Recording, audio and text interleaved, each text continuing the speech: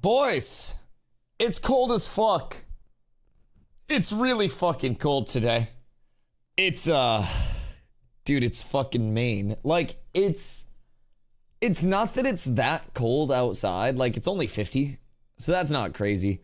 But, like, it's so windy. Yes, Leon, and the wind is so fucking cold, and the house is so chilly as a result. Dude, it's fucking cooked out here. I'm in like sweatpants and a fucking hoodie, and I'm still chilly in this bitch. If I end up in a jacket by the end of stream, I don't want to hear anything about it. Still kind of nice here. Like, it's sunny here at least, which is solid. But also, Leon, first in chat yet again. Phoenix, Snake, Hoofs, McB, paid actor, Chicken. What up, guys? It's cold. I'm no longer considered boy according to science. Yeah, no, I feel that. It is, it's not fucking warm out there. Elysium over on YouTube. What happened in the live stream? Can't find the VOD. Nothing happened in the live stream yet. The live stream is this Friday. They sent it over to this Friday instead because there is a super secret exciting announcement that they want to give to us on Friday that needed a little bit more time to cook. So we've developed some theories about what this super secret exciting announcement could be. Primarily, I think they hired a lot of fucking devs. That's what I'm putting my money towards. If I'm being completely a Buckington, I think they hired a shitload of devs. And I don't necessarily think it's like 100 shitload, but I think they filled the positions that they needed to fill, and probably a few more. Hopefully. Shorts, 2 fans, and the windows are open. How? I actually, like, I'm a huge Windows Open advocate, right? But I went through and I closed my windows before stream. Is this supposed to get warmer throughout the week over here? Because holy shit, I hope so. Because, dude, right now, it's cold as shit. Definitely gonna be Steven lost a bag at the Baccarat table. Dude, Baccarat gets fucking everybody. It's absolutely cooked. So I have a simple question. What should I be doing to econ right now? That is the most efficient question that I could ask myself. Because I need to, honestly, I think it's getting in Forge or getting in Carf. Because I need strands and I need emblems and I have no fucking gold to get them. I am so goddamn bad at making money in this fucking game. It is, it's intriguing. But I'm also like, I'm traditionally bad at making money in MMOs. Like, all the time. Won 300 Baccarat, never knew how to play. See, so we think that there are a couple different possibilities here. Possibility one is that, like, AGS gets nuked in San Diego and in Irvine. And, lo and behold, Intrepid Studios scoops and scores, right? They pick up the fumble, they score off of that. Scenario 2, Steven went to Vegas, lost it all in Baccarat, and was not able to hire anybody, and the announcement is that we're fucking broke. Could be Baccarat. Like, you never know. And I feel like we won't know until Friday. Imagine. Well, so this is the thing. They could have either pushed the dev stream back further because they wanted to, you know, they wanted to get a super, like, exciting announcement in, like a super secret exciting announcement. Or they pushed the dev stream back so Steven had a chance to win it back at the Baki tables. I feel like we might be down bad and he might be trying to make up for the down bad that we currently have. So, what if he's already down? They've taken, get back here. They've taken out a loan already. No, that's fine. My flail runner's on fucking autopilot. Hopes these fucking Tesla type shit. Steven buys the New World IP and the rights to the LOTR MMO. I think Steven likes his world more than LOTR. But, what if Elon Musk buys the New World IP and LOTR MMO and then makes the first ever Neuralink platform for games? Because it's going to Amazon Luna, which is going to be a cloud service. So theoretically,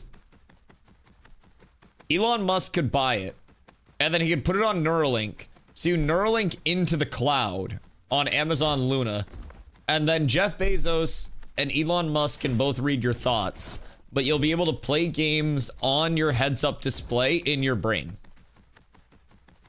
Sign me up for Sword Art Neuralink. It'd give you something to do while you drove.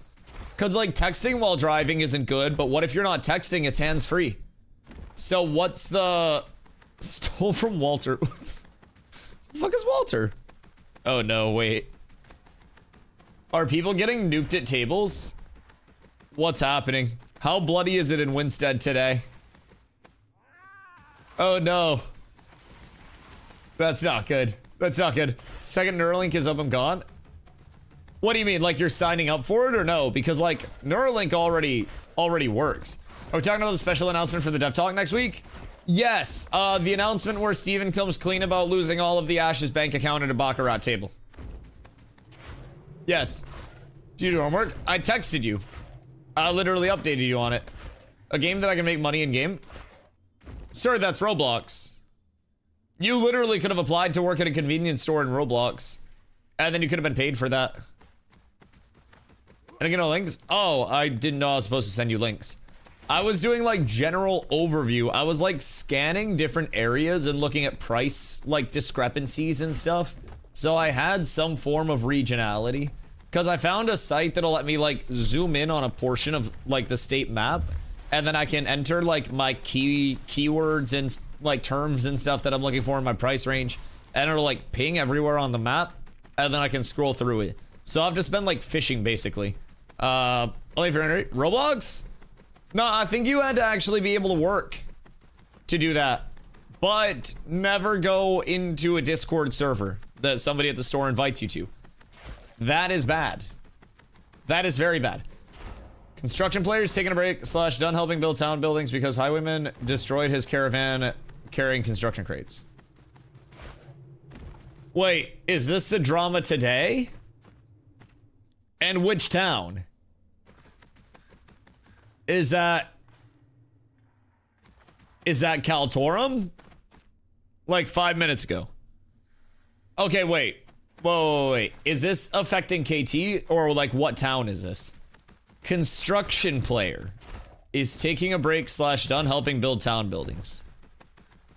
So is this someone whose entire loop was like running vans with construction crates on it to buildings to try to like put them up?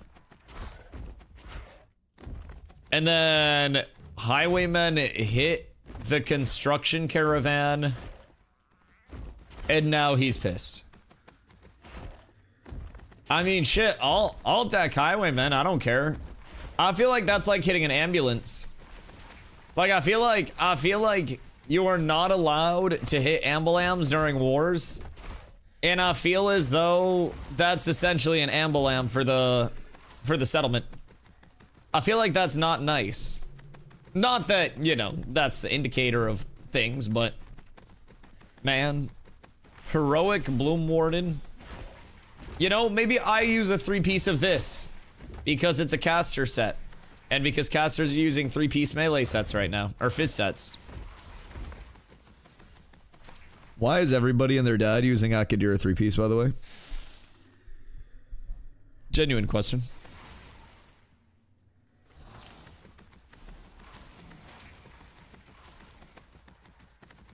I'm so confused by this.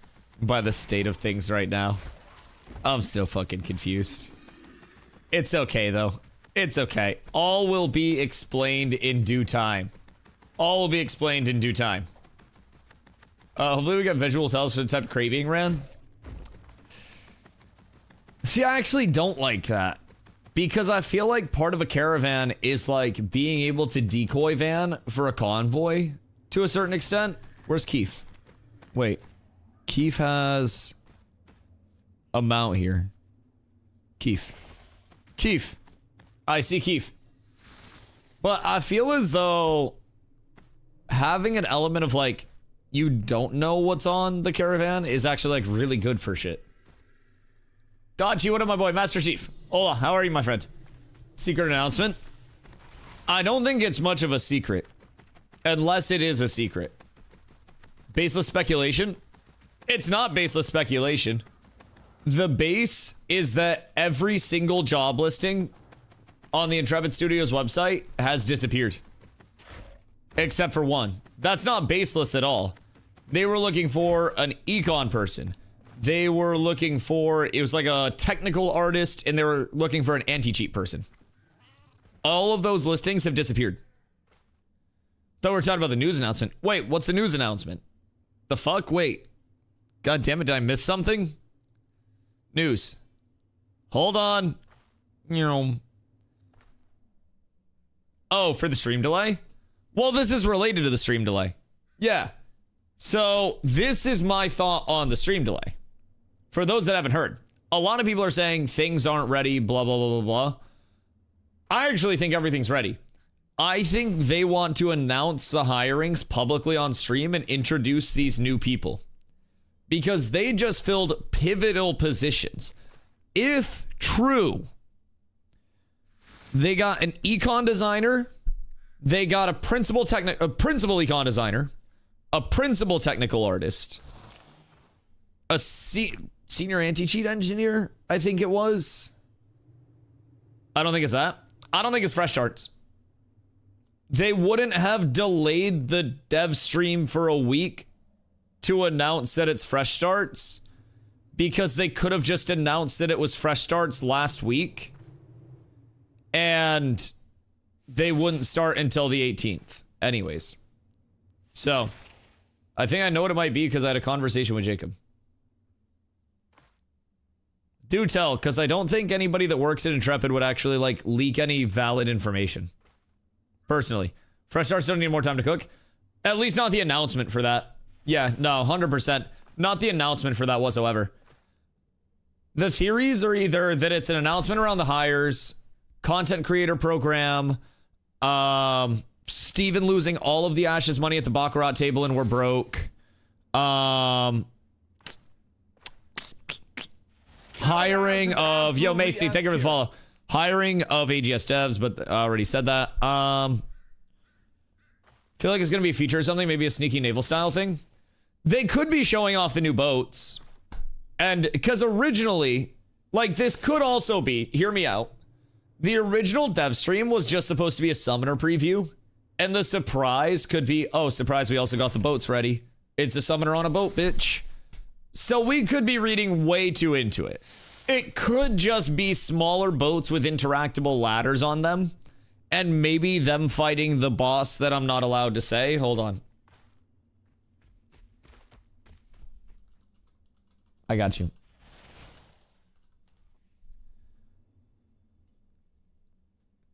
One sec. This boss. Maybe this guy's in the game. And maybe they're like, maybe they're gonna show him off. But I'm not saying that on stream. Clips can go very out of context very quickly, and I'm not going down that route. Yo, Insanity, what up, my boy? How are you? Playing Arc Raiders.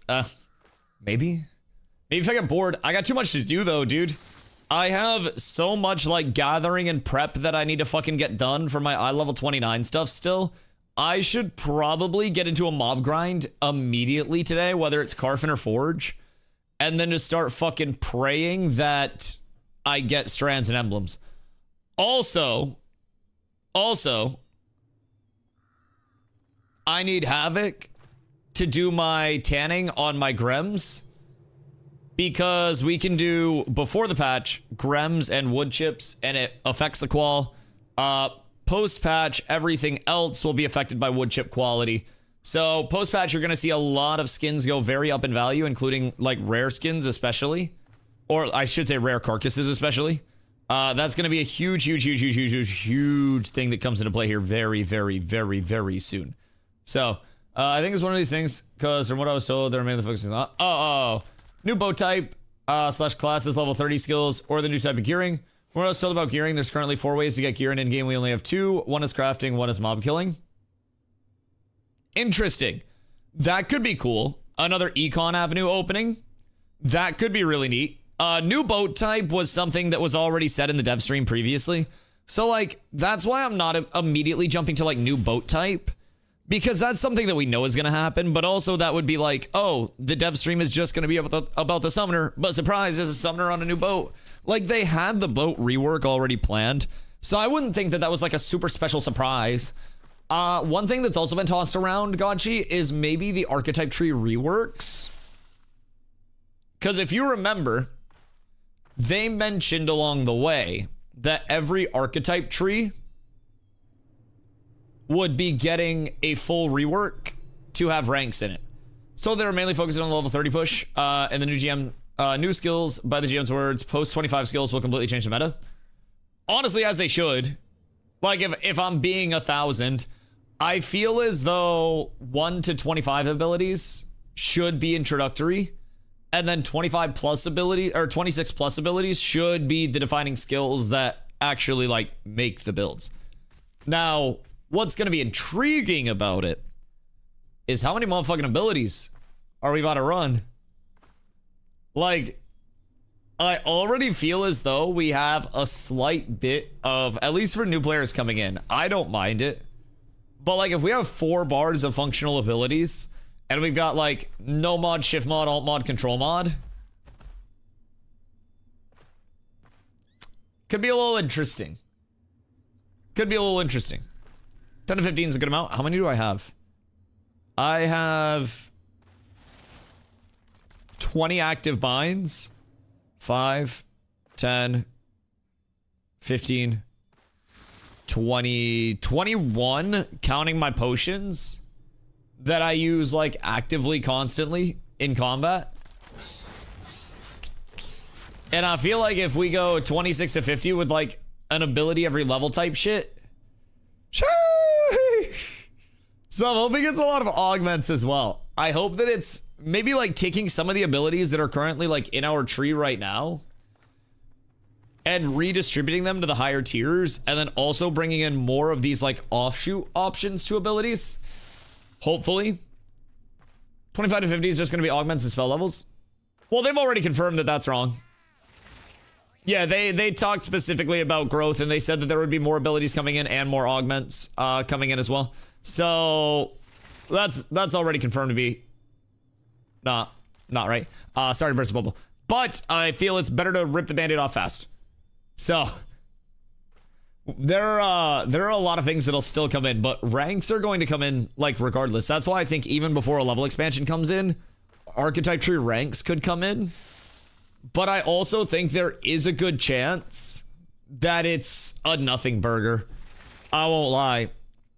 I do think that it's just a matter of, hey, we're on a boat, bitch. Oh no, they're gonna bring in T-Pain. Oh, dude, it always relates back to T-Pain. What the fuck? Like, why? Why does it always relate back to T-Pain? LCS honkers, bazoongas. Yes. Summoner out yet? Summoner comes out on November 18th. Dev stream is this Friday. Good, 2 foot pedals and a steering wheel. Yeah. And also keep in mind, if you get a rock band drum set and then you bind every one of the drums and the cymbals to a different modifier, then you can hit that with your feet, and then it's much more manageable. So you don't even need the pedals. If you got an old rock band drum set kicking around, re-Wazda, you're good to go. And we're gonna hold down a 2-hour AOC stream. T-Pain. Should have cost a lot. Should have cost a lot. Guitar Hero setup. That's Marty's next step. So, Zop got his Cognizant hood down. So he's up tremendous there. Is it just me, or do those set bonuses seem mid? I mean, the in's nice. The in's nice. But I feel like you're not getting any, like, power set bonus. But I guess you're going, like, 5 and 3. Because I'm not even getting the 6 set on Blood Runner, which will be a little bit of a fizz power sack. But T-Pain's club husband. T-Pain got paid a fucking Baggington to go over to New World and just steal their money for a few hours. Hey, play more? You just need to econ more, honestly.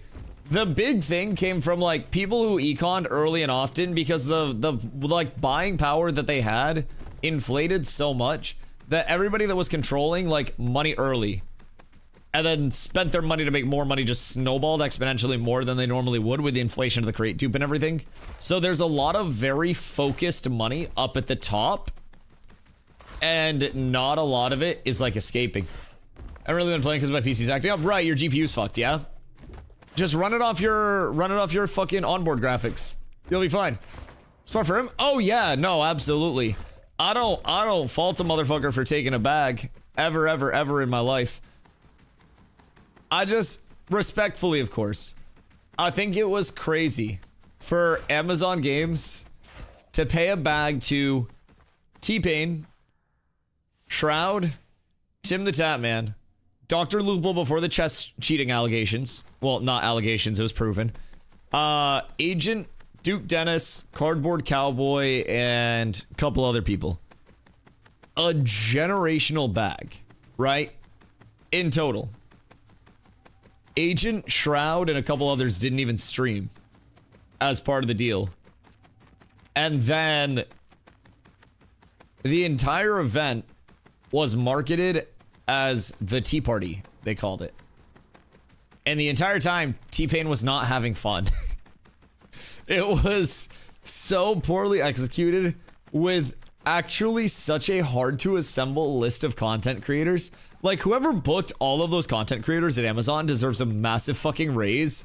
And then whoever planned the event out, dude, it just fell flat on its face.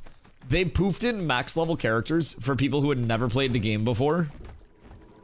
And then they had them attempt the hardest PvE content in the game. And they didn't get the first boss in the raid down more than 5%.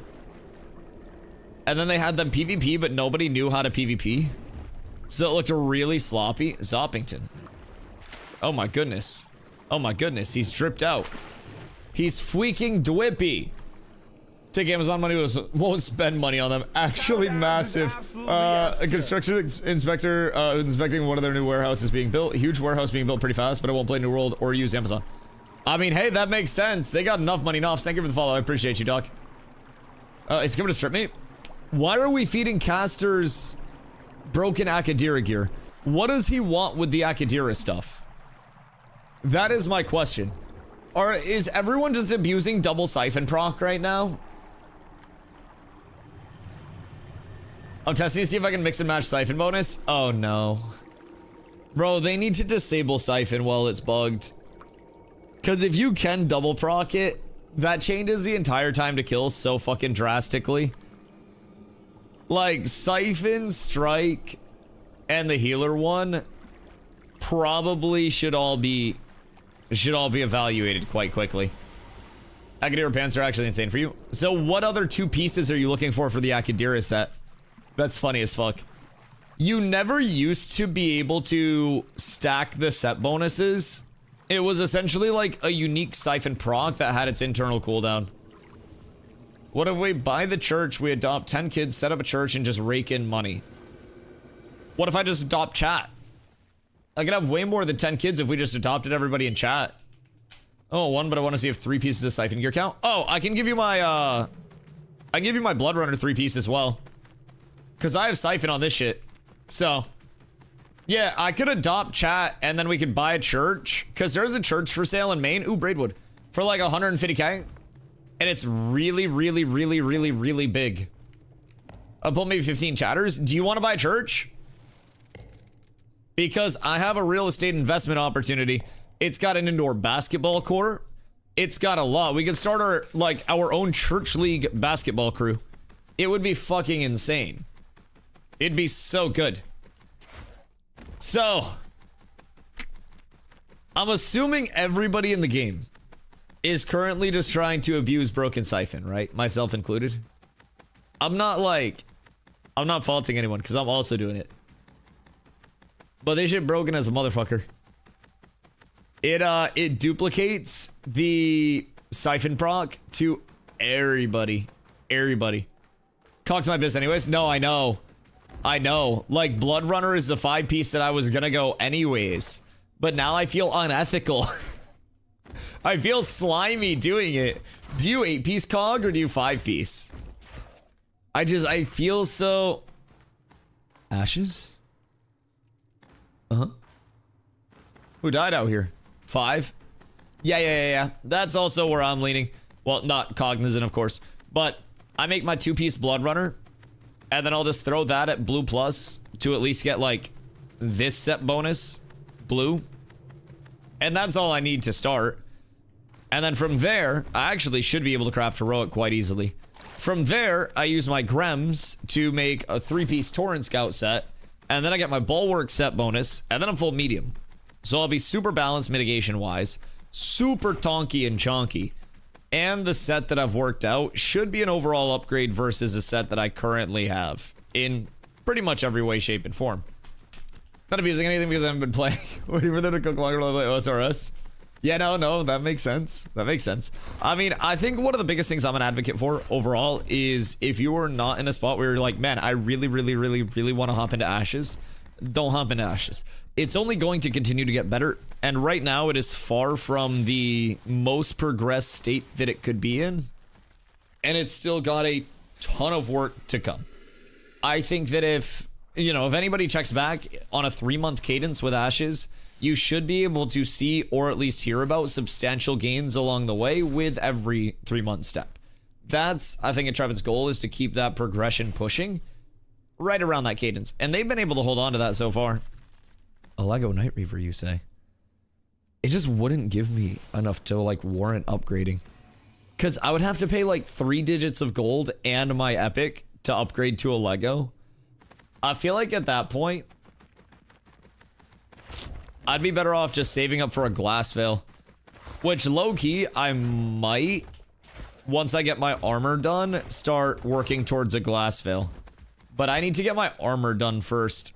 Which, honestly, the biggest thing that I need at this point is to get my Grems cooked and get that ready. Then I need more bears. Many more burrs. So that'll probably be a focus. Outside of that, I need flowers out the ass. And then I need all of my emblems and essences. So it probably wouldn't be a bad idea to go carve or forge. If people want to go carve or forge. And then try to work our way into maybe some recipes. Maybe some cash. I think that'd be kind of nice. Get a recipe to sell. Get a little bit of liquid. Get a lot of emblems and essences along the way. Because, like, I got my huntable set. I have extra ravens. I gotta trade Keef some ravens for Grems as well. And then I just gotta get a few more Grems. And then we're set. So, I feel like too many people play it like a game instead of a test. So it's a bit ridiculous, but geez, road. Yeah, I mean, I think that's all also kind of like personal expectations of things.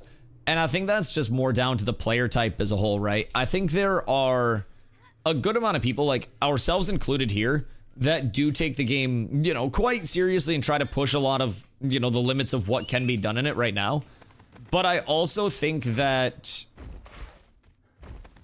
people who lose sight of, like, it's a playtest first and a game second, go from casuals to sweats to everything in between.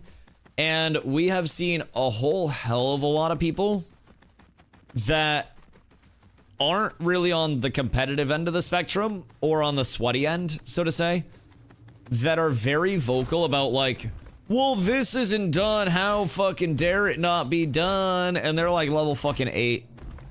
And I'm like, man, like, why are you of all people jumping to the conclusion that it's supposed to be done? And personally, I think that all playstyles are very important to testing because every gameplay loop, in an MMO, is very fucking pivotal to support, just straight up. How in the hell? All right, we gotta go farm some stuff, man. I'm broke as shit. Chat, what are we farming and where? Cause I need a whole hell of a lot of clams. We got an econ in this bitch. But yeah, I think that every playstyle in an MMO is meant to be supported. Therefore, every playstyle in an MMO is absolutely worth having in playtesting. Carve, yeah, invite me. I'll tank whatever. If someone invites me to a group and says, Dusty, go here, I will hold aggro. 1000%. Blue zinc is 14 silver apiece. What the fuck? Yeah, I'm broke as shit. Maybe I should just spend 10 hours a day just fucking gathering. Maybe that's the play. I always tell people that they should do that, but I never do it myself because I hate gathering. I hate that shit. It was more a couple of weeks ago. I personally think skins, like carcasses, are going to go up in value astronomically as soon as the 0.17 patch comes in and fixes the wood chip rarity issue with it. So, yo, Adarter, how are you? Anyone know where exactly the game's exe file is located? Want to add AOC to AME Adrenaline. Fuck, I used to know where the Ashes files were because we had to do a workaround. God damn it. I actually don't know right off the top of my head. Are you dwarf? Yeah. I'm one of the 2 dwarf races right now. So every basically like divine race, so human, orcs, elves, dwarves, Jesus Christ. Dwarves, me and me out here. Anyways, human, dwarves, elves, orcs, those guys. All of those will have 2 different races to them. So with the dwarves, you have your mountain dwarves that went up into the mountains. Those are your Dunir, and then you have your tropics dwarves, like they went to the islands, and those are your Nakua.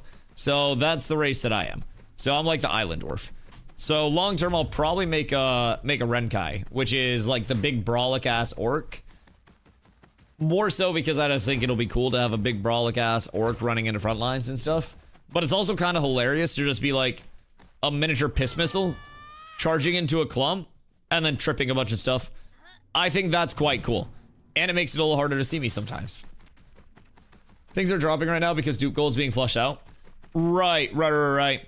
See, the smart thing to do with the dupe gold was launder it into enchanting your gear, because then your dupe gold isn't going to get flushed out. There were people that were able to get like plus 12 and higher weapons just from fucking flushing shit into enchanting. It's kind of an interesting checkpoint, so to say. But you want to know what'd be crazy? If they announced level 30 plus prog, and all of the gear that people were dumping their shit on right now actually wasn't going to be worth anything in the long term. Like, it would be worth, but once we got to like eye level 33, 36, 39 stuff, we would be going up to a point of progression where this eye level 29 Lego actually wouldn't matter. And that would be kind of fucking hilarious. So, personally, I think the dev stream could have any form of good or bad news. I think it's overwhelmingly probably going to be good news, probably something exciting. There is always a chance that it could be a nothing burger, and it's just something that we've known all along. But, like, I'm pretty confident that it's going to be some form of big update. Personally. No one did it until release. Exploits probably wouldn't be discovered. Oh god, yeah, there's so many like exploits, so many bugs, so many weird interactions that get discovered by the people who literally just like don't leave the game on a day-to-day basis. Good news, Harbingers is delayed. And Steven lost all the money at Baccarat tables. Yes, 1000%. 1000%. Like, anything could happen. Again, I would not be shocked if it was not a huge announcement. Whoops. I genuinely wouldn't be shocked. But I also wouldn't be surprised if it was something related to the acquisition of a lot of AGS devs, the gameplay loops receiving a substantial addition. It's kind of a cool backdrop. What do we keep giving this man a gambling problem? I don't know, I just assume if you got money, you might as well gamble some.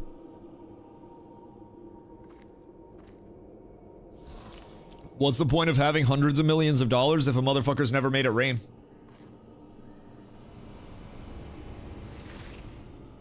Like, do you realize how many people could walk around with $1 million in their arms like this and just cradle it like a baby? Because the answer is not many. And if he has $1 million liquid, he could get it all in $1 bills, and then he could just start a dev stream cradling $1 million cash and be like, what's up, pussies? Dev's going good. We're set. And then like throw it up in the air. Like, he could do literally whatever he wanted to. That's a level of fuck you money that the average person will never even conceive having. Like, he's spending 110 million on this, and as far as we know, hasn't had to sell the home yet. So that's good, although he probably sleeps in the stew way too much. Imagine having that much money and never going to Vegas. Yeah, meanwhile, I went to Vegas and I don't even have enough money to gamble. I don't even have enough money to talk about gambling, apparently. Fucking brain stops. Be cool if the attack summons ability was the fire blast from the firecasters. It does AoE damage. It'd be cool if the attack summons ability was working properly by the time they dropped it, and not disregarding LOS and passing through walls and like just Thanos snapping people. That'd be cool. How rich is Steven, by the way? Oh, let me ask. No, more than $110 million, I hope. Because that's what he said he expects to spend on Ashes, so it's just, if it's less than that, we're fucked. But I would assume comfortably more than 110 million, less than richest person alive right now. Okay, so I would say more than 110 million, less than 400 to 450 billion, because if it was 400 to 450 billion, then he would be beating Elon Musk. So I would say somewhere between more money than I'll ever have and more money than I'll ever conceive as a thought. Because that's a lot.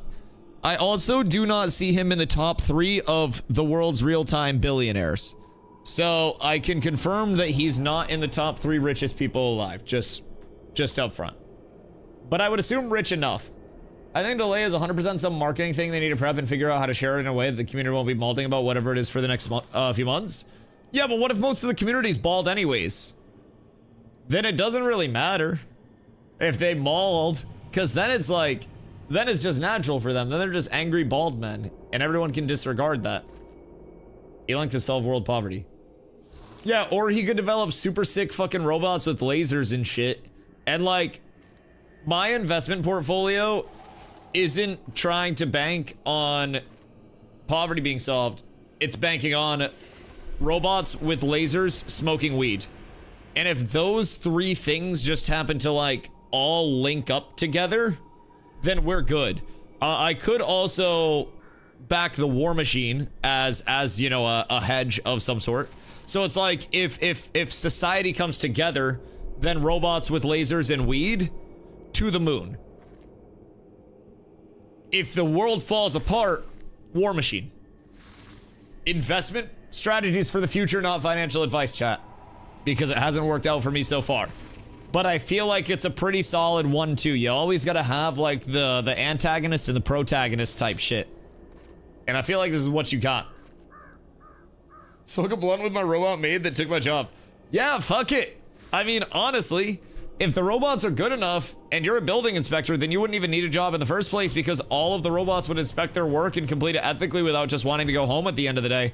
Because, like, how many times do you think somebody's in construction and they're just like, I've already been here 30 minutes long. Good enough. Anyone for Carfin? I am poor and need emblems and farm. All right. Where are the mob grinders? Because we forging.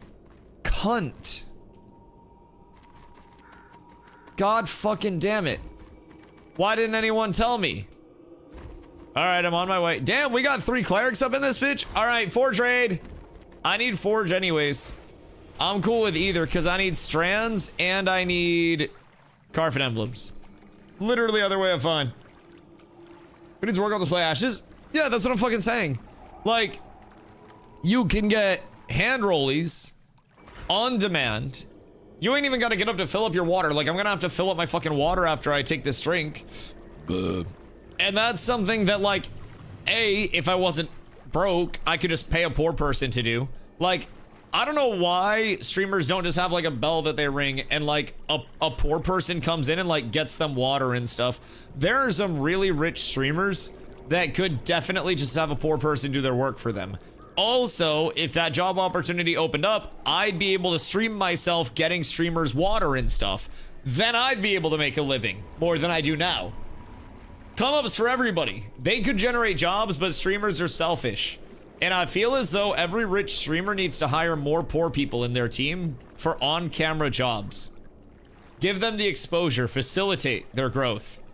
This is the future? Yes. So, like, the streamers that are super, super, super rich won't just want a robot because robots are a static price, right? They'll want, like live in compensated help that is expensive. So, like, back in the days of, like, butlers and maids that were, like, living in, it's now going to be, like, a unionized, like, salaried bidding war with, like, full 401k and benefits and all of that shit. And now, you're just gonna see the omega rich streamers, like XQC, like... I was gonna say Asmongold, but he doesn't spend any money. He won't even have a robot. He'll just rot in his filth. Who else? Hasana just, like, shock all of his people. He just fucking cattle prod everybody. He wouldn't even ask for anything. He'd just have somebody laying in the back of the room and just... Damn, maybe just X. Maybe X would be rich enough to do it. I feel like... Maybe Charlie, maybe Moist Critical. But I also feel like Matt would just dress up in a maid costume for that.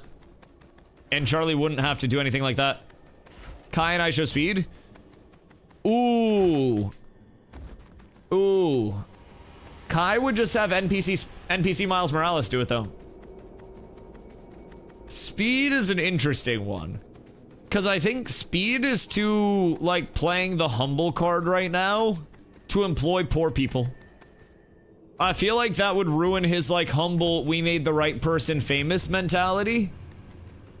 If he just, like, slapped a poor person across the face with a stack of bands and was like, hey, you work for me now. People might not like him as much at that point. Because, like, he worked out of a controversy with the whole, like... With the whole, I am humble, I am chill. Like, wasn't Speed really known for being, like, toxic for a while? And then he, like, reinvented the personality into the, like, super humble enjoyer of life, happy all the time. Pepperidge Farm remembers. Hey, trying to look like a W? Bro, travel streaming looks fun as shit. I mean, I've done light travel in my life. And I was fortunate enough to stream some from Iceland, and that was fun as fuck. And keep in mind, I'm nowhere near, like, shut a city down levels of large. I was... A bunch of people in Iceland go, oh, somebody has a camera, they must be streaming, and then ask about if I'm a streamer because nobody recognized me. Small. So that was cool. That was cool. At least people were inquisitive over there. But I can only imagine travel streaming and being, like, notable enough to get whatever itinerary you want all, like, lined up and locked in. It's kind of cool. Even though the siege sucked last night, kind of revamped my desire to gear. Yeah, I just think with gear right now, there are a few things that are on the horizon. I think there's probably going to be a re-gearing meta that comes in with the Harbinger system, because we're going to have access to presumably more drops, more crafts, more materials. God did. And that could potentially have an impact on what our crafting outputs are looking like. But yeah, no, I feel you. Wanting to gear and make sure that you're on the top end of Prague is a very good thing to have, a very good drive to have. And it's also something where I'm like, man, I should probably do more of the boring stuff to try to gear out a bit more, probably care a little bit more and give a little bit less away. But, like, I also feel like one hindrance with us is that we, early on, instead of selling and capitalizing, a lot of us just, like, gave to the guild, gave to the guild, gave to the guild, gave to the guild. And I feel like people need to take care of themselves first in future, like, iterations of fresh starts, new phases, whatever. Get their personal econ in, and then help after the fact, if they want to. But we have so many people who are, like, selflessly, oh, I have a hand-me-down, let me give it to you for free to help out. And that kind of fucked a few people's econs at the start. So as much as I want to, like, advocate for that, then, you know, it's kind of tough. Our top end is still got by the average top end of the top guilds. No, I know.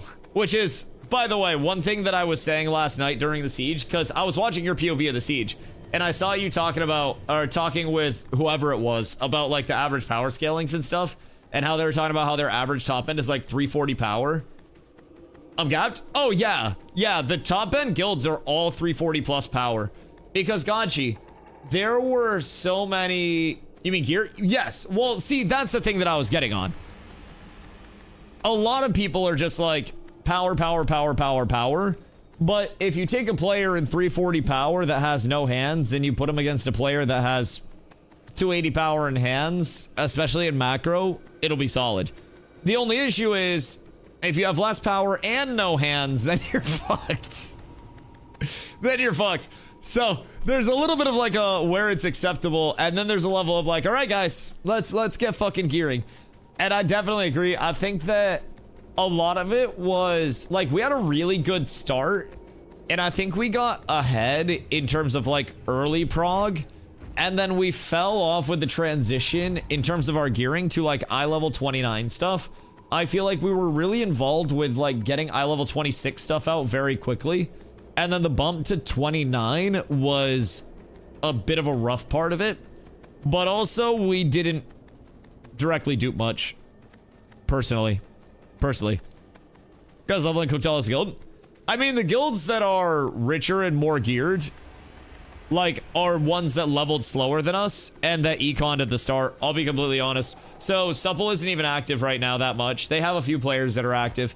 But primarily, it's Amnesty and EBC, it's Vice, it's Purple that are like super, like loaded and well geared.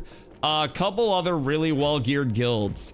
But we're like, we were super far ahead of most guilds outside of like, you know, your Polar-esque at the start. Like, we were doing quite well for ourselves. And then we just kind of like got caught, I think, in the eye level 26 prog, and got 26 out really fast. And then everybody was just like, all right, bet we go into chill mode now. And then didn't push to 29, which honestly, guilty myself as well. Like, I got lazy as fuck with my gearing. I'm not even in Akadira stuff. A, because I didn't invest in Akadira early because I thought they were actually going to treat it as a bug. Silly fucking me. Silly fucking me. So many guilds duped. Well, so that's also a thing. Like, I'm not just gonna blindly throw out any, like, you know, people dupe this, people dupe that. But the thing about duping is, with the level of dupes that we had with, like, econ impacting things, between, you know, just straight gold dupes, between the Citizen Buck dupes, so you could get Journeyman Enchanting Scrolls crafted easier, all of those things, like the Citizen Buck dupe is more of like a direct, like, you know, you're using this to exploit it, but like, you are, if you're a normal player, if you're selling gatherables, stuff like that, you're going to be selling for way more than previously once the dupes are in, because the faucet's turned on. More gold exists, more gold's going into the sink itself, right? And a lot of people that were just like very active in the econ overall, 1000% have such an inflated net worth because there were many instances of excess gold existing in the form of the duped gold, where people just like stack that shit.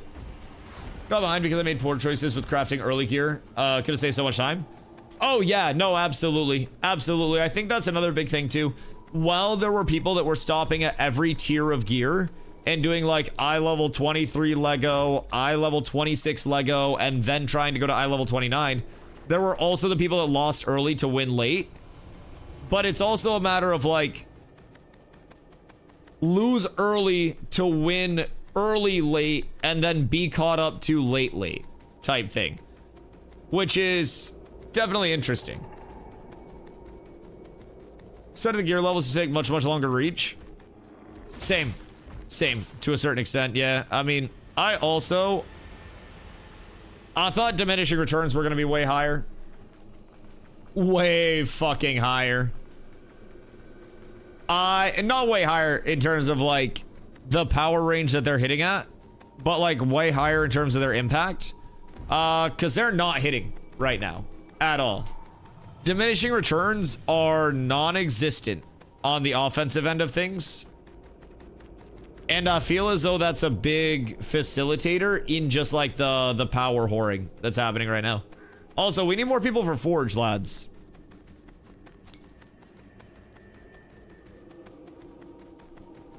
Craft mastery gonna be really life change like this? Oh yeah. Crafting is massively impactful. Crafting is the most important thing that you can do in the entire game. It's the best way to acquire your gear. It's like the only replicatable, consistent way to acquire your best in slot. So to get all the plushies I want, I'd pay almost $200. That's basically the down payment on a house. Yeah, that's crazy. That's too much plush. That's too much plush. Jesus fucking Christ. Good golly. How do you increase your rep in a town? Buy orders through the requisition agent is probably going to be your easiest way. Is at least half a love seat or a chair? Oh, yeah. Yeah, and like... You can cuddle with a couch, but you can't sleep on plushies. But it's an investment? No, she doesn't even say it's an investment. She just says they're cute and she wants them. At least she doesn't try to cope. Like, she knows that it's not gonna be a, you know, a turn on things. Actually,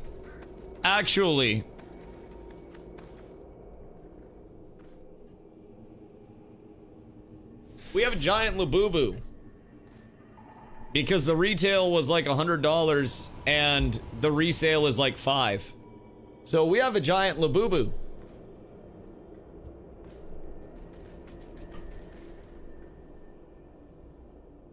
I'm gonna set it in the background so you guys can always see it. The new Beanie Babies? I mean, they do be kind of drippy though. I wish I was lying. But they do be kind of drippy. I'll fuck with them. They're a nice accessory. And I feel like if I walked around with a giant Labubu, then that would also be a new level of aura. I feel as though giant Labubu is aura farm as part of an outfit. Put it on a chain! Yo, wait. Labubu chain would go fucking hard. That would go so wild. Carlo, we need the 24 karat Labubu. If I ever streamed, my background would be so cool with the stuffed animals. I could just go, wait, you could sit within the stuffed animals. So it'd be like not the background, but it'd be like you in with a bunch of stuffed animals. And then your arms would just be coming out and you'd play through there. I feel like that'd be a vibe. Horror movie dolls. They're not even that scary. Hold on, Carla. This would be your stream setup.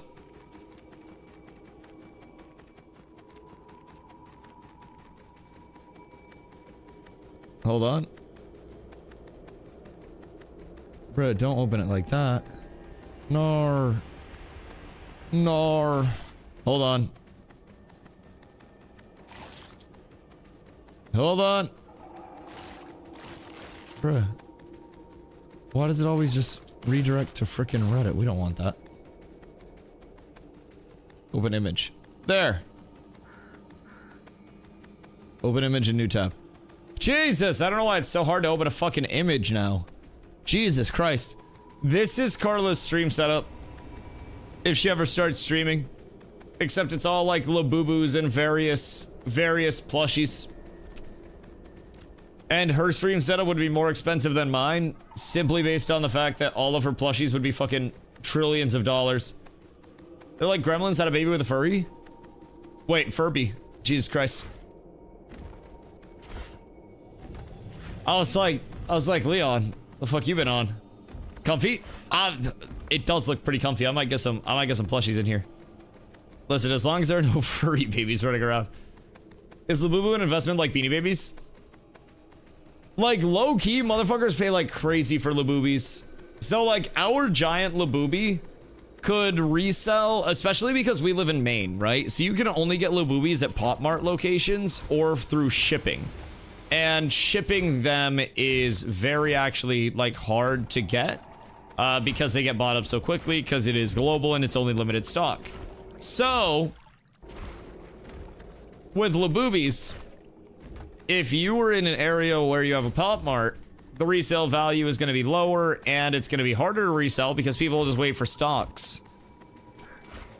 If you're far away from Pop Marts, which Maine is, your value goes up with pretty much every Labubi as soon as you buy it. It's actually disgusting. Like, we could unironically, take orders for Labubus from Maine. Afford to drive or fly to the nearest Pop Mart. Stock up on Labubus at that Pop Mart over the course of a couple of days. And then resell the Labubus in Maine's market for an exorbitant amount of clams. The resale market's nuts. It's really, really, really fucking wild how well they resell. I don't know why, but it's really good. Yo, Tottenham, how you doing, my friend? How's Ashes going these days?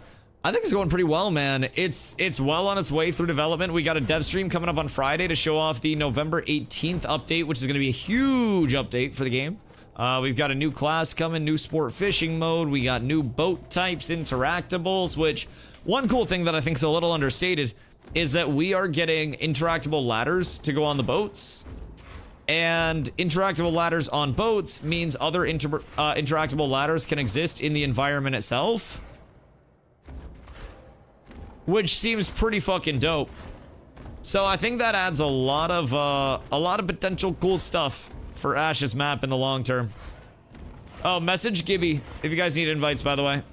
Gibraltar just got lead. But yeah, I think it's going great. The thing right now with Ashes is a lot of it is, you know, you don't have accessory systems yet. Well, the Harbinger update's going to bring in obviously the corrupted areas from the Harbinger system. And that's going to give us all an opportunity to take our gear and actually do something with it in the open world and pull up and have some fun. So it's all about just trying to get people more familiar with things along the way. It's all about trying to get people acclimated and accustomed to what we need to do for gearing. And it's a learning process for everybody. There are always a few people that hit really hard on like what they got to do at the start, and there are always people that learn along the way, and we just be learning along the way. Any update for trading? My opinion was too old and boring, so I left Ashes for now. What do you mean for like trading in? Do you mean like trading as in like the player market and stuff like that? Because everything is very player driven right now, very player driven. But like, it's supposed to feel like a classic MMO to that extent, where it's not going to have all the quality of life of like global auction houses and stuff like that. It is very much so meant to have a lot of regionality to it and present that level of like, oh, you want something, you're more likely to find it in this one specific place than in other areas. And I think that's something that's always more or less been kind of intended with Ashes. I'm in jail. So I see they still didn't fix that side. Or this side, wait. Can you still get in on this side too? Or is it just this side? Can I get out now or am I fucked? Okay, we're good. And then this side is invis walled, I think. Like, I'm pretty sure they just invis walled this, so we can't get through it. Can be global market, and bags can be bigger. Yeah, I wouldn't really expect either of those things personally. Global market, it's just simply not going to be a thing outside of a very specific scenario where one type of settlement reaches the highest level, and even then it's not going to be global. That's just going to be to the vassal, the vassal network, which is like smaller, you know, smaller settlements that are kind of like owned by the parent settlement, so to say. I believe Tank can solo some of the mobs in Forge, true or false? Probably. I can see if I can like pull this Forge guard. Because if I can pull the Forge guard and not the dog, then I can probably solo the Forge guard, if I had to guess. Hold on, let me see. We'll check it out. But yeah, like Ashes is very much meant to be a game where it's like you are in this region of the world, you are going to get this thing from this region of the world overall. And if you're expecting, you know, other things that aren't in that region, then you're gonna have to travel a little bit to actually get those things, which I think is kind of cool with it. It's a pretty unique system design to Ashes specifically that, you know, a lot of, well, not to Ashes specifically overall, but in modern day MMOs, that a lot of modern MMOs aren't really willing to attempt to pull off right now with the, I guess, the slower pace of play, right? And I think that's also something that's going to make Ashes feel very unique in the current scape of MMO development, where it is one of those truly classic feeling MMOs, one of those truly like, you know, one of those truly, I don't want to say like retro, right? But community-based MMOs. You will have people in your guild that are price checking areas for you and seeing what's available at this market versus that market and see what the overall prices are. It will very, very, very much so be a game where you employ friends, where that like distance between where you are and where you want to be matters, and where every little difference in your server is also going to matter. If people are selling goods or selling materials in one place more frequently than others, you'll know that that's a hub for selling stuff. Hi. What up? Oh, thank you. I appreciate you. Now, if I flagged up for PvP in the time that they were channeling that heal, would that have flagged them up for PvP as well? Because that would have been mean. Also, Emu, answer. Yes, I can solo some of these mobs. So I could probably just come in here on my downtime and farm up a shitload of strands, honestly. Because I could just sit right at the entryway and then farm. It wouldn't be, like, hard at all. Especially if I'll just, like, pop food and shit. It's probably the play, TBH. Like, low-key it might be. Just sit here completely solo, farm a mob that is soloable, and then just hope for the best. Because if I get myself a good spot, I don't think the Forge Hounds will be as friendly. But I can definitely get the Forge Guards. I know that much. And then this guy should be lootable. Torn Forge Guard drop glittering. I think. I don't see why they wouldn't. It should be in the loot table with everything else. Take that, you bastard. And I can reflect stuff. And it hits them so fucking hard. I love it. It is absolutely wonderful state of circumstances for me. Although this guy seems to be hitting a little bit harder. Even 2-man, get a pocket healer and cook. Yeah, I mean, I don't really need HP, mana sustain at all. So, like, I could either get a cleric, I could get a bard, I could get whatever. And we could literally just two-person grind the start, like, hit the stairs and hit mobs that are here. But then it's just a matter of, is it more, like, efficient if we have more people that are pulling more things all at once? Like, I'm gonna be real. I think the most efficient thing to do is kill Zammer, sit in Zammer's room, and kill the trash that's in Zammer's room. Just over and over and over again. I feel as though that would probably be, like, if you really wanted to make some clams, like, the #1 way to do so. Yeah, I mean, Gibby and I could probably go, like, sit on the stairs or something down here. Because it's really not hard. The laborers would take longer to kill, but they wouldn't be bad to kill. Look out, guys. Excuse me. Pardon me. We'll try to take one of these dwarves out. Because these guys... Oh, yeah. Also, don't hit that hard. So we should be chilling on this front. They hit for a few hundred. Yeah, this actually might be the way. I might get so rich off of this, because I could farm this for fucking eternity. No! I'm here, you hit me, please. Wait, did I just bug this dude out? Oh my god. Oh, 12, are you guys looking for new guildies? We are always recruiting more players, yes, indeedly. Exclamation ashes. Get your ass in the Discord, honestly. Get your ticket made. Get ready for the 18th, because it's gonna hit. It's gonna hit hard, and it's gonna be very enjoyable. Oh, sorry to Mr. Wait, exclamation guild. Sorry, not exclamation ashes. I'm on autopilot today. I'm trying to keep track of how hard stuff is hitting me. There are too many, like, numbers going through the brain at this point in time. That one. Yeah, we're up tremendous. We're up tremendous. What class are you playing? You'll just 3-man card for emblems. 1 tech, 1 DPS, 1 support. Maybe that's the meta then. That actually might be the meta.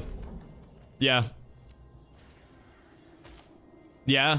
I mean, small group or solo, go smack shit, go get emblems, farm up a shitload of gold per hour in emblems. I don't see why you wouldn't. If there's less competition around it, yeah. Group just came through here recently, so I wouldn't be shocked if he was on death timer.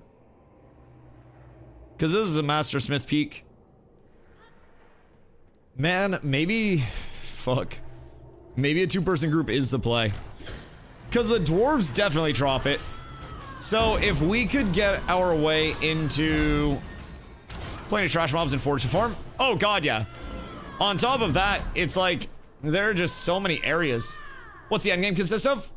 Same thing really any MMO does. You get better gear to hit harder shit, to get better gear to craft the best gear, to get the, you know, to get the strongest power scaling for PvP.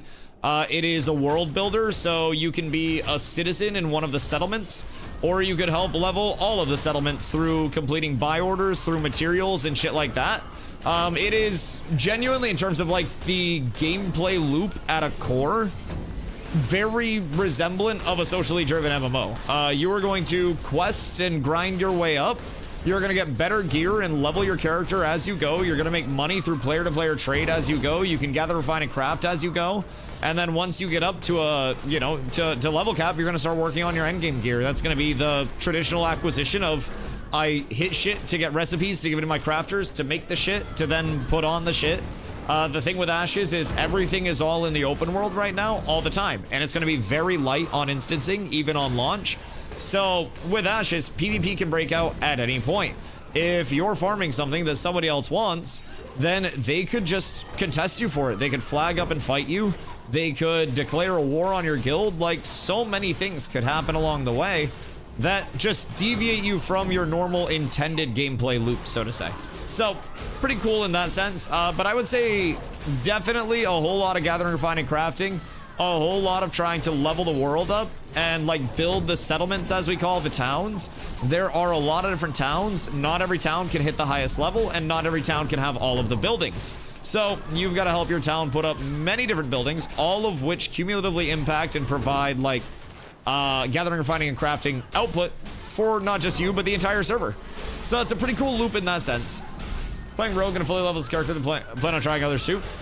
I like hearing the second part of that more than I like hearing the first part of that. 1000%. I like that. Through and through and through. Seasington, what's your armor set? Are you... He's rocking Akadira. He got the Akadira on. He got that shit on. Just make 5 rogues? No. That's 5 reasons for me to hate you.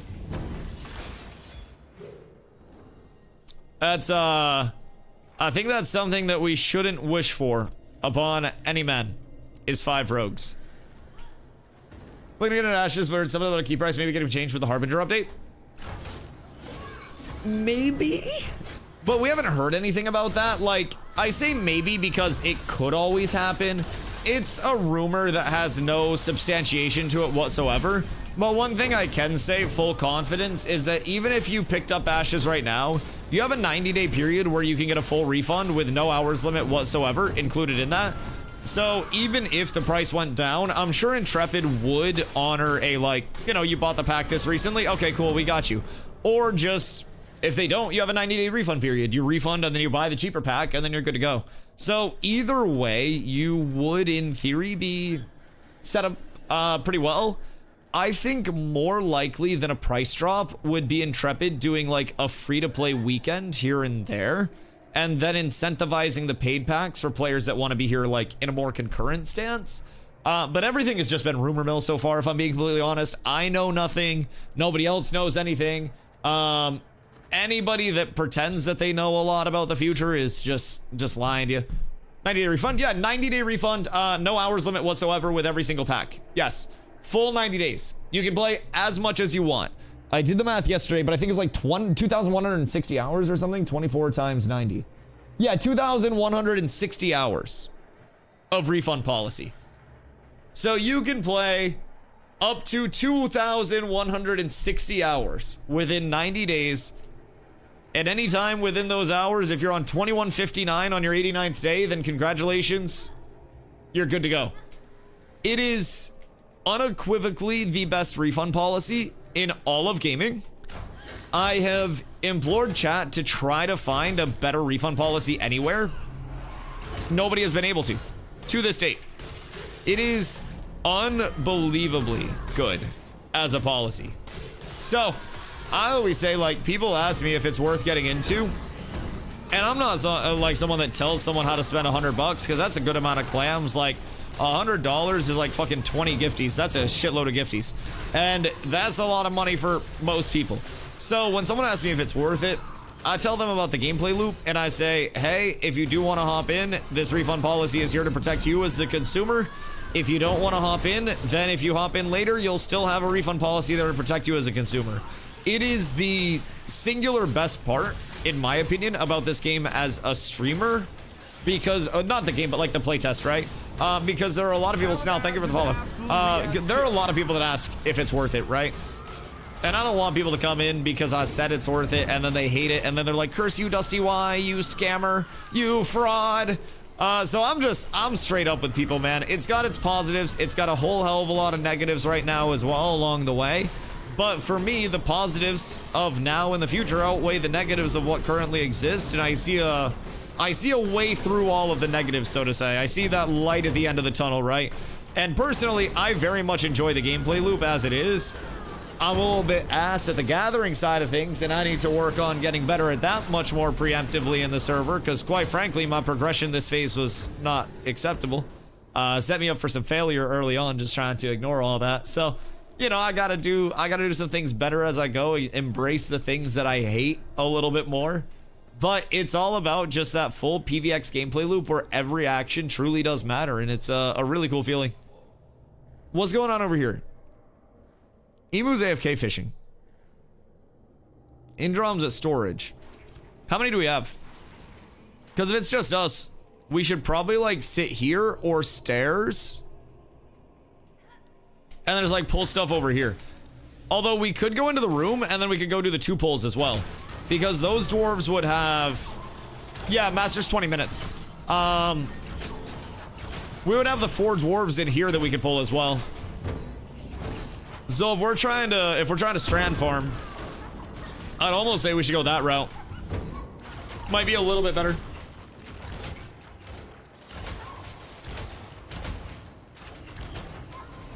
Get on the queue right now.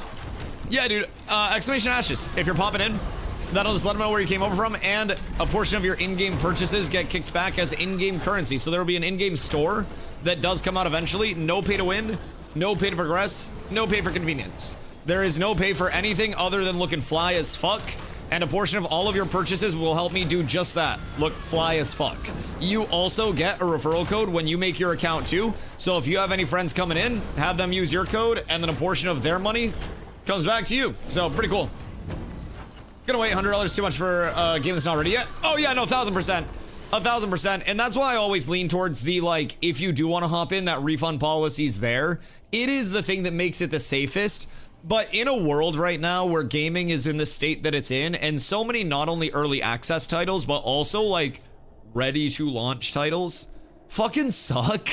I do not blame a single person for being very hesitant about spending $100 on a game that is still years out from launching. That is 1000% a logical opinion.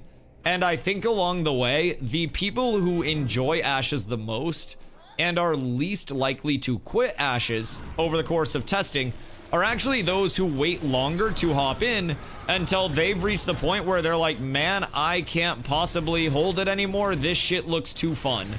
And if you make it to that point before you hop in, you're gonna hop in excited for systems, you're gonna hop in excited to play.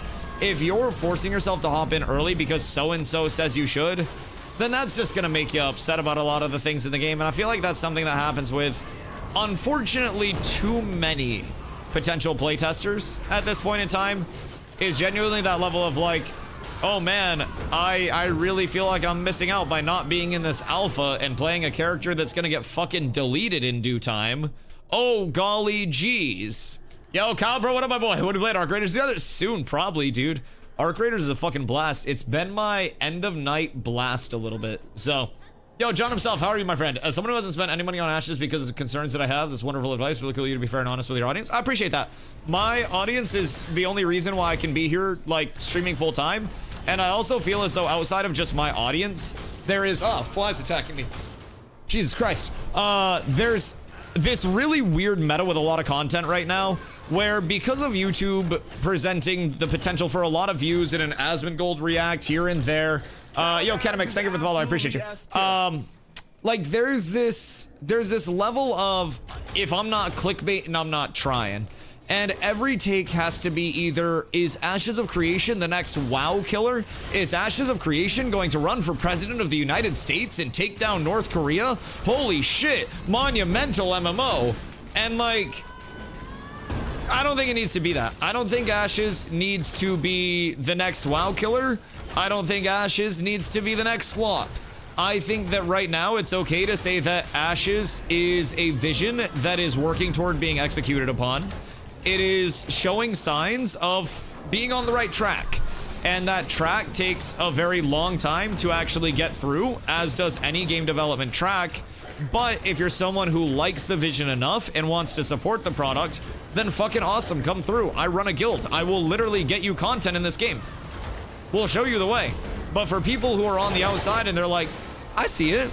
It looks like an MMO. It looks like it could be fun, but I also want arenas. I want some instancing. I want this. I want that. Like, I think that's so fair. I feel like that is one of the biggest things that you don't get on YouTube right now, and especially you don't get a lot from just content creators in general, is the take of like, it's fine. Like, I enjoy it. Is it better than every MMO on the market right now? No. Is it, for me, more enjoyable to play something where I and my community are working towards the progression of this game in the long term and helping people not encounter shitty systems and dumb things? Hell yeah. I love that. I like it a lot. John, thank you for the follow. I appreciate you. Speaking of AR, I've been getting random clips of it, and I'm convinced this this VTuber, Burnt Peanut, is just early incognito. Nah, Burnt Peanut's dope as fuck. I like Burnt Peanut a lot. He is fucking hilarious. He's been killing it over on the Arc Raider stuff. I saw his content like a few months ago for the first time, because I'm not much of like a Twitch lurker, right? Despite being a streamer all the time, I just don't have time with how much I stream to watch a bunch of other people's content. So like, it was kind of funny when we were at TwitchCon, people in my group were recognizing a bunch of other streamers, and like, it was funny how little the streamers recognized other people outside of like, you know, everybody's own little social circle. Yo, Stomps, what up, my boy? How are you? So, I don't know. It's always funny. I will stumble upon people's content so late, and I'll be like, damn, I just found this guy. And then they've been like an omega massive streamer for so fucking long. I've had people come into my chat and just hang out, and I'm like, oh, what's up, dude? And we become friends, and then people are in my DMs, and they're like, do you know who that is? And I'm like, nah, but they seem pretty cool. Why, what's up? It's almost kind of cool not knowing anybody, because like, I'm not somebody who really cares about somebody's status or their clout or anything like that in the first place. Like, I'm not that type of person. But it is really cool to just be able to give people like that organic, like, oh, hey, dude, who the fuck are you? Thanks for coming through. Like, I have probably unintentionally egoed so many content creators that are way larger than myself. But this yap doesn't discriminate, dog. It simply doesn't. And I'm kind of thankful for that. We need more strands. As we get more strands, we will be up tremendous. We've seen, what, like 2 drops so far, and I've won fucking neither of them because nothing happens to me. That's good. Clips are pretty dope, but I've got arrow vibes from him. Yeah, he's an entertaining lad. Very entertaining lad. He's one of those, I don't know, like gameplay narrators, right? So you have some people that don't even need to interact with their chat to be funny and entertaining.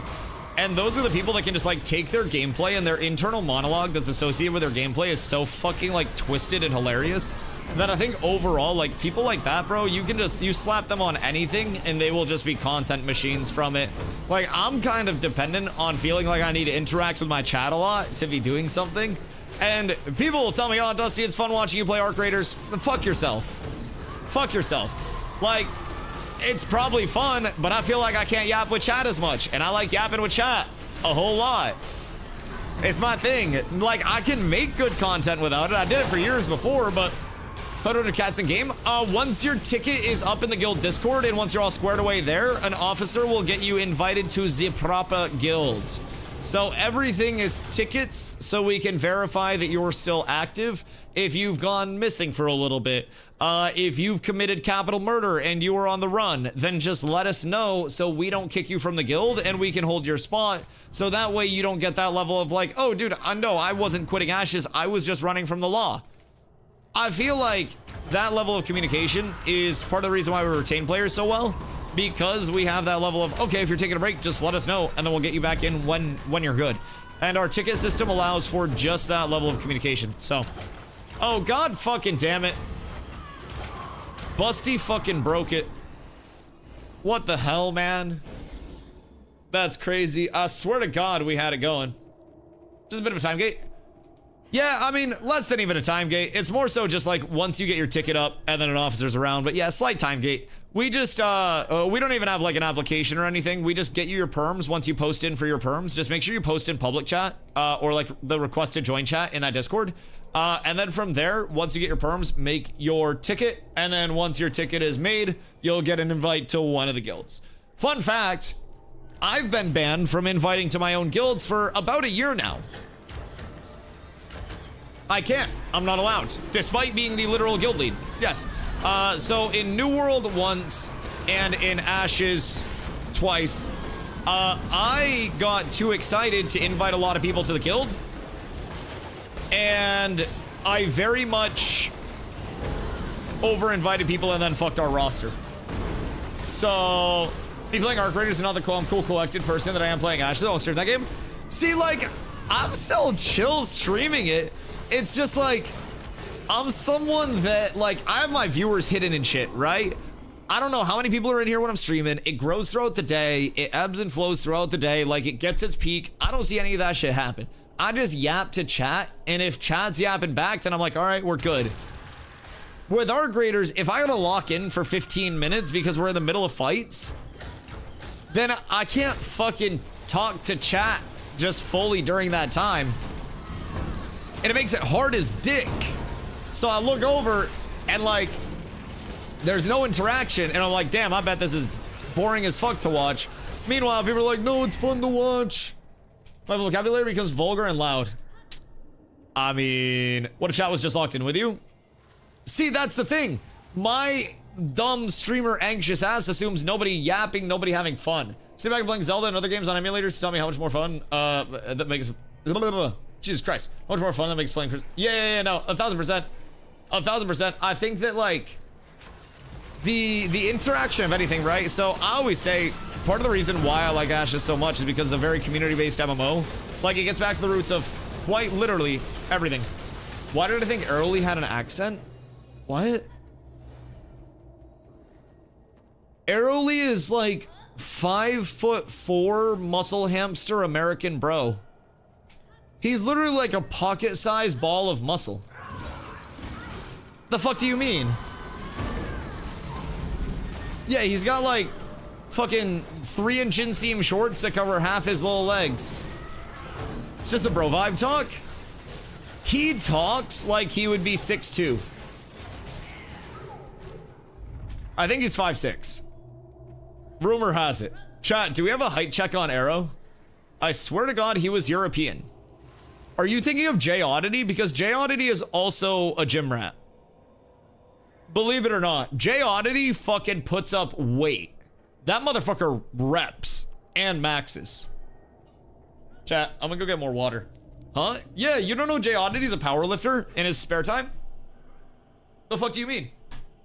Yeah, you just never see him from like the shoulders down. Chad Oddity is in fact a Chad. Yeah, I heard Jay Oddity was actually lifting the entire Amazon game studio in Irvine all at the same time for the last 6 months to keep them afloat while Amazon tried to take them down, and he didn't even get tired. Do with that info what you will. I gotta go get water. Also, don't let Jay Oddity lift all you guys out of my chat while I'm here. Motherfucker's strong as shit. I wouldn't want to fight him. He'd crush me.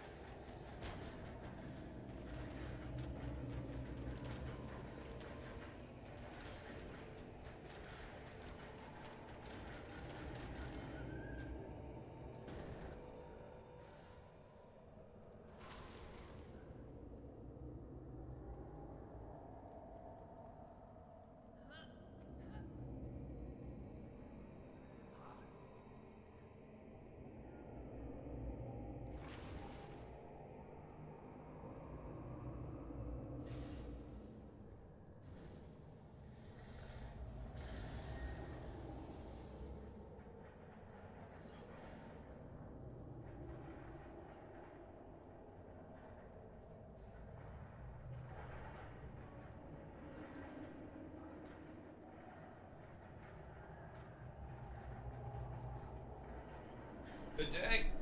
And back. All right, we're up tremendous. Fire. I appreciate you. I appreciate you. Oh, also, Kyle. You heard of a girl called Frost Fire? Cause I've had their shit the last couple of times that I've bought. They got added recently to the $100 ounce section at the place I've been going to. Solid grow, very flavorful, nice white ash, crazy calyxes on the sour dino. Really, really, really good shit. I wasn't sure if you had heard of them, but Frosted Fire. I hadn't seen their shit until recently, like at all anywhere. But it got put in Haven. And so I just went over there and saw it in the $100 ounce, and I was like, interesting. I'll try it. Solid, honestly. Probably some of the better stuff that like they've had on their end, just because most of their shit is mid anyways. But it seems solid. Are you still doing shit over Lisbon? It's busy Spose stuff in there. Oh wait, really? The fuck is Spose's brand? The hell? I didn't even know he grew. Interesting. Interesting. That's really fucking intriguing. Oh my god. Oh, shit. My whole world turned upside down. All I knew was... Oh wait, preposterous? Oh wait. Yeah, I saw that shit over there. It looked... overpriced.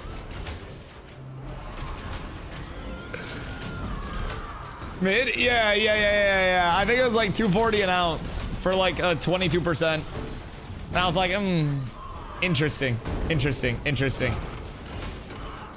Yo, Ty, thank you for the 5 day. I appreciate you. It's not like having dead air on radio since video based and video showing. Yeah, no, that's 1000% reasonable. I mean, so the thing is, it's not even like I'm not talking when I'm playing other games. Like, I'm yapping with the people that I'm playing with. I'm yapping about the gameplay itself as it's happening. It's just like I'm not directly engaged in conversations with chat, which is something that I think is really cool with streaming. That like direct engagement in conversation. It's like, oh, you ask a question, I can directly one-to-one answer your question specifically and then move on while having another conversation with somebody else. And like that makes the time go by real fucking fast. If I'm being honest, that helps with streaming a lot.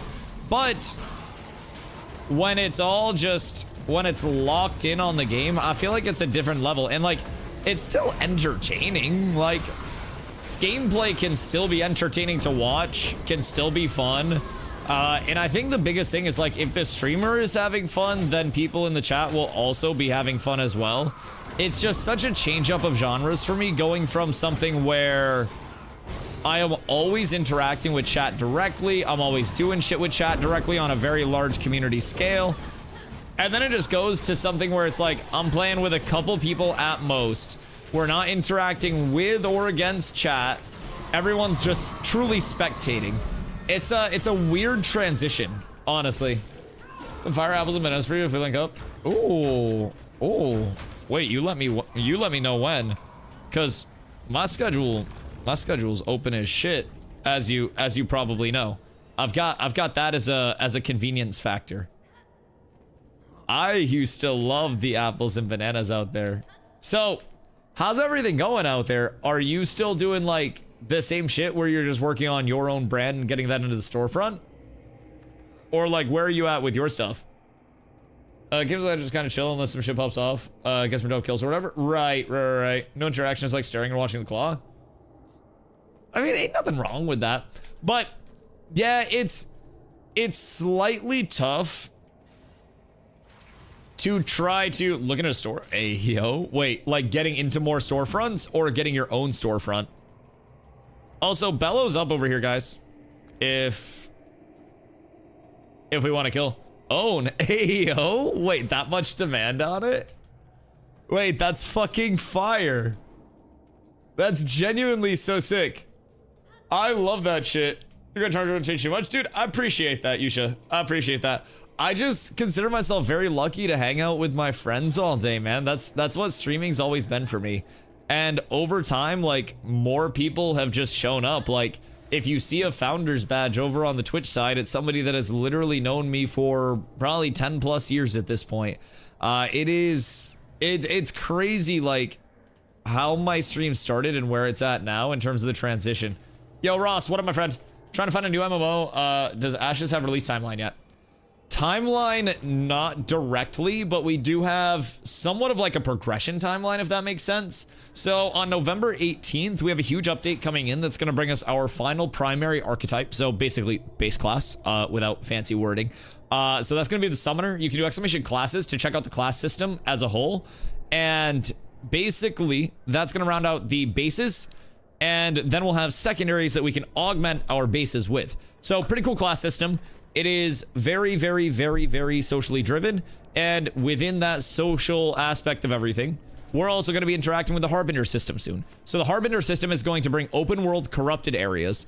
And those areas are going to have events that pop up at them where people will have to respond to those events and basically like fight back against the corruption. If the corruption wins, then the corrupted area gets bigger. Cool thing about that is that the corrupted areas are actually PvP enabled for everybody that's in there. So if the corruption area expands, more people will be flagged up for PvP, more people will, you know, just naturally PvP in that area. So it's gonna be a really cool system to see how it shapes up in terms of like which areas get defended, which areas get sabotaged, who sabotages who links up with who for the ultimate power alliance. All of those things along the way are going to be really cool. Then we get the sport fishing mode. We're going to get another type of boats. We'll get a pass to the playable boats right now that we currently have to bring in interactable ladders. So that's going to be pretty dope as well. Instead of just like hopping onto the side of the boat, we can now have ladders to actually climb up shit. So that could also stem into more environmentals coming in. But immediate timeline, November 18th, very, very, very, very large update. There's a lot more in that update as well. Multiple world bosses coming in, a pass to a lot of the playable areas that we currently have in the world. So many good things on the way. Past that, we've got a whole shitload of systems to come online. So while it's not very clear in terms of, you know, exactly where every system falls in place, you can definitely see the directionality that it's headed. And we always try to kind of like theory craft on what's going to go on next over here, because when I was playing New World, I was also trying to keep up with like what they were going to try to guess what their next move was going to be. They never let us know their next move. It was always crazy. So over here, it's always also a matter of trying to figure out like what's next, what we can plan on, how we can prep the community for new things. And sometimes we hit, sometimes we miss, but I'm really excited for a lot of the systems that are going to come in the future. Personally, I can't wait for PvP arenas. As soon as those bad boys are in, I am queuing 3s, 5s, 8s, whatevers all the fucking time. Non-stop all day. That will be such a large repeatable form of content. You're appreciated the lurk, my boy. Go on, ability outsourcing stuff as well. You know, I'll have only fire. Oh yeah. No, absolutely. Absolutely. Yeah, no, oh shit, wait, what the fuck? Busty just got fucking assassinated. Oh no. Oh no.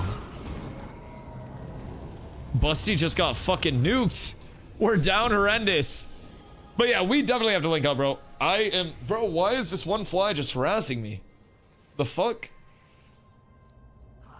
Dog landed on my mic and he's just like taunting me. The fuck? I'm like trying to karate chop this motherfucker. Hold on, I'm gonna turn a fan on and point it at the setup so it goes away. It's like this one fucking fly, bro. Dog knows I feed pigeons. Alright. I turned a fan on, so now it's caught in the jet stream and it can't actually operate. Hold on, I gotta point it at me. Alright, we're so set. That fly's fucking cooked. It's essentially a flamethrower in fly form. If you point a fan at you, it'll stop fucking flies from coming around and being assholes. That's what I get for having the windows open, man. Okay, so anyways, 238k adventure XP for cooking some lampreys. What rarity and sewer? Hello, good morning, my friend. How are you? We're having a fucking beautiful one. What are you getting up to today? And why is it helping me farm stuff for the armor sets that I am incredibly behind on making? I feel as though I have a set progression in mind, though. Common. The fuck? How many is some?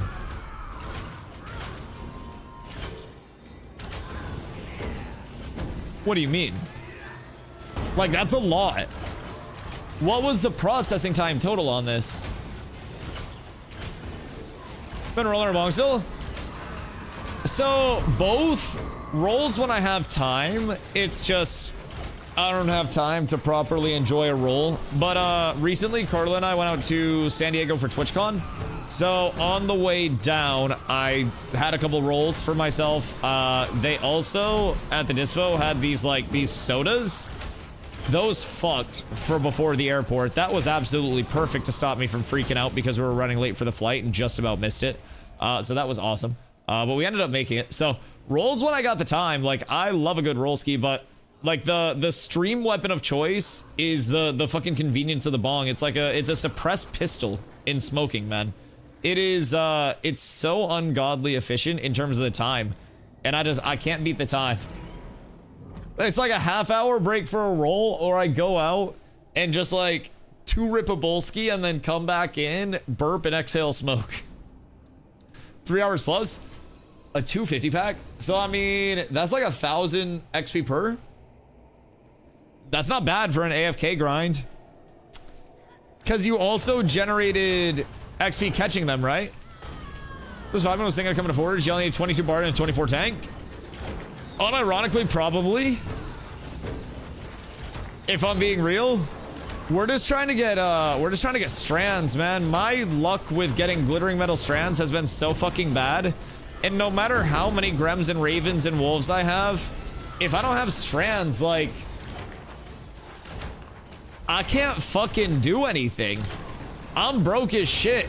So like, I gotta either econ my ass up through like a couple lucky crafting recipes that I can maybe sell, or I gotta like get a fucking weapon drop or something. Like, something's gotta give somewhere, or I'm just gonna end up hitting trees for the next week or so and then selling a bunch of like mid to high rarity wood, because wood chips are gonna be needed. People are definitely gonna want wood chips.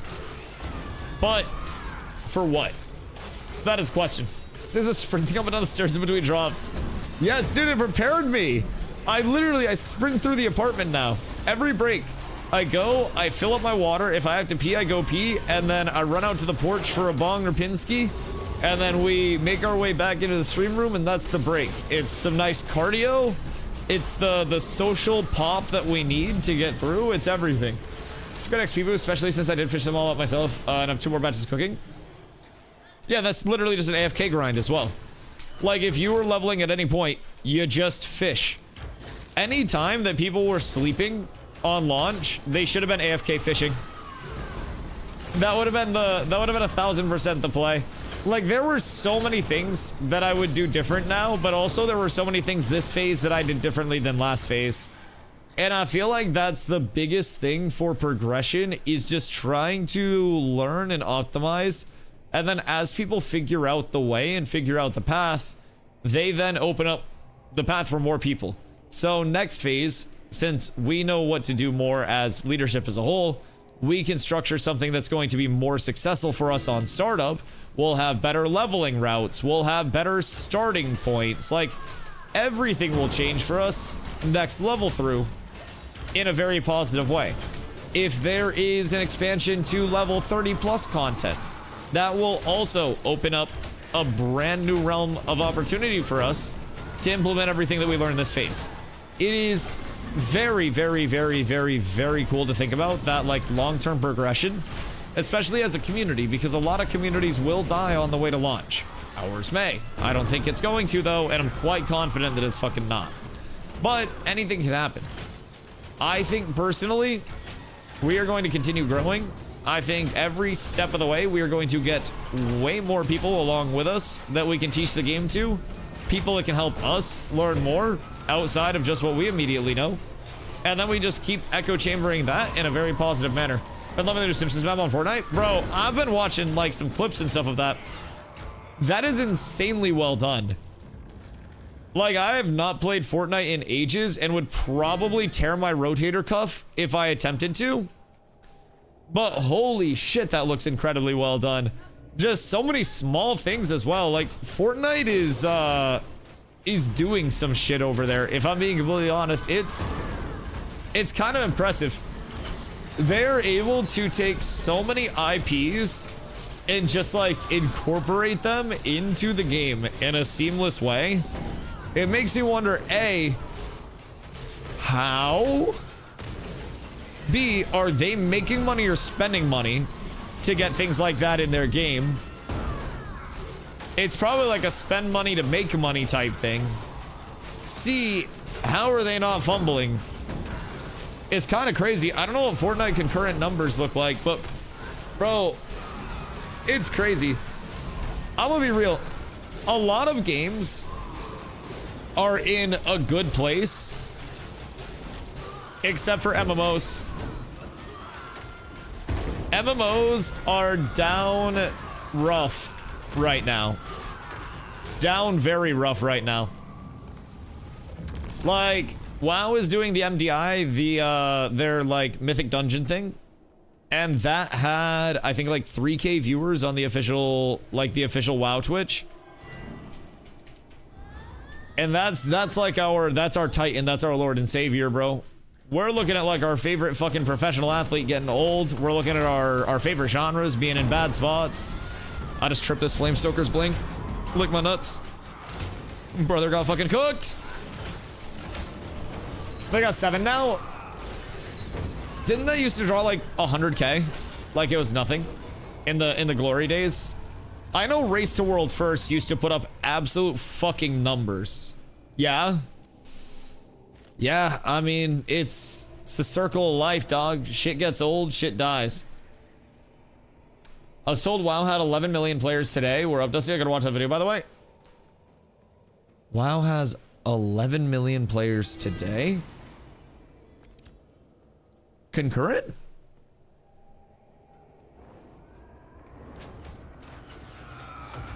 That'd be a lot. How many servers are there right now? I looked at the classic pop and counted maybe like 20K players, so not sure what the video says. Maybe it talks about how WoW has 11 million active subs or something. Oh, is that the video? Yeah, that... I'm intrigued to know what you learn off that. That's what I assumed as well. I mean, even 11 million active subs is a lot, but probably a lot of people that like forgot that they were subbed. I canceled my sub.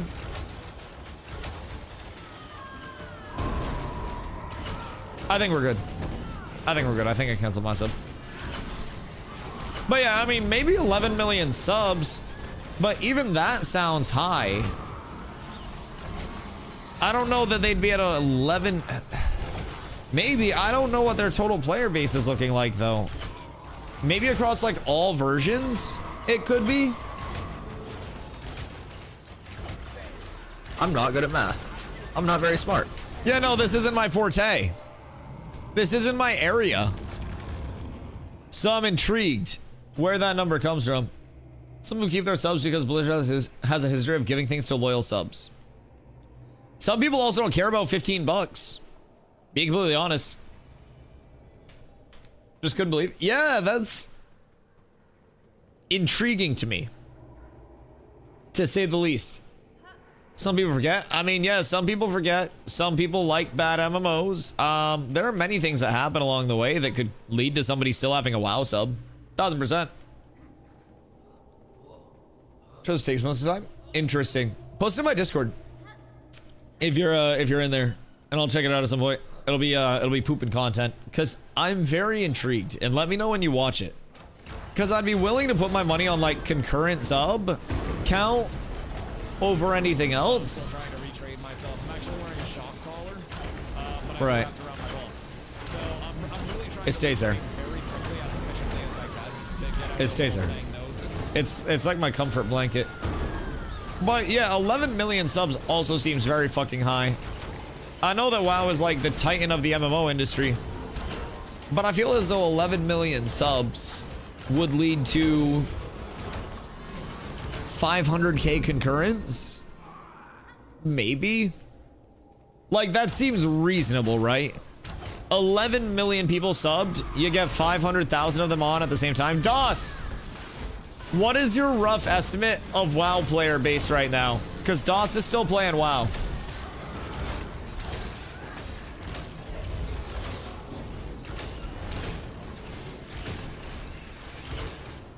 Total says 9 million, but Phantom X said 11 million. So I think in the video is where that number comes from. Interesting. I did this math a couple days ago. Oh wait, did you actually? Wait, DOS is going crazy. He did a fucking roll call. He slash who'd every single possible combination of letters on the server to rule every single player out. DOS is putting the fucking boots on the ground that we need. That is that work that's going to put on for this city in a very fucking long term. DOS, we're happy to have you. Yeah, I'm really intrigued. I don't believe 11 mil. I simply don't.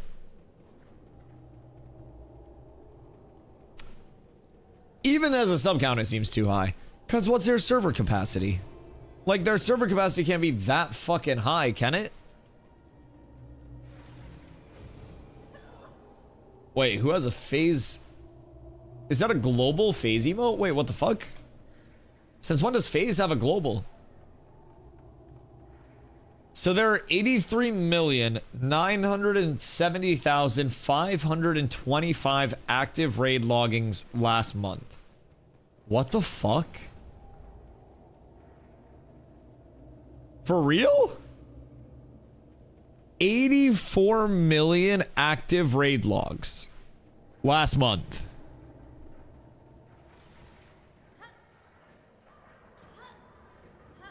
Assuming those are 10-man logs, that is 839,705 250 active raiders.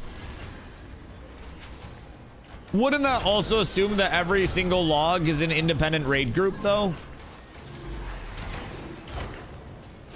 And not comprised of any, like, carryover subs, mixovers, stuff like that?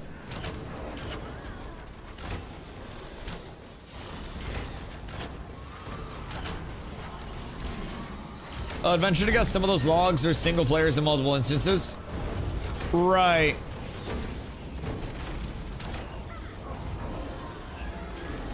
Right. I mean, that's still a lot. So, why do we think that with millions of active... Ooh, yoink. Why do we think with millions of active raiders, WoW is seeing the least interest it has in a long time on Twitch?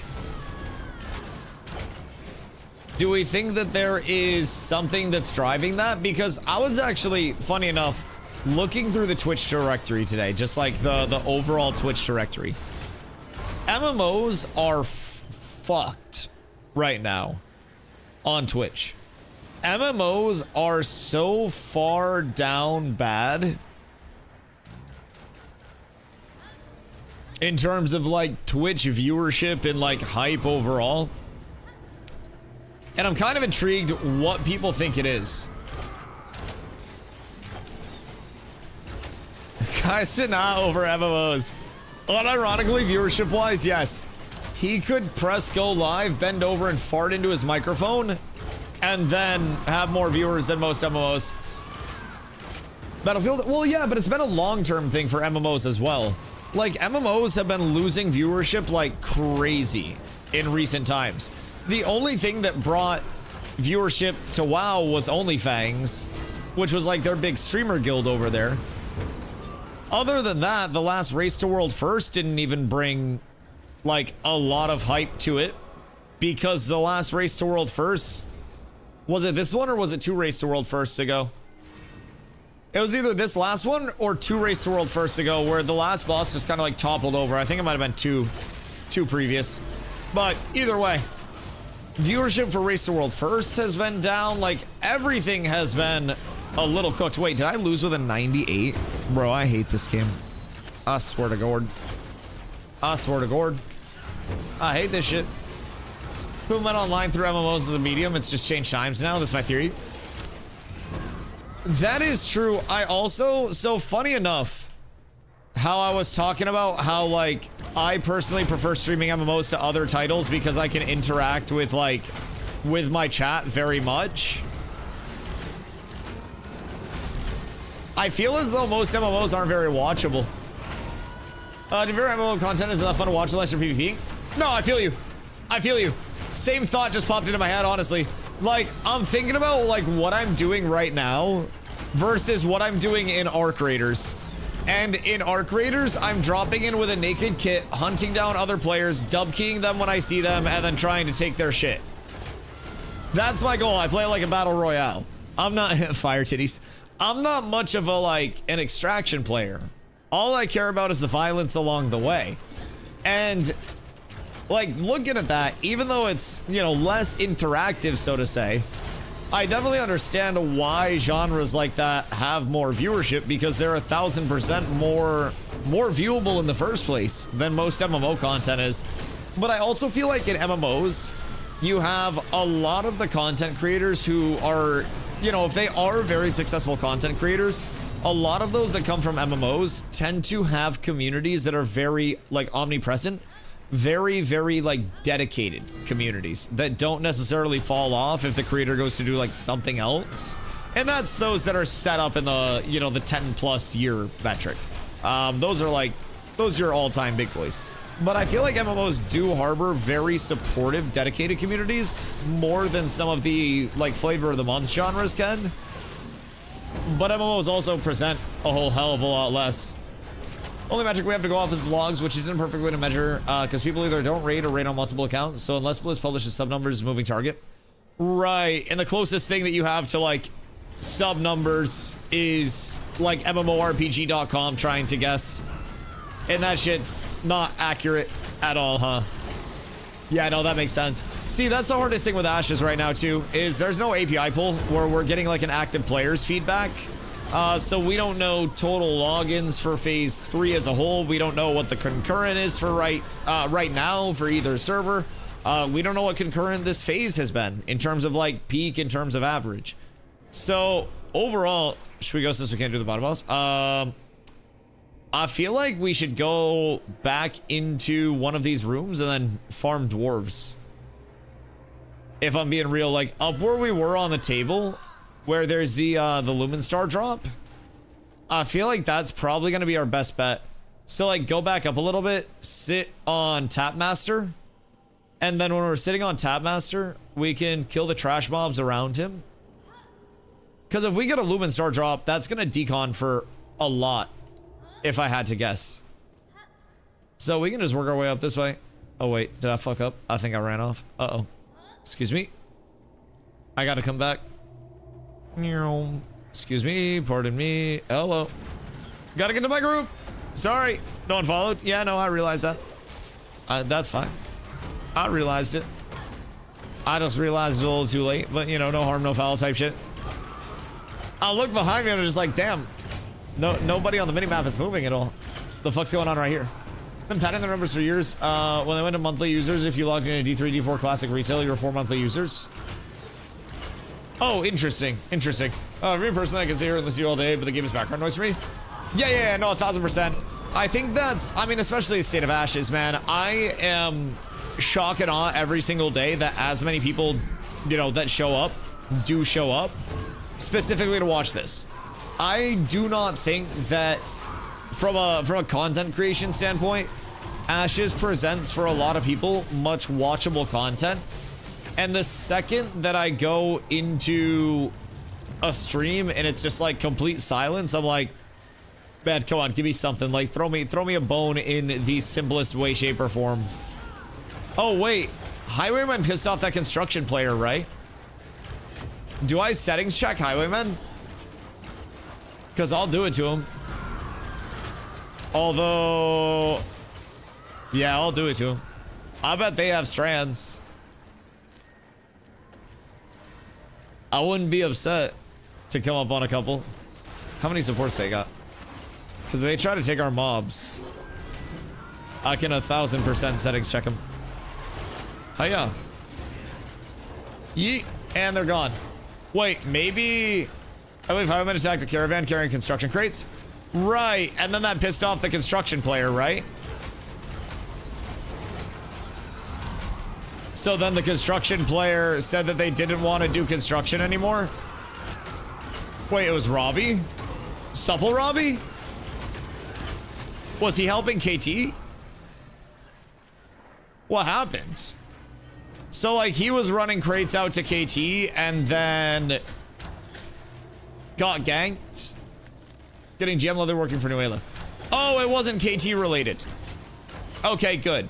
Good. That's nice. Have you seen Lego Fortnite? Bro, Fortnite is deep. If I'm being honest, like, Fortnite is really fucking established in a lot of different areas. So, like, you know how back when they changed creative from we go in and crank 90s to, like, the creative hub?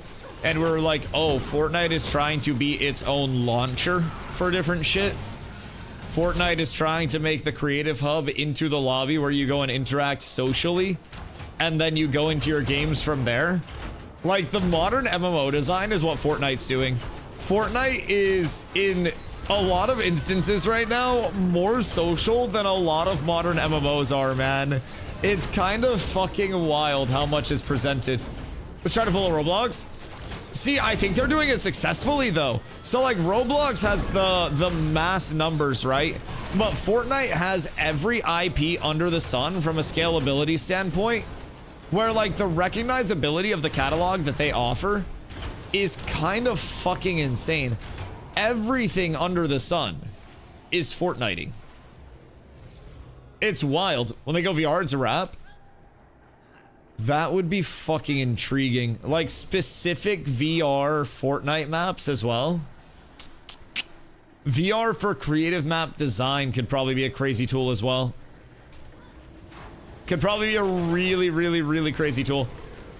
Yeah, man, I don't, like, it's wild to think about how over time MMOs have streamlined and linearized. So most modern MMOs have gone away from open world stuff and into the towns are treated as a lobby, and you queue for stuff from your lobby or your town, and then you complete that queued instanced content, and then you go back to the lobby or the town, and then you look at what things like Fortnite are becoming that were never even intended to be MMOs. And they have more of, like, a core MMO structure than a lot of fucking modern MMOs do. When you look at, like, the classic setup of MMOs with, like, the EQ model. It's weird to think about how everything's shifted. Just saw Asmongold say Destiny 2 is dying. He looked at the numbers up. Yeah, I don't think the numbers have been good for a while, right? Create MMOs make me sick. What, like, physically, like, motion sick because of all the fucking animation? Not the actual players in the market, the listing in the marketplace. Right. Like the total number of player listings. Yeah, that's typically a pretty good indicator of recession or not in terms of player base. As it dries up in a player hub. Yeah, no, that definitely makes sense.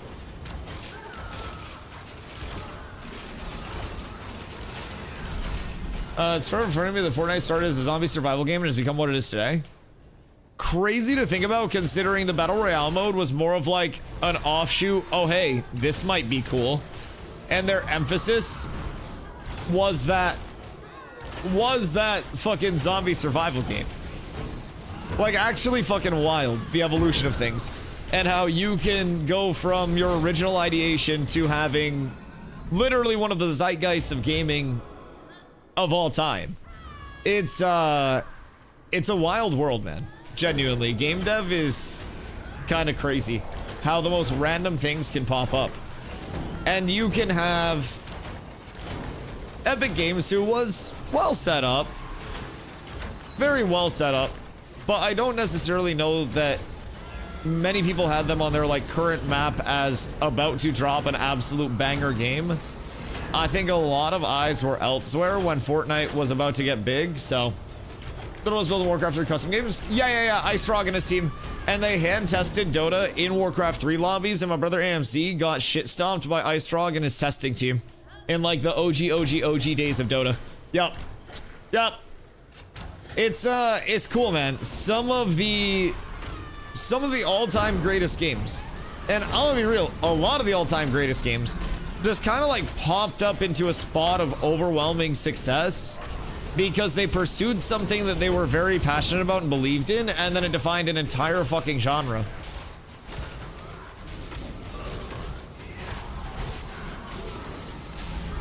It's a bit wild to think about how that original stroke of inspiration, what the fuck? I'm fucking flying. But it can lead to so many other games down the road being developed just in the wake of that. One singular game can inspire so fucking much. The reason the Warcraft 3 remaster was so shit was because the default scoring by the discussed with Dota and League and made custom games shitty so it wouldn't happen again. Isn't the irony kind of crazy though? How a custom game will succeed incredibly well and then large developers become so afraid of custom games succeeding instead of embracing being that catalyst for other things succeeding for gaming as a whole. Like, wouldn't it have been wild if they saw the fledgling Dota game and instead of hating that it was becoming a standalone, tried to empower it more? Speaking of custom game, Warcraft 3 Remaster, I believe Blizzard owns it. Yes. Yeah, there's a huge thing about like the rights of the people that are making the games. Now, I also feel as though, funny enough you mentioned that, one of the empowerments of Fortnite has been that custom maps, like creative maps, can be made by anybody. And creative maps, if you have a very, very frequently played creative map, can pay all of your bills and more in a very consistent way. Fortnite map makers go fucking hard in the paint with like 6+ digit income if they have one map popping off. And then once you figure out how to make one map, you've got the setup and the capability to again make more maps, post those codes out to your following, and then get that all sorted. Just had weed brownie with ice cream. What kind of ice cream? Did you warm up the brownie? I don't like the taste of edibles, man. I go on these rants a lot, but like, I don't like how edibles taste. I think edibles are not pleasant to have in my mouth, and it makes my belly feel not good to like taste the weediness of an edible. And I know good edibles won't taste like weed. Every edible tastes a little bit like weed. You get an aftertaste. You get a lot. Got the tastiest medicated smoothies. Smoothies, you say? What's the dosage on those bad boys? Brother, I'm about to have to come through for a Kyle Bro care package. Hey, yo, wait. I'm gonna have to link up. I gotta get the Tekkington. So, what you doing with it? Do you just like add distillate? So when people start sipping on edible energy drinks, I'm out. I mean, it's already happening. RSO? Interesting. When I was still working over there, I got the fucking Northern Lights RSO, and that shit slapped. That actually was so nice. Interesting. So what's the choice for the RSO? 2017 had a few bangers come along with Fortnite. Indeedly. Oh wait, I won one. Holy shit, we're up tremendous. Oh, fly. What the fuck? You bastard. Bro. I'm getting griefed by a fucking fly. Full body heavy. Right. So what if I don't want the full body heavy and I want to be able to lift my arms? Just distillate at that point? I don't know how you work with that shit. Like, are you doing like a morning G Fuel smoothie with RSO in it and then working? Cause I'd be dead. Or should I be leveling at 12? Oakenbane Keep if you can find a group for it.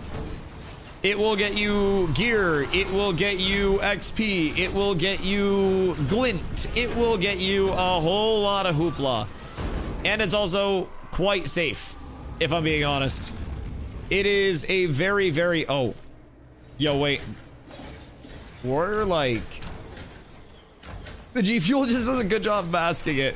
Okay, fair. So is that your, like, wind down at the end of the night? I like this spot. I like this spot a lot. This spot goes kind of sicko mode. We can also go up on the platform, and we can pull into the middle. Caffeine kind of balances it out. Right, right. So how could I take, like, a super uppy and then also incorporate that with caffeine? Because, like, I'm gonna be real. A Weedachino would go fucking hard. Disclaimer, no gear drops anywhere. How'd I get all three of these then? These all dropped. Gear drops. Don't be dramatic, set. Especially in level 10 grinds. Like, if you go Oaken for like 12 to 17, you will definitely get some gear drops.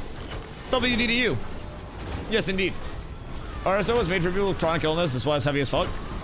Yeah, it was made to literally, like, just knock your shit out, right? Also, Set, you asked about the announcement.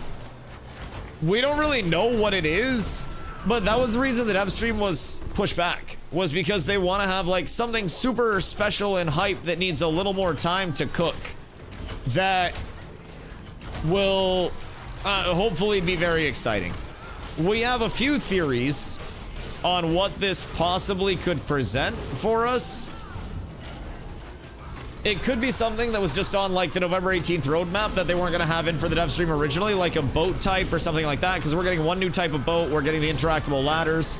So it could be anything from that to announcing that they hired a shitload of people, because for the first time since I have been an Ashes, you know, content creator, they only have one job listing on their entire website.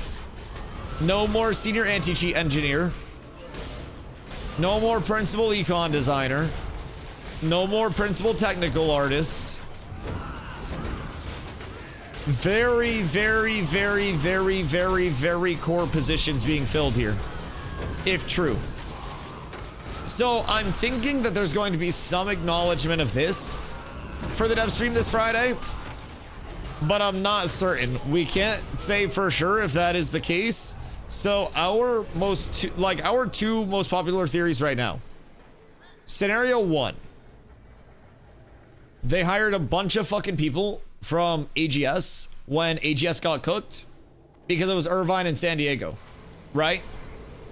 So theory 1 is they hired a lot of people from Amazon Games when New World got shut down.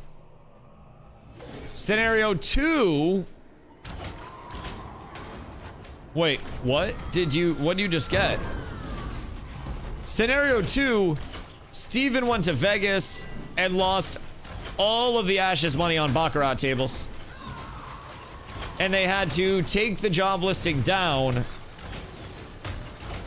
because they can't afford it anymore. It's a little more out there. It's a little bit less likely, but also not a 0% chance. Baccarat tables do be calling motherfuckers names. You going to San Diego? I actually just got back from San Diego a little bit ago. Probably like a couple weeks at this point. But TwitchCon's in San Diego each year. So TwitchCon was out there this year, so... But what? Are you not familiar with the tables? Don, I'm not gonna spoil it for you. You need to immediately book a ticket. You need to go play some blind backy. You don't need to know what you're doing. You just show up. It's a 50% chance to win, basically. Good luck, soldier. You don't even need to know what you're doing. You just show up. They'll walk you through it.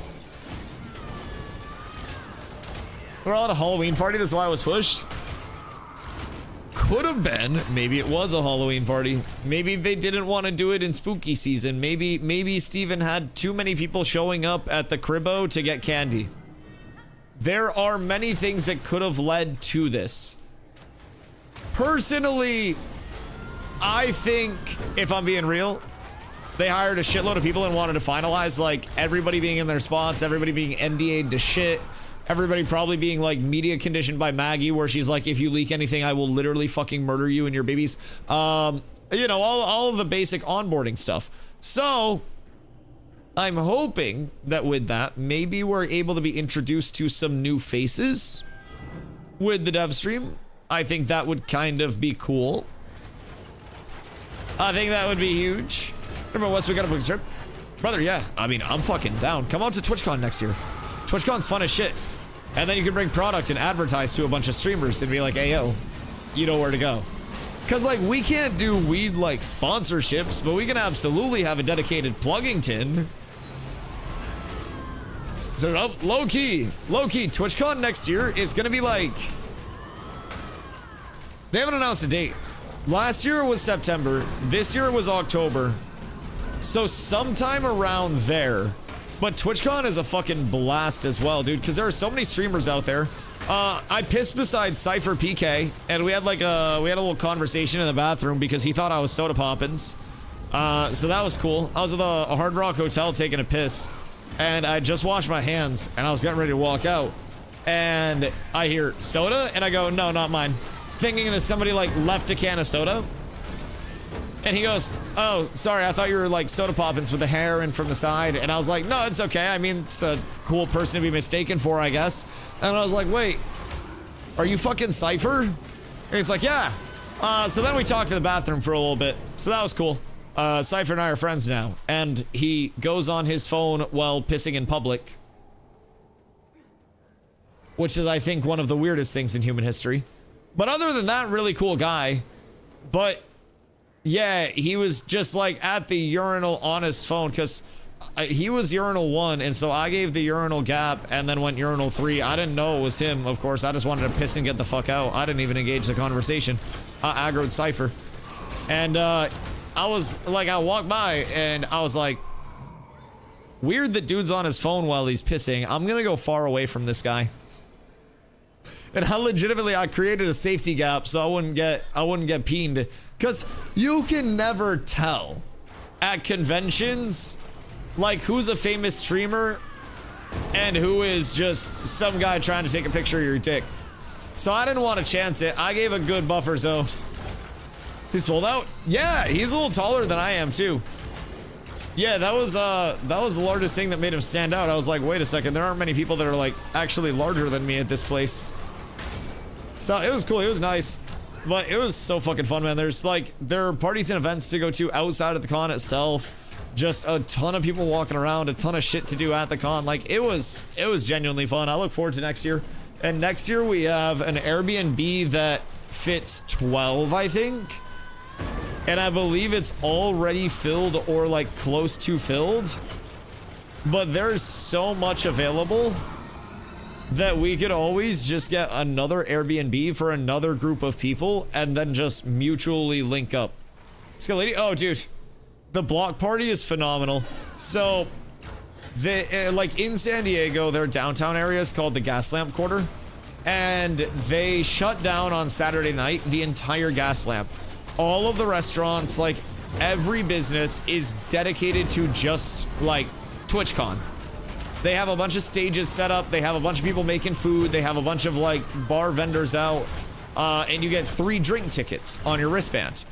But there's tech. If you drink beer or seltzers or anything like that, that is all free.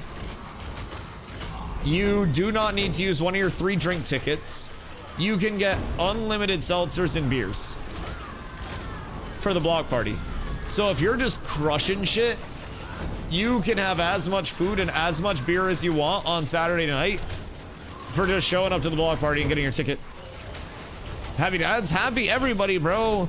Like, I was getting my drinks and I was getting fed drink tickets because streamer loot, as I do every year, because I like my vodka somethings. That's really all I care about. Name of seltzer?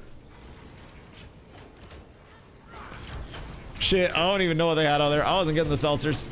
I didn't need to. I didn't need to go for free stuff. This is Phase 3 preview. Wait, what do you mean Phase 3 preview? Phase 3's already up. Phase 3's been up. Yo, Uzi. Thank you for the hydrate, brother. I appreciate you. Goddamn, I'm almost out of water again. I'm a thirsty bitch today. Happy Dads and Seltzer. Right. Yeah. No, I know that now. But what I don't know is if they had that out there. They had many drinks, though, but basically they just bring out a shitload of, like, finite stock and then just give it to people until it's gone. What's happening November 18th? Summoner being added. So it's a large update that's happening during Phase 3, but Phase 3 is going to go until the game is feature complete. So with Phase 3, we're going to see the game go from the spot that it's in right now to level 50 level cap, both continents fully in, all systems functioning, like the full animal husbandry system, freeholds, you name it. That's the plan for Phase 3 eventually. But we're already in Phase 3. It's also just kind of like, I'm gonna be real, completely arbitrary in terms of the phase names and timings and stuff like that. More or less, right now, they're just saying, hey, Phase 3 is supposed to be long-term concurrent servers that we hopefully don't have to wipe or run freshies for because they want long-term data. If they have to wipe, if they have to run fresh start servers, they absolutely will. It just comes down to what the best information, you know, for them comes from. So November 18th is just a really large update in Phase 3. As of right now, we have no confirmation that they'll be doing anything fresh start. We do have direct word from Intrepid that they won't be doing a full wipe. So that's good. Just nothing that specifically says fresh start or not. So either way, we're on board for that. But Phase 3 will be a very, very, like, long, overarching period of time where even if they have multiple fresh start servers, it'll still technically be Phase 3. Just kind of a weird way of looking at it. But yeah, technically Phase 3 started a while back. Well, there's some poo-poo that kind of messed up the economy due to exploits. Bro, like, you got a really good deal at Taco Bell, and then you went through the drive-thru and they were like, hey, some other person didn't pick up their order. You want extra Taco Bell? Levels of poo-poo. Oh, hell yeah. Oh, you fucking know it. Now, while there absolutely was that level of, like, I'll be completely honest, there were dupes, there were exploits, there was a quite literal, like, infinite gold dupe that people could rip if they wanted to. That's been fixed, fortunately. And what I try to say about, like, a very long-term player-driven economy is since everything is relative to, you know, cost of a gathered thing directly scales with how much money exists in the economy, right? So if there is a dupe, total money goes up. And if somebody says, damn, where's all this money coming from? Why are people buying oak for so much? I'm gonna go gather oak and I'm gonna sell it for more than I would normally sell oak. And then from there, I am up tremendous, right? And then you're not duping, but you're benefiting from money from the dupe, seeing an increased value from those goods. So essentially, more money exists, goods sell for more players are worth more. What happens, hopefully, in the long term of that, with the sink that, you know, with the sink that exists, right? You have your faucet and then you have your drain. If the faucet is turned way the fuck on, then that shit's gonna overflow.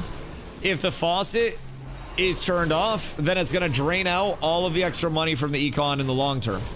So, we're already seeing prices starting to go down because dupe gold isn't as existent. The smartest people are the ones that got ahead of it and used all the dupe gold and the mass net worth to, like, enchant gear and shit like that. I envy those lads. So there are definitely a few indicators that it does have some staying power, but overall the economy is something, in my opinion, that especially with MMOs and player-driven MMOs in particular, need to be able to self-correct over time. And if they're unable to do so, then they are forever destined to be cursed. They will be dependent on server wipes, fresh starts, whatever, in the live service as much as they are in playtesting. And I think if we never make it past 3 months, for example, of an econ existing, then they're never going to know 3 months and a day on live launch. And as soon as we hit that 3 months, it's instantly a matter of like, oh shit, we're flying off instruments now. So, how long do you think the game is going to reach general public? What do you mean by that? Like, how long do you think until the game launches? Or like, how long do I think people will be interested in Ashes? Which way? As a player took a break after playing Phase 2, honestly hoping for a wipe to jump back in. Bro, pop back in whenever, honestly. Like, I think it has improved a whole lot since phase 2, especially. If I'm being completely real, we can bank whenever. Yeah, we should probably go bank soon. Because we are doing quite well, and now we know where we can come back and farm, especially with a small group. Because this is extremely safe for all of us along the way. Like, I don't think we've been, like, at risk of dying yet. Unless something's gone terrible. But, like, we're doing really fucking well right here. I'm down to... The fuck? I'm down to go store stuff whenever, but I also don't have a ton of shit on me. I only have two strands. But I know we probably found, what, like 20 strands so far as a group? Because we are just shitting them out here. I don't know how many everybody has, but I'm 1000% down. We'll just have to fight our way out. Cypher, how are you today? We are farming. We are trying to be as productive as humanly possible because my gear is bad and I should feel bad about it. So I've got to do my strand and my emblem farming along the way from Forge and Carve to prep for my next gear sets. And then from there, I've got to start working on a Glassfill Greatsword once I've got the gear sets established. I've got my work cut out for me for a very long time. And since I am not the best econ person in the world, I'm very likely going to just have to try to brute force it along the way and hope for the very best. That's not gonna be very fun. That's gonna take me a while. So I'm hoping we strike some gold. So, see you in live once you get the glass veil. Yeah, that's my long term. Like, honestly, I have Night Reaver, I have Glory Bound. I'm fine with what I have weapons wise. Could I go to a Lego Night Reaver? I could. Do I want to? Meh, not for the value it'd give. So I figure if I'm going to save for something, right? Make my armor set, get my set bonuses up, and then once I've got my 8 pieces of armor, maybe Lego Steel Bloom jewelry into 29 weapons. But I think that's the big thing, if I'm being real. It's just everything else and then 29 weapons, unless you're so rich that you can just get your 29 weapons in the first place. Like, those people who have 29 weapons now are absolutely benefiting from it. But it's also so fucking expensive comparatively to rock those bad boys. If you're coming in late, the amount of orders in XP, you can get along with the T1 mats needed for in-game crafts. Oh, God, yeah. Yeah. The new crafting system, I think, is great for a catch-up mechanic. It's quite nice. But let us know if you have any questions, man. The like, overall state of Ashes has genuinely progressed so far since back in Phase 2. I think that a lot of the core issues that were plaguing the player base in Phase 2 are long gone. Long gone. And I think that overall, a lot of the people who are very unhappy with the state of this phase are not very aware of genuinely, like, how much shit we dealt with in, like, Phase 2, Phase 2.5, and those that were here before Phase 2 as well, that genuinely broke the core functionality of everything that Ashes was supposed to be. The problems of today are much less impactful than the problems of yesterday. And I consider that a very large win overall. Which way out? Oh, this way. I think. I want to say it's this way. And then we go... No, that's deeper. Because that's Torrent admin spawn. It's back this way. I'm 1000% sure of this one. With the map not working, it's a little bit harder to tell, but we got the landmarks to guide us. Yeah, this is definitely it.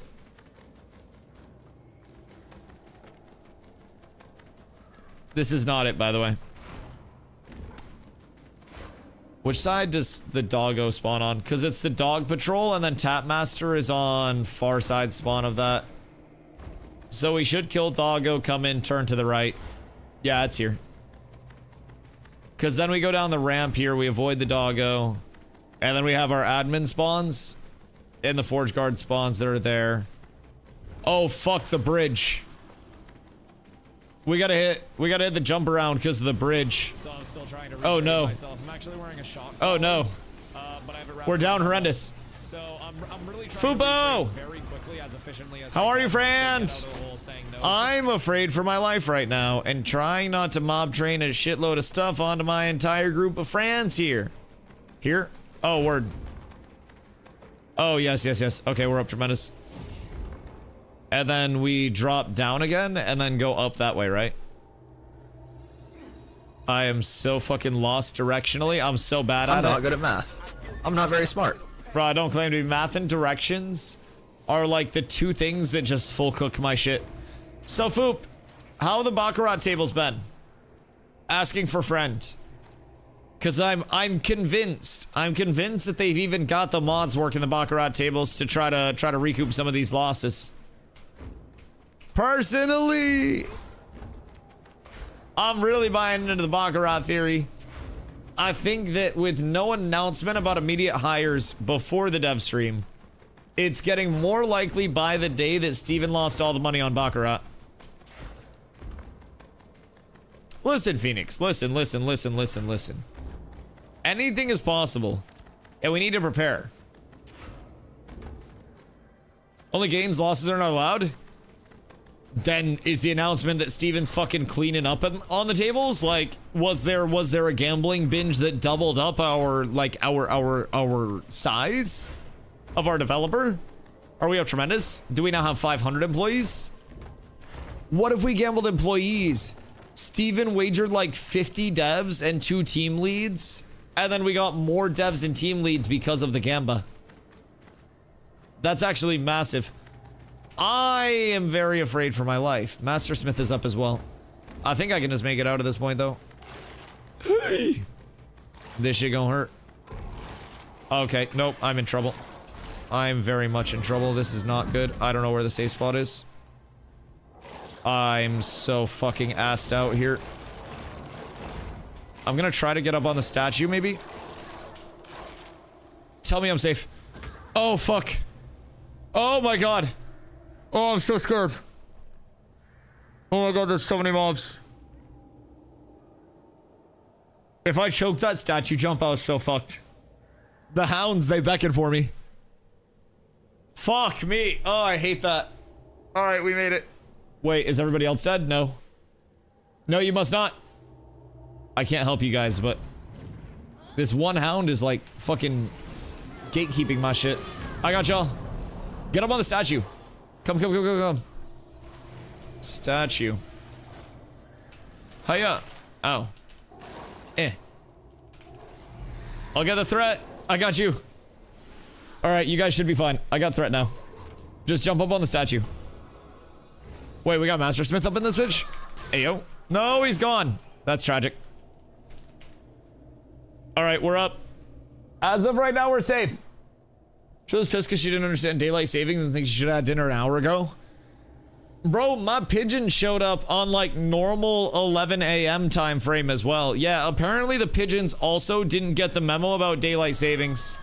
Like, I am kind of shocked. Kind of shocked that the pigeons didn't get the word. I even tried to— oh, fucking Planendorf. God, fucking damn it.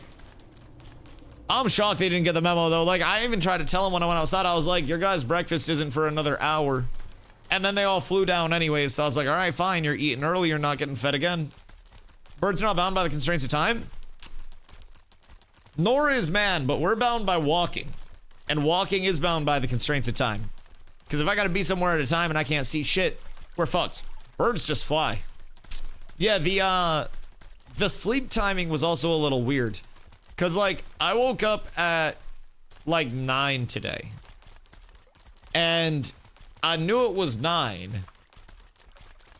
Or sorry, I knew it was like technically 10. But my body wanted to say that it was 9. And I acted really tired. And then once I got up, it was like, all right, no, we good. We good. This is normal time. Bird bones are hollow.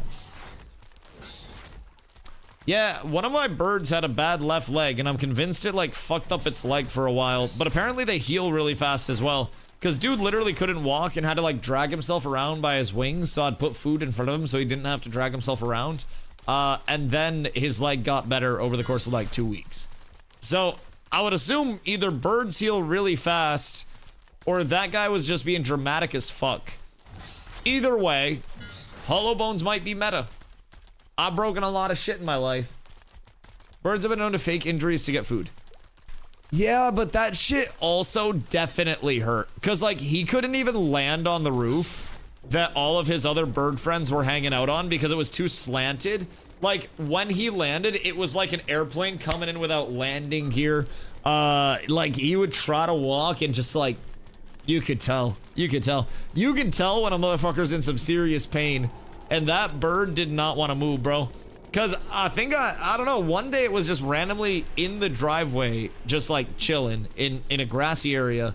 And all the other birds were up on the roof. And I was like, are you on eggs or something? And I went over to it and it didn't move. And then it went to move and its leg was hurt. And I was like, all right, bet I'll just bring out some food. So now it doesn't fake injuries or anything anymore, supposedly. It's back to normal health. So we call him Crippy. Because he was a cripple, not a crip.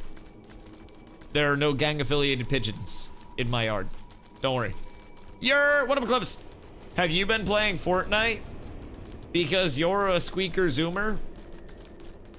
Have you been enjoying The Simpsons? Something tells me you've been playing Fortnite. You about to come in here and yap all about that. No, maybe you've evolved. Maybe you're on like Battlefield or something. But I don't think you're on the culture of arc raiders yet. You want 3x was original because he started hammering banker. Baccarat taketh, but Baccarat also giveth. Baccarat giveth more than Baccarat taketh. I've been doing that game in like 2 months. 2 months sober. What a fucking remarkable development. 2 whole months. Not on the Fent night. Brother, that's so crazy. I'm genuinely so proud of you. So what you been doing? Are you going outside or have you been in jail for 2 months? Because I feel like with you, things are equally possible. I feel like there's no guarantee one way or the other. Is the video me naked? Banger. Banger. I'll be sure to check that soon. I actually have to pee. That's a perfect time to check it.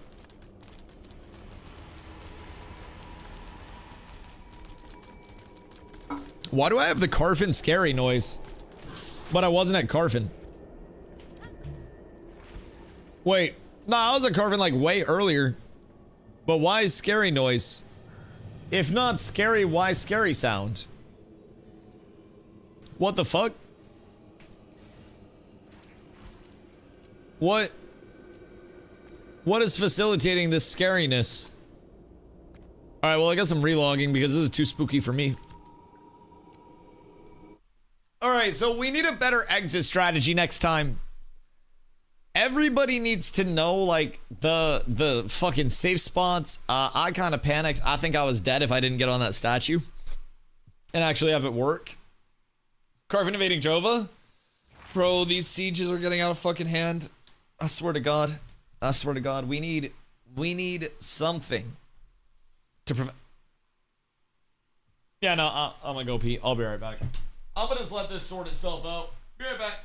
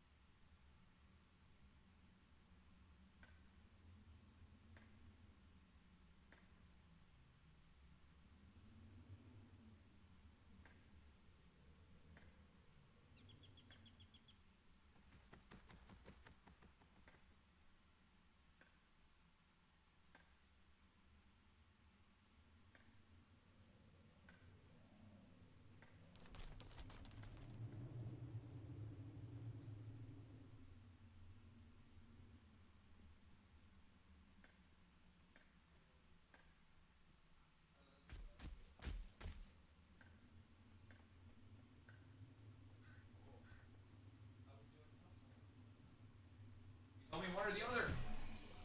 What? I'm being harassed. We're up tremendous. I have emptied my bladder and I have refilled my water. Not in the same, like, the same bottle. They were in different things. Just to be upfront, they were in very different things. Why are my frames fucked up? Party raid. Thank you. Can you check for rare spider carcass and Jova? I can. How many do you need?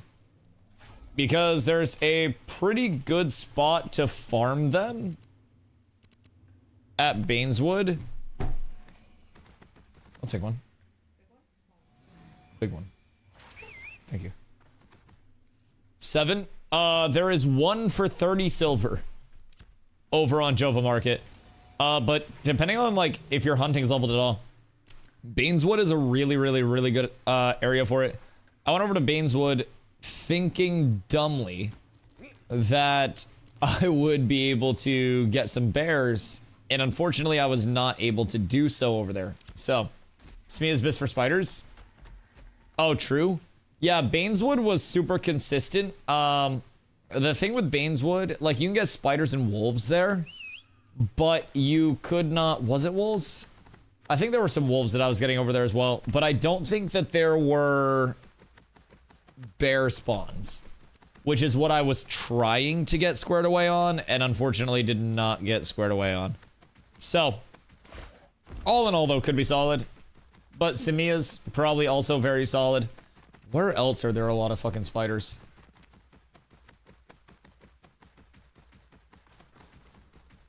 Probably in, like... somewhere in the... Nah, June Dark wouldn't be it. And you want low-level ones anyways. There aren't that many areas with spiders, huh?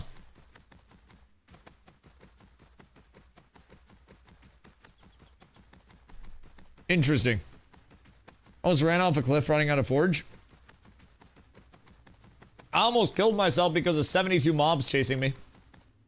I just figured I was gonna straight line it and my mount was gonna be fast enough to survive. I was wrong. I was very incredibly wrong.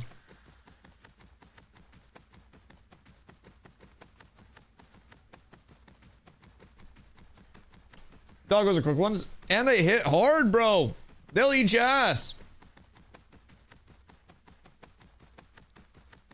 Spot between Halcyon and Halcyon and Ursine. Word. Good to know. I don't need spiders for anything. But I feel like there aren't as many spots for spiders. Just off the top of my head, but I also haven't, like, interacted with them at all. Did a secret announcement yet?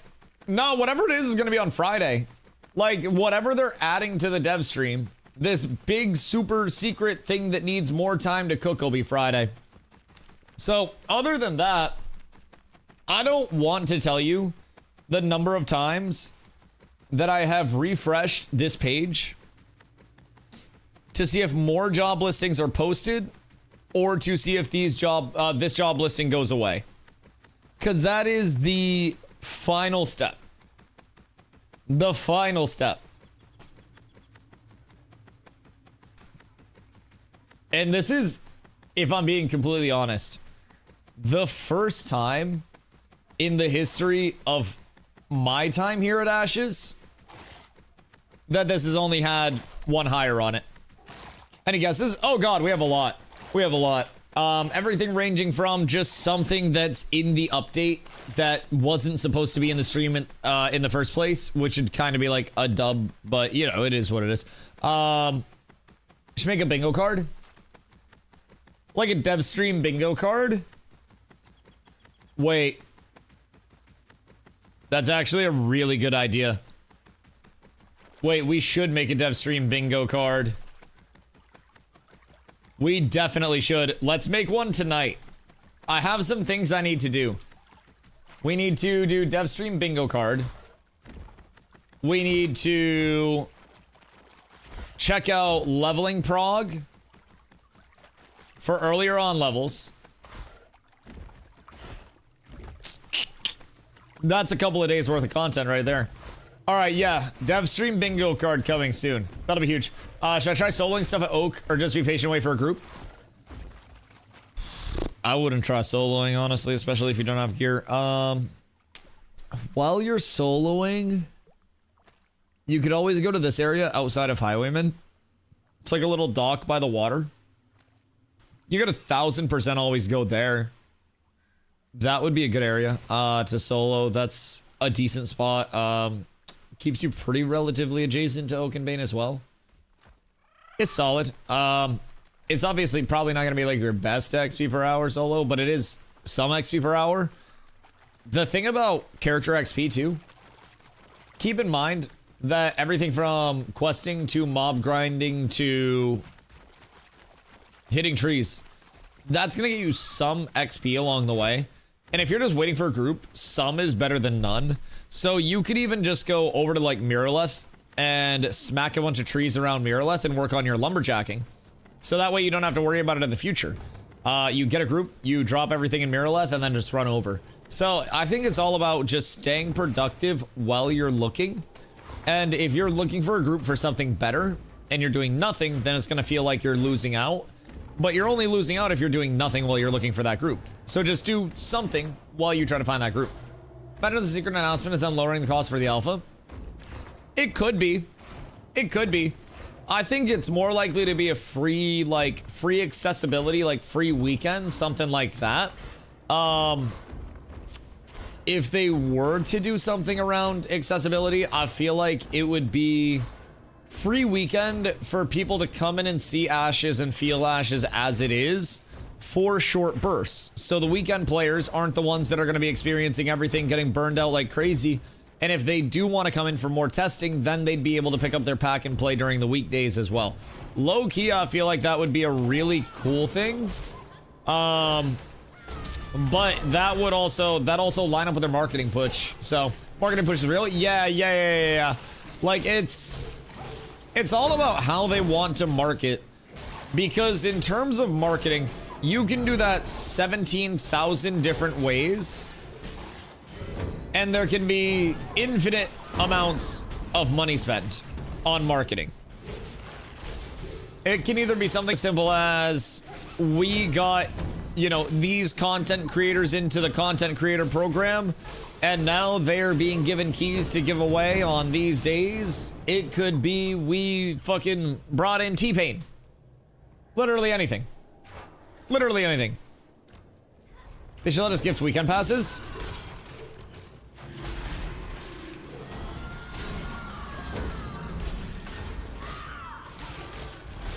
I feel like I just prefer free access on weekends for people. Like, why restrict it to passes? I feel like free weekend access for everybody would be a really cool, like, hop in, hop out point, because that would allow them to stress test peaks on weekends, which would be the highest peak that they could stress test. The most applicable use of dynamic gridding would be on those weekend stress tests. I feel like a free weekend would actually facilitate a lot of the things that they've been lacking right now. I feel like a little exclusivity makes it more enticing. Well, that's what the weekdays are. I feel like, well, a little exclusivity makes it more enticing. There's also the method of your first hit's free. And I don't think it should be free weekend as an alternative to free open weekends. So you hate me and you hate my ideas. No, that's fine. But yeah, that's kind of the thought of it. I don't necessarily think every weekend should be free, but maybe if they do like a weekend a month, or even like every other weekend or something like that, I feel as though that could be enough to facilitate some interest on it. Like the idea of referrals because of the social game sort of lines on that. Right, but I also feel like that would limit so many people who don't already know somebody that's bought in, and would actually limit the social aspect of a new player coming in and trying to find a community to be a part of, and then realizing, oh shit, there is a community I can play with that'll be really fun to join. I feel as though there's like the counter argument there where it's just like, if we do want to promote and engage in social aspects of things, wouldn't we just want more people to have access to it as a whole for that period of time to then ingrain themselves? Because if we know a bunch of new players are coming in as a free-to-play weekend thing, A, I'm gonna stream a lot that weekend. B, we're probably gonna have in-game recruitment ads going. We're probably going to have somebody that is literally standing in Lionhold posting recruitments to try to get some new players into the Discord and spin up some interest. Like, it's a big opportunity to convert players if you can get them engaged in the social aspects in that short point. They should do new content free weekends, but it's the weekend before new content comes, so they can see how stable the previous new content is before new content breaks things. Is that just a PTR? What the fuck? Ah! Okay, that's not gonna help soloing. So, it appears I've hit a launch pad.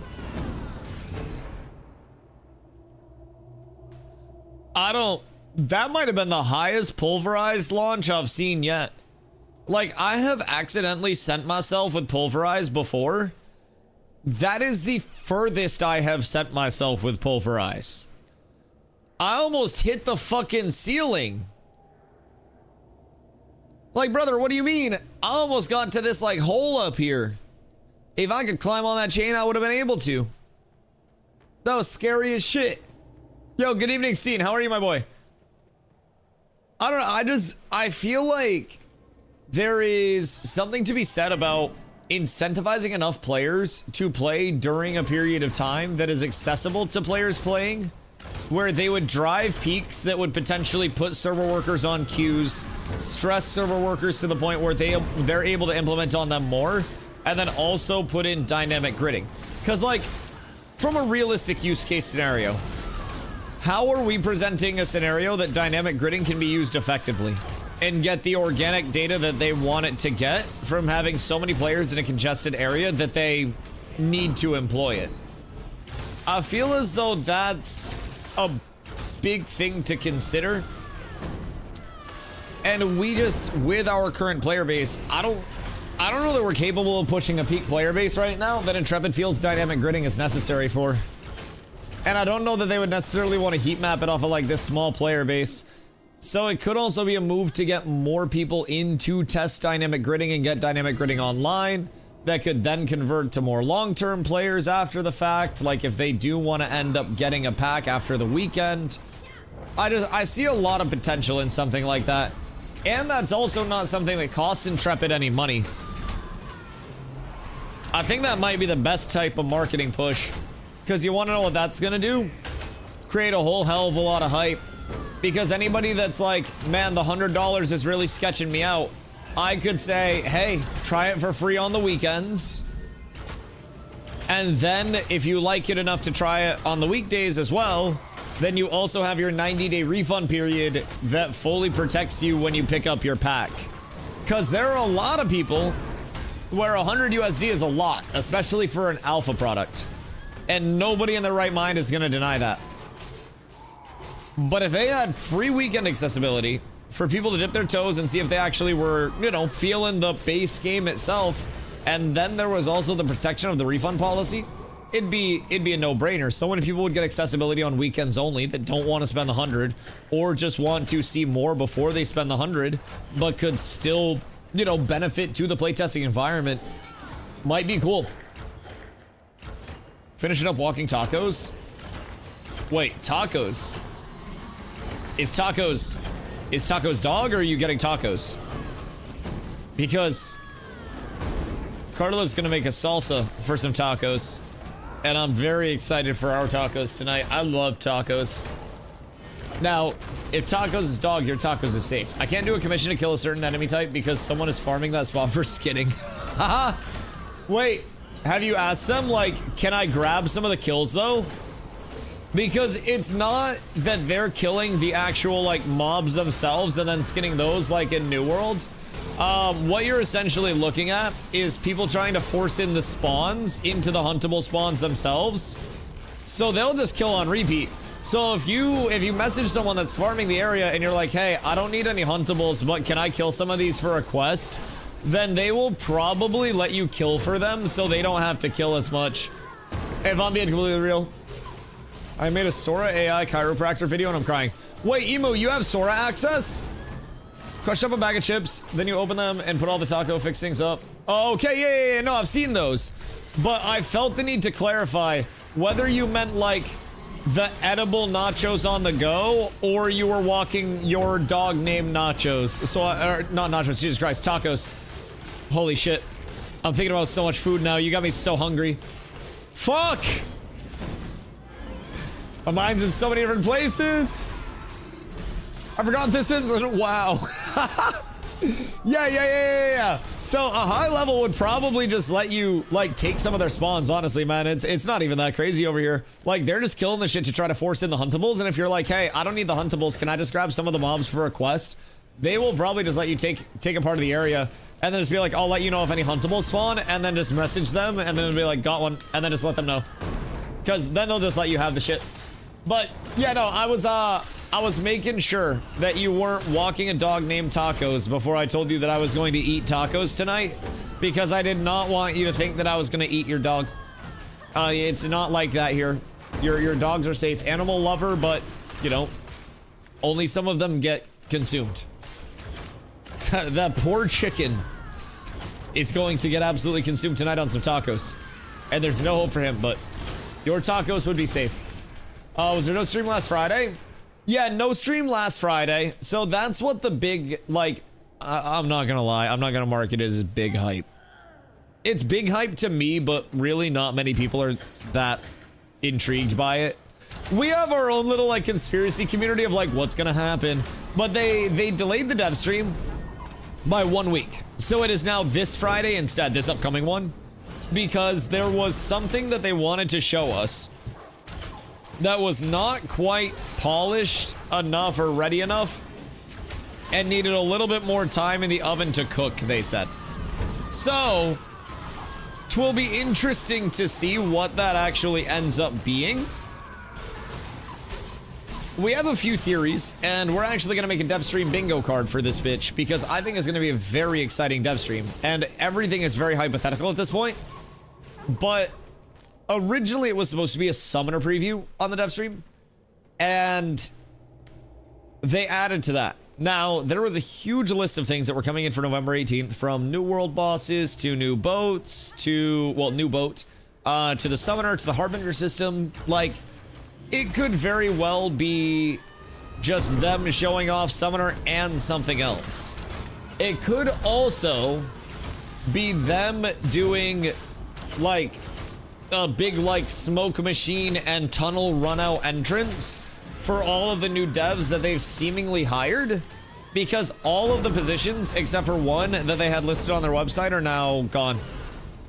So presumably we might have seen a couple people from AGS coming over this way or somewhere. But very coincidental that a San Diego and an Irvine game development studio are let go, and then some very critical positions are filled. So out of those positions that were previously open was your principal econ designer, which was a position that they were looking for a very long time. Then from there, you had a principal technical artist, and you had a senior anti-cheat engineer. So those are not just like, oh, we need janitors. Like, those are the people that are building the infrastructure and have the experience with the infrastructure to make sure that everything is operating smooth on a very serious level. If anti-cheat's not in a good spot, you have legitimate, like, I will be real, you have issues where you can just close your anti-cheat while the game's up. So that'll be cool. Anti-cheat engineer from the infamous New World. I mean, I don't, like, with all criticisms that New World had, I actually think that a lot of the problems with New World weren't, like, cheating problems.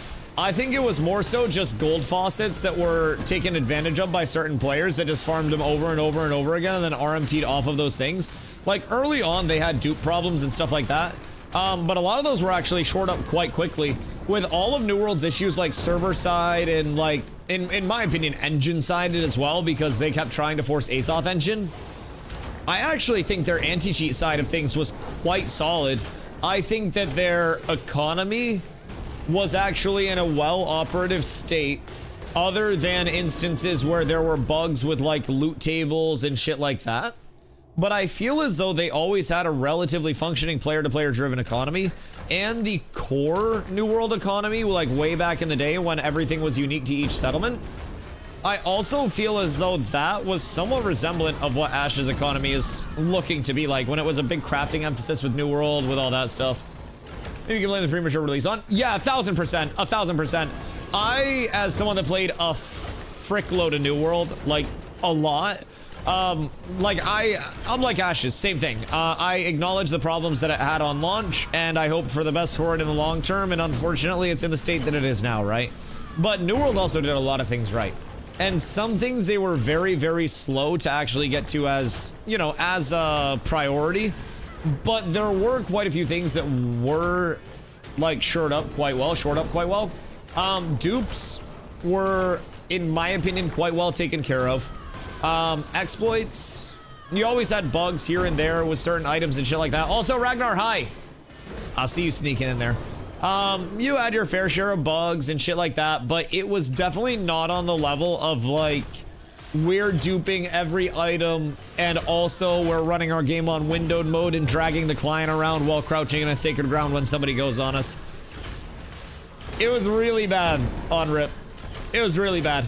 And I definitely think, as you said, premature launch was a big thing that, you know, did New World in. Technical debt is a term that I've been using a lot when describing Ashes, because they are very, very, very cognizant, at least from my perspective as not a game dev, but as a player of video games. Ashes is being very aware of how much technical debt they are accumulating over time, and it feels like they are trying to take steps along the way to... Strike! Strike! Oh my god, wait, are you safe? Anyways, it seems like they are taking periods of time to actually catch up on their technical debt along the way, which I think is really, really, really fucking cool. It seems like they want to put stuff in and then troubleshoot that stuff, and then once that stuff is troubleshot, they want to put more stuff in. And I know that sounds like a logical progression to things. If you're building a house, you're gonna wait till the foundation is poured and the framing is done before you put up your drywall and shit. But a lot of game devs are like putting up drywall as the framing is going up, and then they end up like drywalling 3 devs into the fucking wall and stopping them from working on anything else. Like, a lot of it accumulates a ton of technical debt that then has to be troubleshot all at once on launch, and it creates a very uphill battle. It's like you start pedaling your bike at the bottom of a hill and you had no flat area to actually ramp up. Ragnar, thank you for the follow. I appreciate you. It's interesting to see. And I think for me, transitioning from New World, which was always a frantic scramble of we need to catch up, we need to troubleshoot this, we need to fix that, as more fires came up, it wasn't like the boat had no holes in it already and it was completely like void of water. There were holes in the boat that were spewing water in that the devs were trying to fix, and as they did that, another hole would pop open and then the boat would be accumulating more water. And the devs actually did a phenomenal job, in my opinion, on the New World side of actually like keeping up with it to the best of their ability. I think there were a few things that hampered their potential to actually catch up with it in the long term, primarily the engine that Amazon Games kept fucking forcing into every product that they put out for some reason. I hope Azoth dies a very, very hard death with New World, and Lumberyard goes down too, but they'd never let that happen. So I think there were many, many, many, many, many problems with New World that superseded the actual development team. And I think with all of the problems that New World had, they did also have a lot of very encouraging systems, very encouraging gameplay interactions, and I think very bright moments that would be an encouraging thing to get developers from. I think the same development team, when given a passionate lead that's at the head of the studio instead of a corporate lead that's at the head of a studio, a project where they will have, you know, some creative freedom to actually cook in their rightful regard, I feel as though you give them Unreal Engine instead of Azoth, you give them all of that motivation to make a product that they can actually believe in and have the agency to believe in and cook with, I think you might have a recipe for some success there. I'm not a fucking corporate guru. I was a store manager at Starbucks for a while. But I know sure as hell that if I was a developer who was doing everything that I could to correct a game and it had a really well-received update from some of the largest content creators in the space, your player base was on the path to matching what it could have been in previous updates as well, like, you know, years past, and you were actually working towards taking off some of that technical debt and getting some good word, like, I'd be pissed if I went through what they went through. And I would personally want to find a project that would allow me to make an MMO that makes Amazon regret stepping out of the MMO scene and shows them that there is still the potential. Careful, Strugma. Makes it very, very visible that there is still potential for MMOs to do well. Now, I think MMOs as a whole are suffering fucking astronomically right now, but I still think that there is potential along the way for an MMO to come along and not necessarily look to be a fucking zeitgeist of gaming, but to be a good MMO with an immersive world where many different types of players can actively engage in that world. I think that's something that's so lost, which used to be one of the core elements of MMOs as a whole. And it's just, it's kind of crazy to see how far it's fallen, if I'm being honest. So I'm hoping, if I'm being real, that they did fill some positions with some New World devs. And I hope that we get to see New World devs in an environment where they can actually cook as developers and come over to Ashes and contribute to that. That's my real take on it. Fortunately, there's no more long-term. No more for New World. Yeah. There's no long-term anything for New World anymore. And I think that, like, if they had more time, then they probably would have been able to stabilize a little bit. I really do think that this launch would have been a good step in the right direction. And then if they were to put in a little bit more content to re-incentivize crafting, they get that part of the economy shored up, then they actually could have had something that was going down multiple avenues. They start to loop in the gameplay between the raid giving things for crafting that help control the outputs of crafting, and then you have people doing the raid to get your craftables and control those craftable outputs to maybe have a bit less RNG associated with them, a little bit more controllability. And then out of nowhere, you see people doing the raids, getting some drops from the raids, getting stuff to craft. Crafters are crafting shit. And I think that they were close, if I'm being honest. I really think that they were close. And New World had a lot of systems that were really fucking fun, man. Like, their combat system was great. Wars were phenomenal. Wars were, I think, the thing that kept me going on New World for so long. Just looking forward to that, like, incredibly fun form of content on a daily was incredible. Yo, Titan, what up, my boy? Secret announcement? We don't know quite what it is. Dev stream was delayed for a week until this Friday. So no dev stream last Friday, dev stream this Friday instead. And as a result, we've been a little bit investigatory over here. Secret? Well, so we don't know.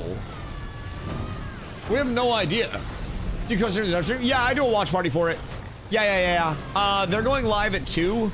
So I'll probably be live, honestly, around like noon 30. So that way I can go live before those rat bastards do. Because if I don't beat them to going live, they always take my viewership. And I run an 8-minute starting soon screen. They run like an hour and a half starting soon screen, which kind of fucks with me. And I feel like they should do a half-hour starting soon screen, so that way I can get more viewers. Yeah, Genius starting soon screen. Bro, it's so bad, and then it gets delayed as well. New question, is the market in each individual town different? Yes, it is. Every individual town is completely unique in terms of its marketplace, as well as the taxes that are being generated for that town. So if you wanted to support like Kaltorum with your tax money, you would want to do commerce in Kaltorum with the vendors and stuff like that. So, need more of my art highlighted pre-stream. Okay, well, what if you send me a bunch of cool shit, and then instead of them just doing a slideshow, you send me a foam sword and I'm doing a full fucking routine out here? I feel like that's a way better highlight of the artwork than just like, here's a slideshow. I'd give you some actual exposure. You send me a real sword, I'll fucking knight somebody with that shit. We can make it happen, Pac.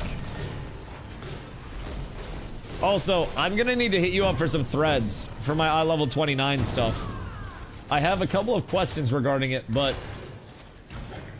I guess even if the gear isn't good, I should get it for now. Just fill my empty slots. Yeah, I mean, I wouldn't overspend on pieces, but if you have empty slots, it is definitely worth filling those bad boys up with whatever is like available. I would say for leveling purposes, try to make sure that you get a 5-piece of either medium or heavy armor, just because that's going to give you the most like either fizz skewed mitigation, which a lot of mobs are very fizz balanced, or medium will evenly split your mitigation between fizz and magic.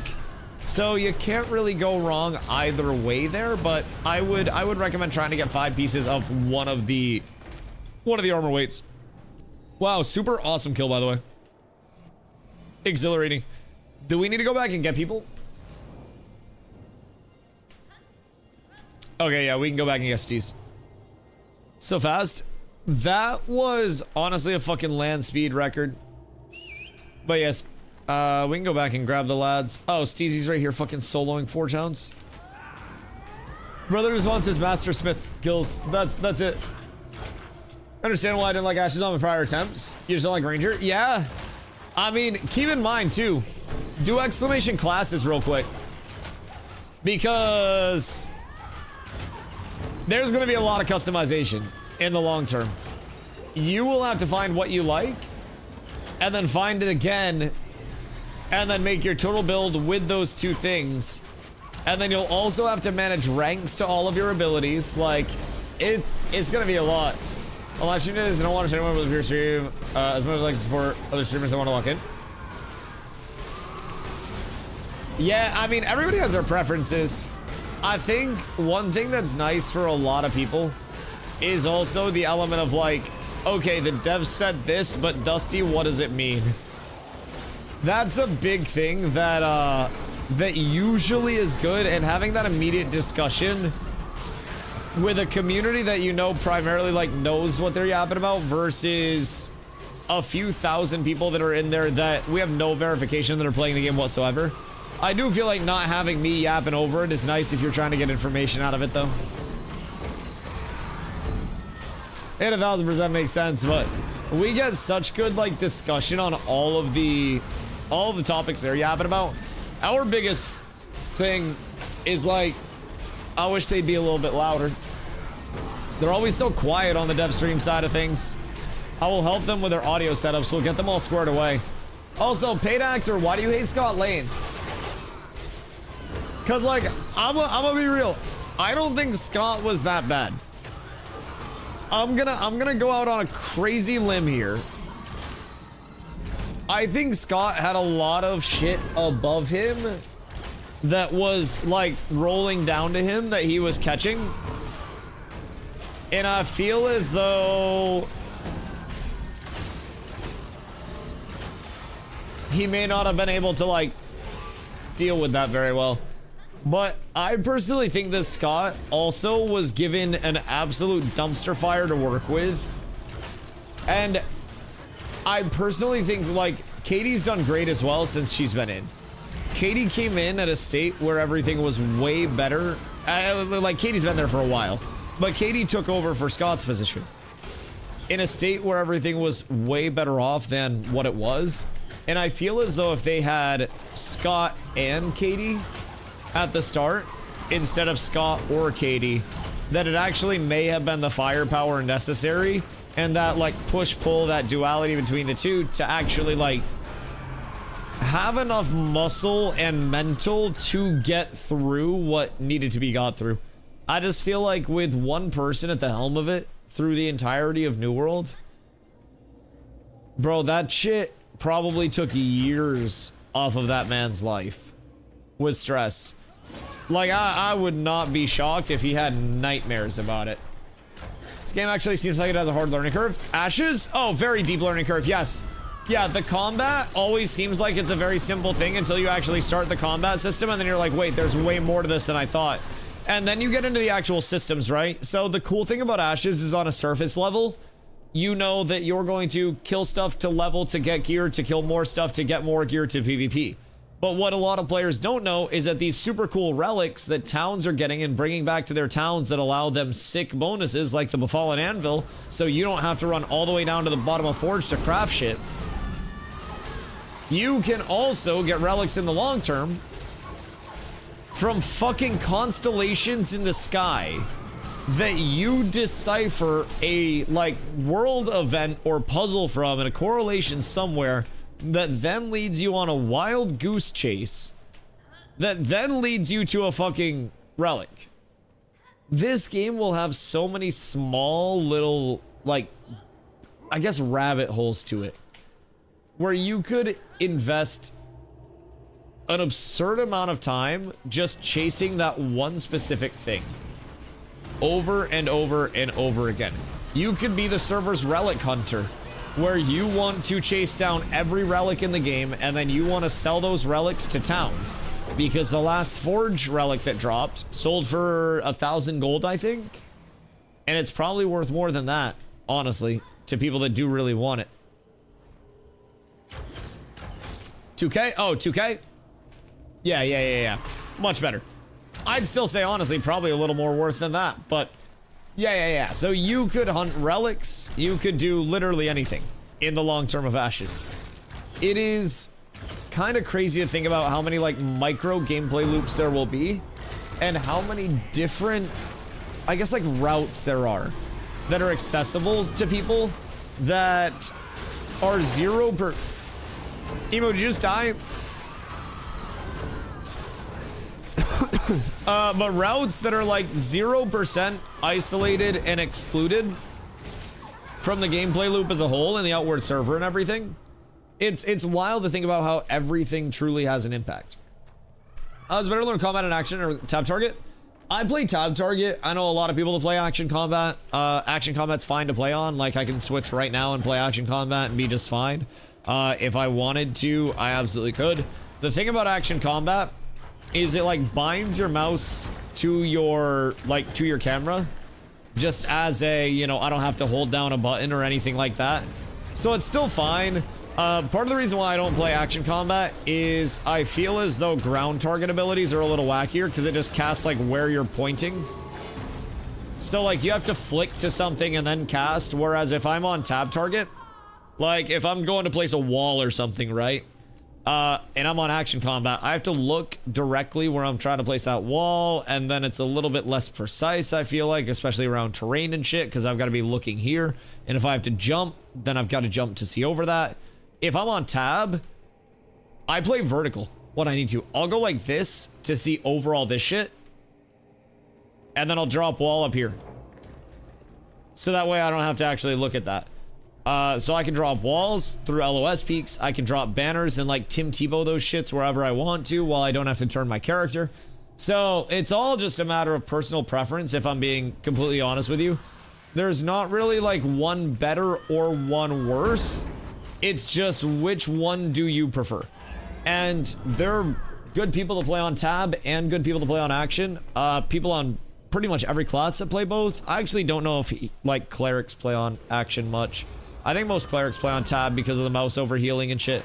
But either way, it's definitely not a matter of, like, you've got to do this, you've got to do one or the other. It is by and large just a matter of personal preference.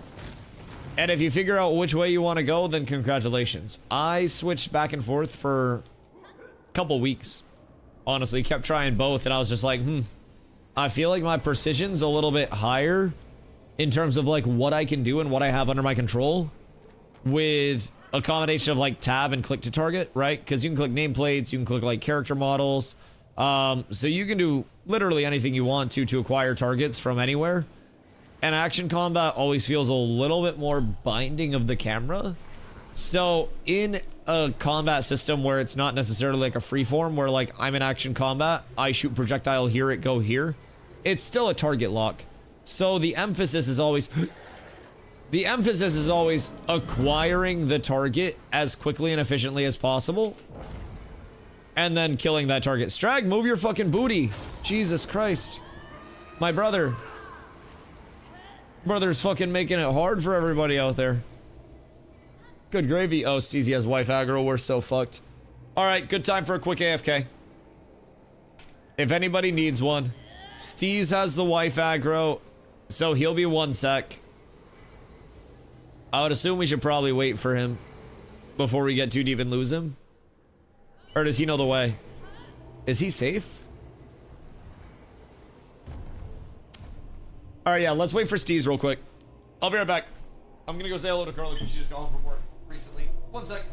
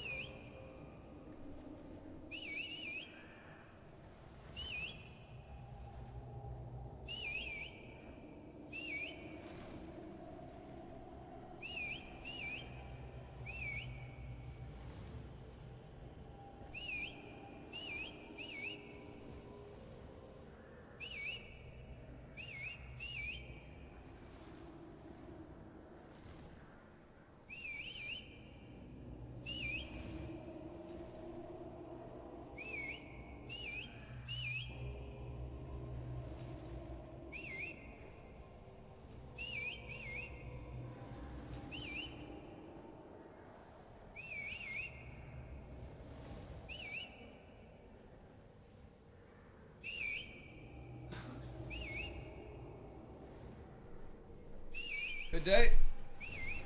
Uh-oh. Who's Owen? The mounts? Why are we sacrificing our mounts? They're fucking cooked. Ni hao, ni hao, ni hao, ni hao. Why are we all sacrificing mounts? What are we trying to do? Are we trying to kill them? Ni hao Nova, how are you, my boy? Are we... What are we...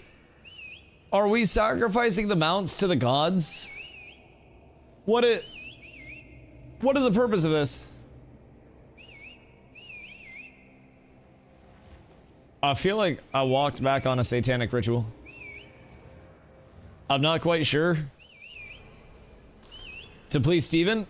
Blood for the blood god? Mounts for the mount god?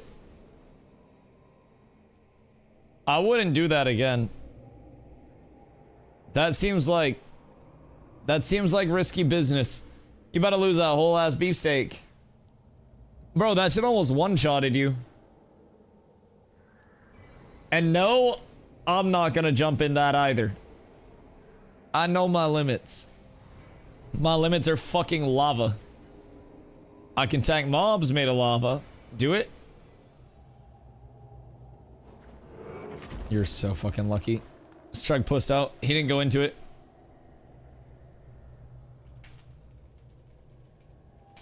I have no fucking clue. Bro, it's crazy how those walls just keep popping up.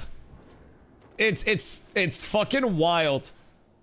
It's an absolute goddamn travesty when a random wall spawns. Oh shit. Strag, no. You went too deep. Strag's gone.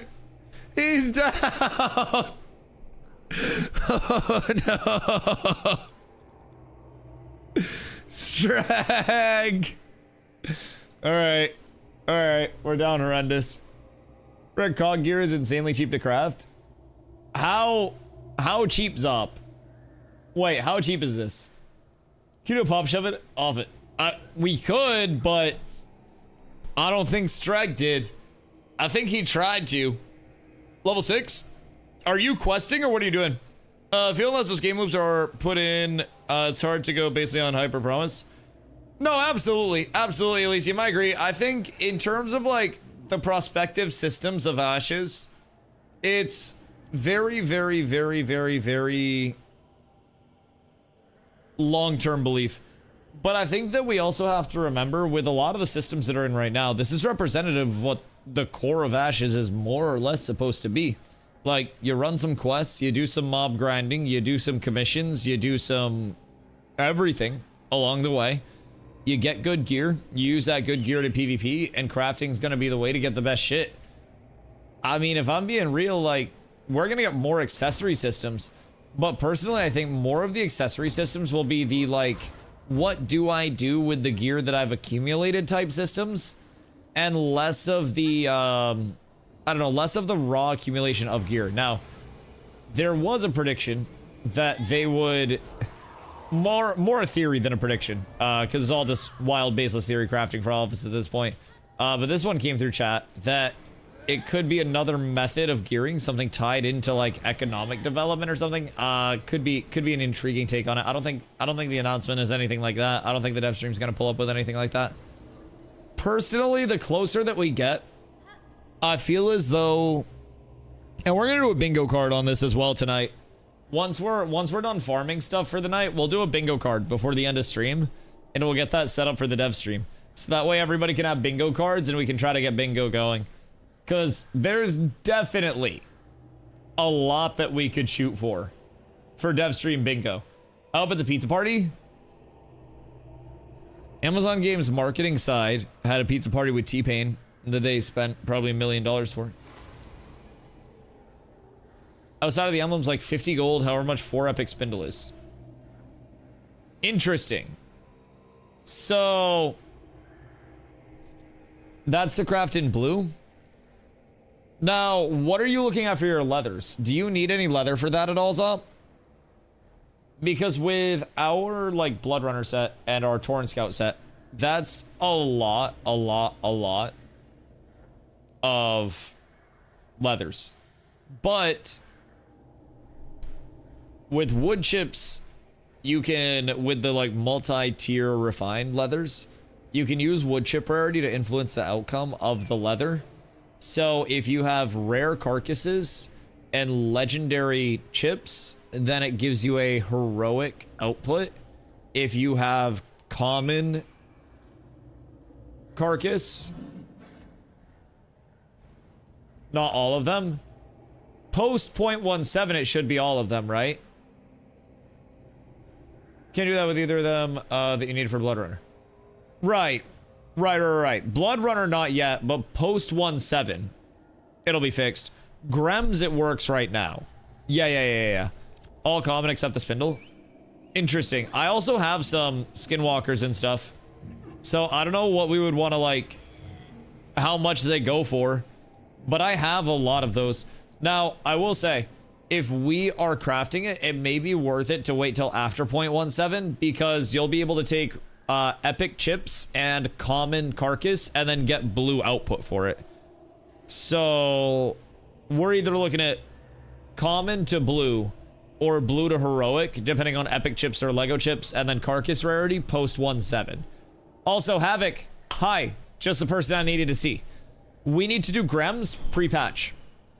I have a lot of Grems in Nuela. I need a few more to have all of the Grems necessary.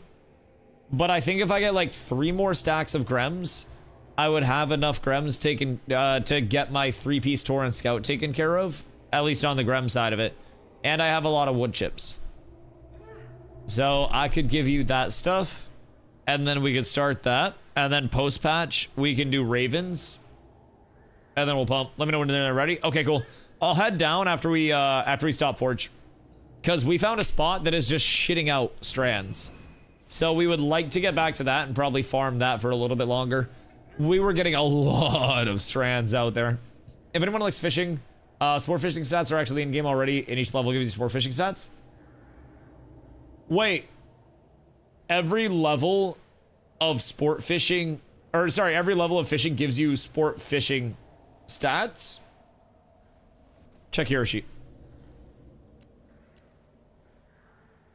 Artisan, fishing.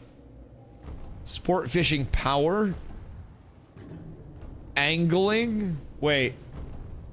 Angling speed, angling quality, angling spoils, angling XP. Sport fishing power, sport fishing hook chance. Increases the chance of hooking a fish when sport fishing. Increases the rate of your sport fishing actions exhausting the fish. Increases the chance of salvaging a lure when successfully catching a fish via sport fishing. Base is -5. Massive. Huh. Exhaust the fish is interesting.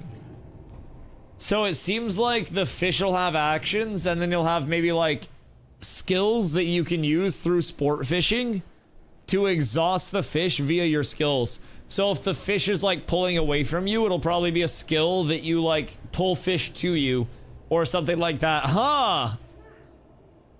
That's fucking intriguing. Mine's 600 and 200% at level 40. What? Wait, 600 on the sport fishing power and 200% on the fishing lure retrieval? Because that means you can just infinitely lure, right? Depending on what that percentage actually represents. What's the secret announcement? Well, I don't know. We don't know. But it's what the dev stream was delayed for.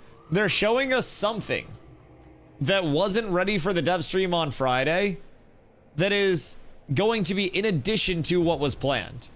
So there are a few theories that have come about, and some investigation has led us to believe that Intrepid has hired many developers recently.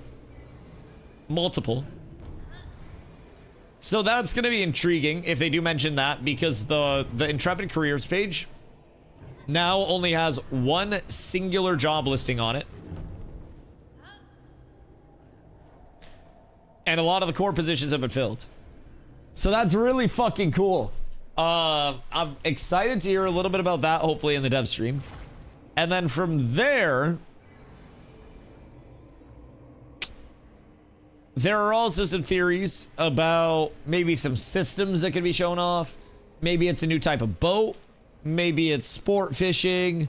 My theory is that Steven lost all of the Ashes of Creation money at Baccarat. And that is also on the table.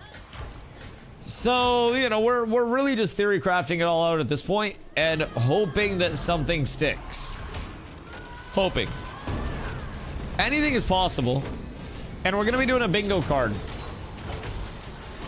And Baccarat mentioned will be on the bingo card. Crossbow announcement? Nah. I don't think new weapon. We just got 5 new weapons recently. We just got 5. I don't think so. It could always be, but... 3 number 1 fresh start. Could also be fresh start.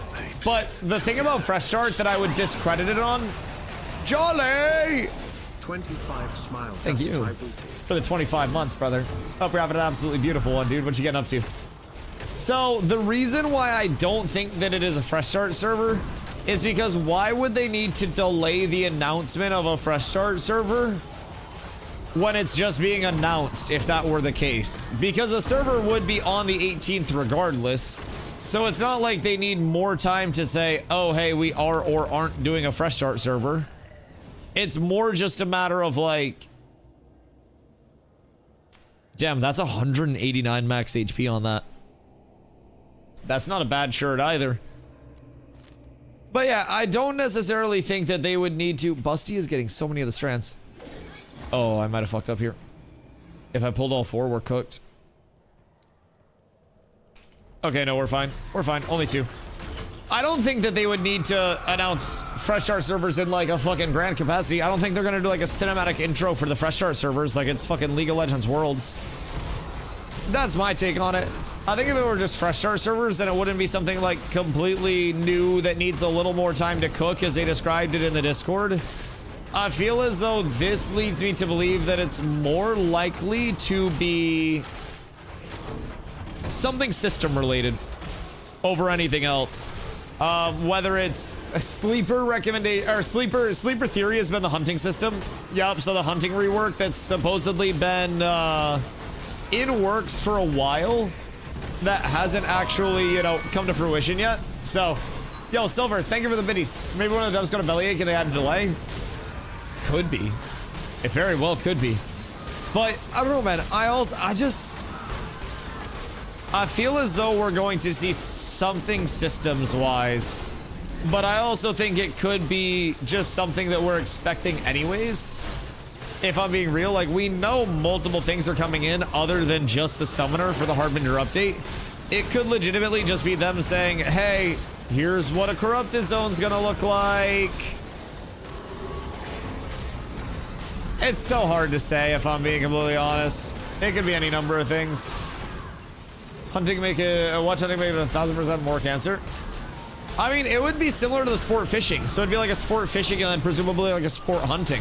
So I think you would still have the AFK spawns and then maybe like your sport hunting type shit would be revolving around like the actual spawns in the world, like the killable spawns. And then you have to like lure them in or something. And then I don't know, maybe like an action combat hunting type thing. That'd be cool. They have talked about how the hunting system is like receiving the rework to it as well. Not the rework, but like the improvements to it. So that could come in as like a sleeper that they didn't think would be ready, but is ready. But I think that's also pretty low chance up there with the Baccarat table. If I'm being honest. I feel like that's a pretty low probability. But hunting would be great. Because it's that other AFK mode right now. It's great, but not even AFK, it's just unengaging. If I'm being honest. I think unengaging is definitely the way that I would say it. Hunting minigame exhausts the Raven before catch while using a fishing pole. They just copy paste sport fishing over, like you've got to chum the hunting spot and everything. I mean, that's always in the realm of possibility too. We love to see the strands, and I hate to see my 22 rolls on those strands. That is a goddamn shame. While underwater. I like that. And in a world boss fight. Right. You can only sport hunt while you're in a world boss fight with Adobe Photoshop, the Kraken that will be present. Would be insane if they snuck in arenas and duels in November. If they get on this dev stream and they say we are getting a basic 3v3 arena in for November, I will actually bend over and shake my ass on a full screen camera for a minute straight. I swear to God. I am that confident that they are not going to announce that. Duels possibly. Arenas, hell no. Arenas, they need so many things to be online for, between like instancing, a baseline matchmaking algorithm. I don't think that that's going to be an immediate thing. Although, you know what dev team is really fucking familiar with making instance content? The New World dev team that they probably just hired. Oh my God, so kawaii. So, maybe they have some people that are a little bit more familiarized with it. Maybe that would help with some of the algorithms if they could get their hands on them, or even get someone that's familiar with like designing those in the first place. So, cool thing is you never really been cooking up and haven't told us. That is true, they are fucking rats. Yeah. Yeah, never forget, corporations are not your friend. Makes the alpha exciting. I know, it could be anything from systems being snuck in to Baccarat tables, and we could never know. Maybe Steven does have a crippling gambling addiction, and every time I talk about Baccarat, it gets back to him, and he just, like, spends more. Who the fuck knows? I don't keep track of what he's doing. He hasn't been streaming lately. How are we supposed to know? Dude streamed a little bit holiday season of last year and then went rogue on us. How do we know that that's not on Baccarat? If they announce 3v3 PvP, I'll give you $10 as a counteroffer to not twerk. Chat! Chat! Silvergun said that there would be a counteroffer of $10 to not bust my ass down. Let me get some Dusty W booties real quick. We gotta show him what he's missing. It's just a matter of facing your inner demons and acknowledging that your life can always be better. And I can make it better here. I can show you things that you've never seen before. I can enlighten you. You can join us. You can stop fighting the urges. And you can face your feelings like a man would. You know, all of the ancient Roman gladiators and the 300 Spartans and stuff like that, when they were off on these crazy wars, they just fucked the shit out of each other. It was just a big sweaty soldier orgy most of the time. You don't have to fight the urges. It's safe here. It's just a bro job. It's nothing deep. Do you want to bust your ass down? Do I want to bust my ass down? I don't not want to bust my ass down. I feel like it's always a good day for a little like bust down and boogie. The only problem is we gotta fold laundry and I got no undies left in the undie drawer because they're all in the clean laundry baskets because there are currently 3 clean laundry baskets, I guess. And so if I shook ass right now, you guys would probably get butt crack. And so maybe I don't want to shake ass right now because of the lack of safety with it. Because there would be some flipping and some flopping and stuff that also probably shouldn't be happening. So I feel as though right now, yeah, maybe I don't want to bust down quite as heavily. But there will be another time soon for a bust down. There absolutely will be. Oh, M. Those are the fiercest combatants in human history, man. Like the dudes that were fighting the not the fighting the gladiators. The gladiators that were fighting like the lions and shit. History tells us that everybody fucked everybody back in those days. So not only is 2025 an incredibly inclusive time for the boys, but also it appears 25 was an inclusive time for the boys. Time for a dust down. Jesus Christ, the Girthquake. Like, I'm sure you can find somebody that fits their style. Meow Panda, how are you? We're talking about how ancient Roman gladiators just used to fuck the shit out of each other on long expeditions. Hope you're having a good day too, dude. We're also farming glittering metal strands. So it's been an intriguing day. Theory crafting, what's going to be on the dev stream and what the announcement will be. Gladiator orgies. Farming stuff. Tonight we're going to be making a dev stream bingo card. And we'll try to have that shit set up. Cowboys also did that. Huh. Yeah, I mean, it makes sense. Although, is that just on Brokeback Mountain? Or was that like a tale on real events? Was that like inspired by true stories? Because I think there's definitely a non-zero amount of cowboys that fucked. But I also feel like a lot of the cowboys were like the wandering, rambling men that went to towns and pillaged ass and then, well, honestly. Google it. I am not going to Google, did cowboys fuck?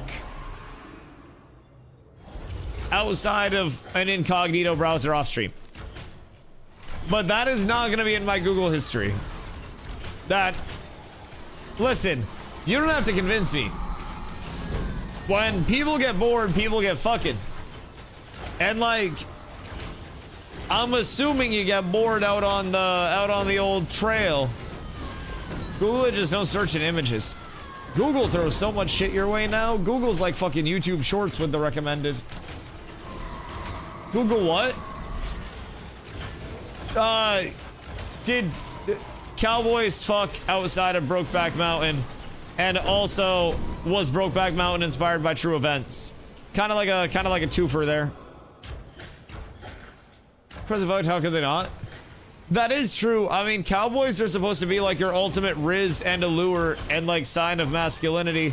So like naturally you too would want to bone a cowboy if you saw one or be boned by a cowboy. Like if true, the peak icon of like masculine sex appeal does probably appeal. Yeah, no, I mean, any port in a storm type shit, right? You've been out on a fucking, on a journey as a cowboy for like 4 months. It's you and your bro. Social media doesn't exist. All right, we're asking AI. There's no porn or explicit content here.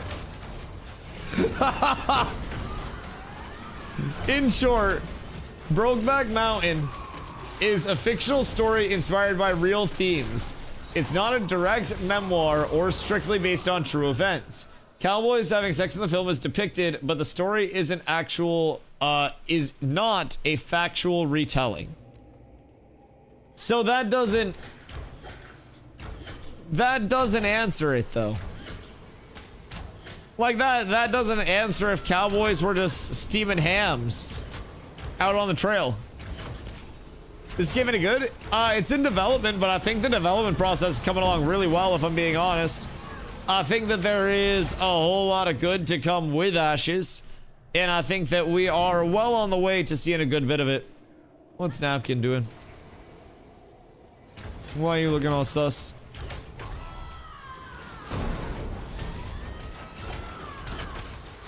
What are you doing up there, Napkin? I see you looking all menacing. Keep your secrets. AI knows. AI also probably fucked cowboys and doesn't want to leak it. There's no solid evidence cowboys were common on the Oregon Trail during the main wagon journey era. The trail was mostly families and pioneers. Some men may have shared tents for warmth or safety. Yeah, warmth or safety. Yeah, okay. Okay. Yeah, I'm sure. I'm fucking sure. Warmth and safety. You know, warmth is generated from the inside.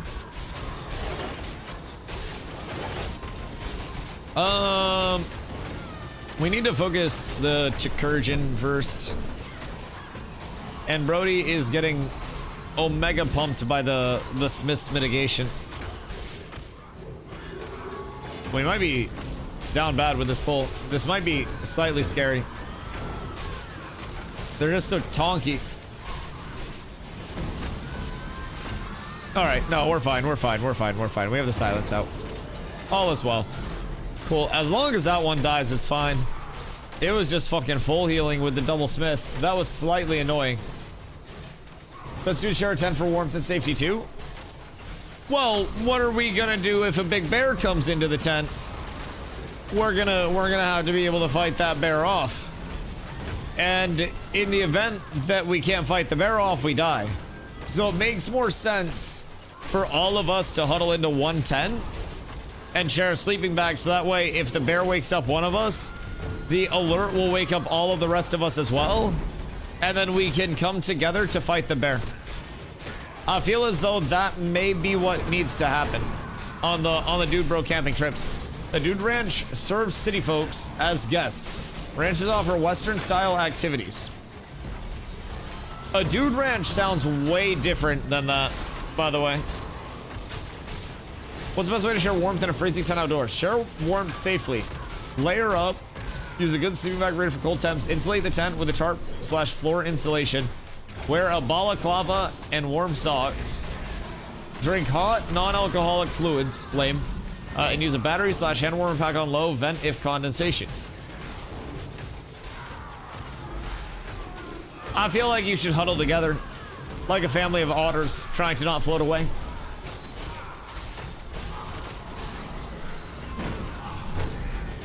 Asking the hard hitters, Panda. Was it common in the 1900s for cowboys to have sexual relations with one another? I did not have sexual relations with that cowboy. There isn't solid evidence that sex between cowboys was common in the 1900s. Cowboys' lives were rugged and transient. Relationships varied. Cowboy to cowboy. Historical sources on LGBTQ plus lives are limited and often anecdotal. If you want, I can share some more nuanced context. Wait, follow up with that hashtag and ask for the more nuanced context. I'm curious what route AI is about to go down, Panda. You've unlocked it. Oh wait, that recipe's probably worth something because salvage slag earrings are not bad. And I rolled like dog shit. Okay. No, that's fine. Why would I ever want to win anything in life? Why wouldn't I just want to sit here and lose forever? That actually sounds really fucking fun. It just sounds really sick to be here always losing. Hunter, hope you're having a good day. Thank you for the hydrate, my friend.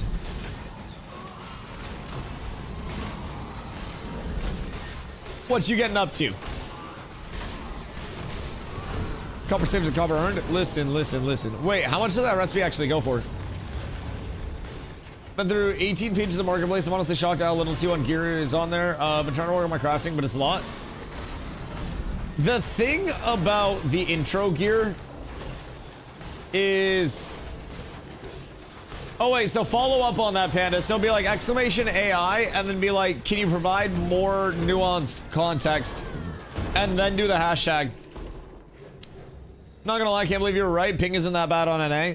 Bro, I'm telling you, Intrepid's netcoding is some voodoo wizardry shit.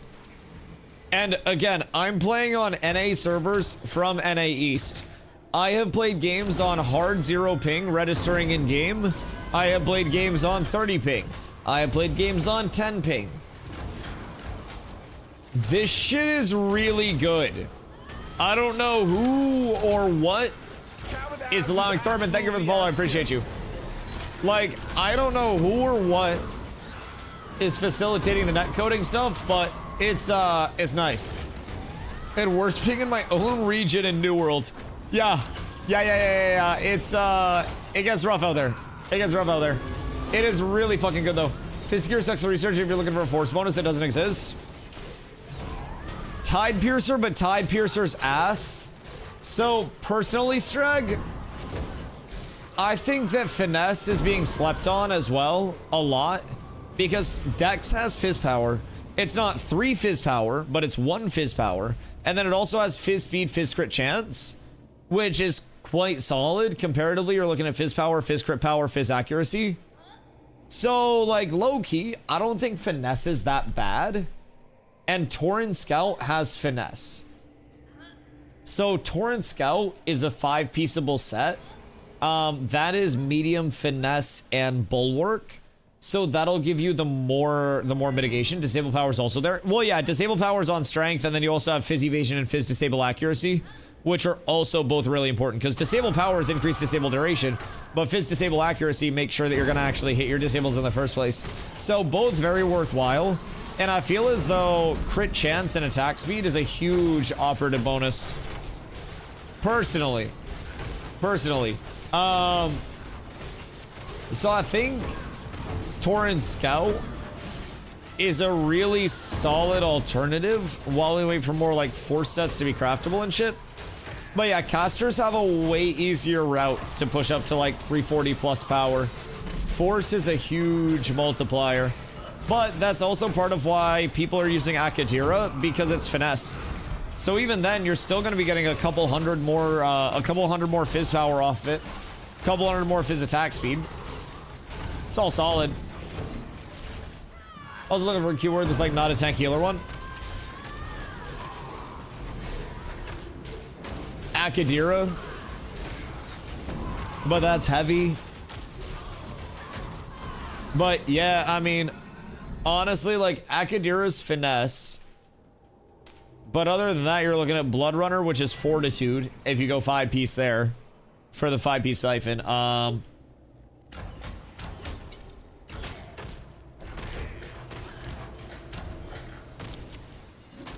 Any like June Dark sets or anything? Yeah, I feel like there's not a ton for us right now on the heavy offensive scaling side, but haven't played in months. Is Iron Wing still good? Not really. So there was a big change in terms of sets recently, where instead of like Iron Wing, where you went to Midi City and you just farmed up everything that you needed there, now there are interactions between sets. So you have your armor weight set bonus at 5 pieces. That gives you increased mitigation of that same type. So heavy bonus is Physmit, medium is split, and then light is magic mitt. Then you have your force, fortitude, or finesse set bonus that you also need 5 of between your 8 pieces of gear. So what you have there is force gives strength and dex a percentage. Finesse gives dex, strength and int, Jesus Christ. Strength and int, dex and wisdom for finesse, and then fortitude gives con and ment. And it's a rather large percentage. It can go upwards of like 20+%. Even in green, I'm at 18 right now. So then you have your actual item set bonuses. So you have like your Rosarium Guard set from Steel Bloom. You have your Blood Runner set. You have your Acaderia Valerion set, which is your old Academus monitor stuff. So there are many. Busty is rolling so fucking hot with these. Jesus Christ. There are many options in terms of your like set bonuses that you can place together. So they removed the mitigation stat. A lot of it got reworked. I don't think it has raw mitigation on it anymore. Let me double check it real quick. But even if it did, let's see. Ironwing Shroud has some defense on it. Ironwing Breastplate is Fizz Power and some other stuff. Ironwing Gauntlets are raw power and some other stuff. So yeah, it's not just like a raw mitigation set anymore. The back piece is raw mitigation with a couple other stats, but instead of pieces like Steel Bloom, yeah, so instead of pieces being the way that they were before, where they would have like one really big stat on them, now almost all pieces in the game come with 3 attributes on them regardless of rarity, and then all of those attributes get increased. So Steel Bloom stuff, you're looking at on the ring crit defense, power, health regen, and max HP. On the amulet, you're looking at power, crit chance, and max health. Keep in mind, these are just generals. And then you also have Steel Bloom earring with power, accuracy, crit chance, and crit power. So then you have your Steel Bloom jewelry set bonus, which gives you max HP and power again. So it's really good. But Mitt, just like raw Mitt, got changed to defense as a stat. So there are some things in the game that are very heavy, like raw defense items. Forge Lord Signet, the ring that drops off a Forge Lord Zammer, is a pure defense ring. So some people that are like DPS class oriented will take that. Personally, as a tank, I don't really find the need to throw that much mitigation at the wall and hope it sticks, because we scale off of max HP so goddamn well that if we are already in diminishing return range for mitigation, then it's like, why force more mitigation and get 4 for every 10 when I could just get 1-to-1 max HP, right? So it's trying to find the efficient output of mitigation versus max HP. But I think most damage classes, and honestly most support classes, pretty much everything other than tank, will probably go like double Forge Lord Signet for their item level 29 ring, simply because the mitigation is so good. Unless they are power whoring, then they'll probably go a different ring. But double Mitt is, it's fucking juicy.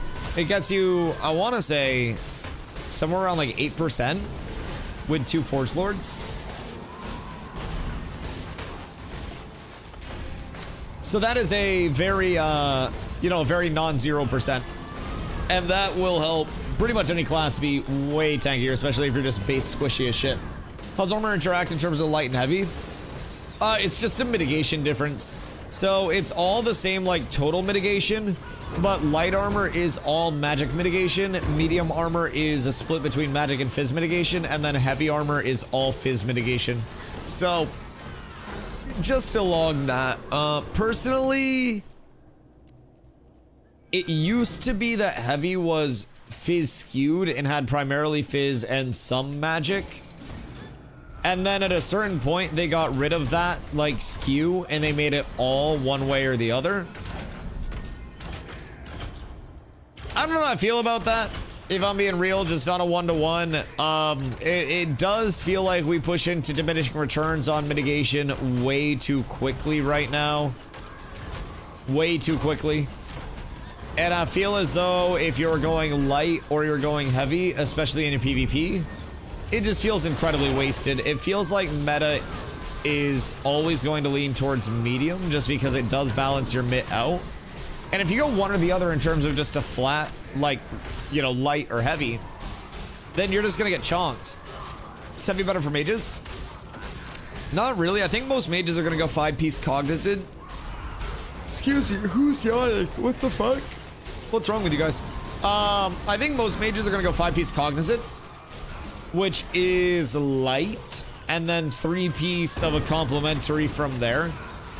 But personally, I think medium, if people have accessibility to medium as their primary, like, armor weight, is very, very, very, very, very worthwhile.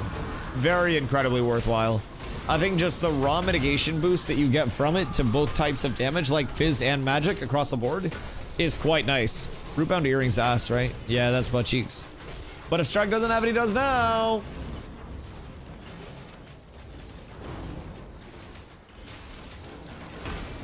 For perspective, some level of power pumping still necessary to hold aggro. Oh, from a PvE perspective? Got you, got you.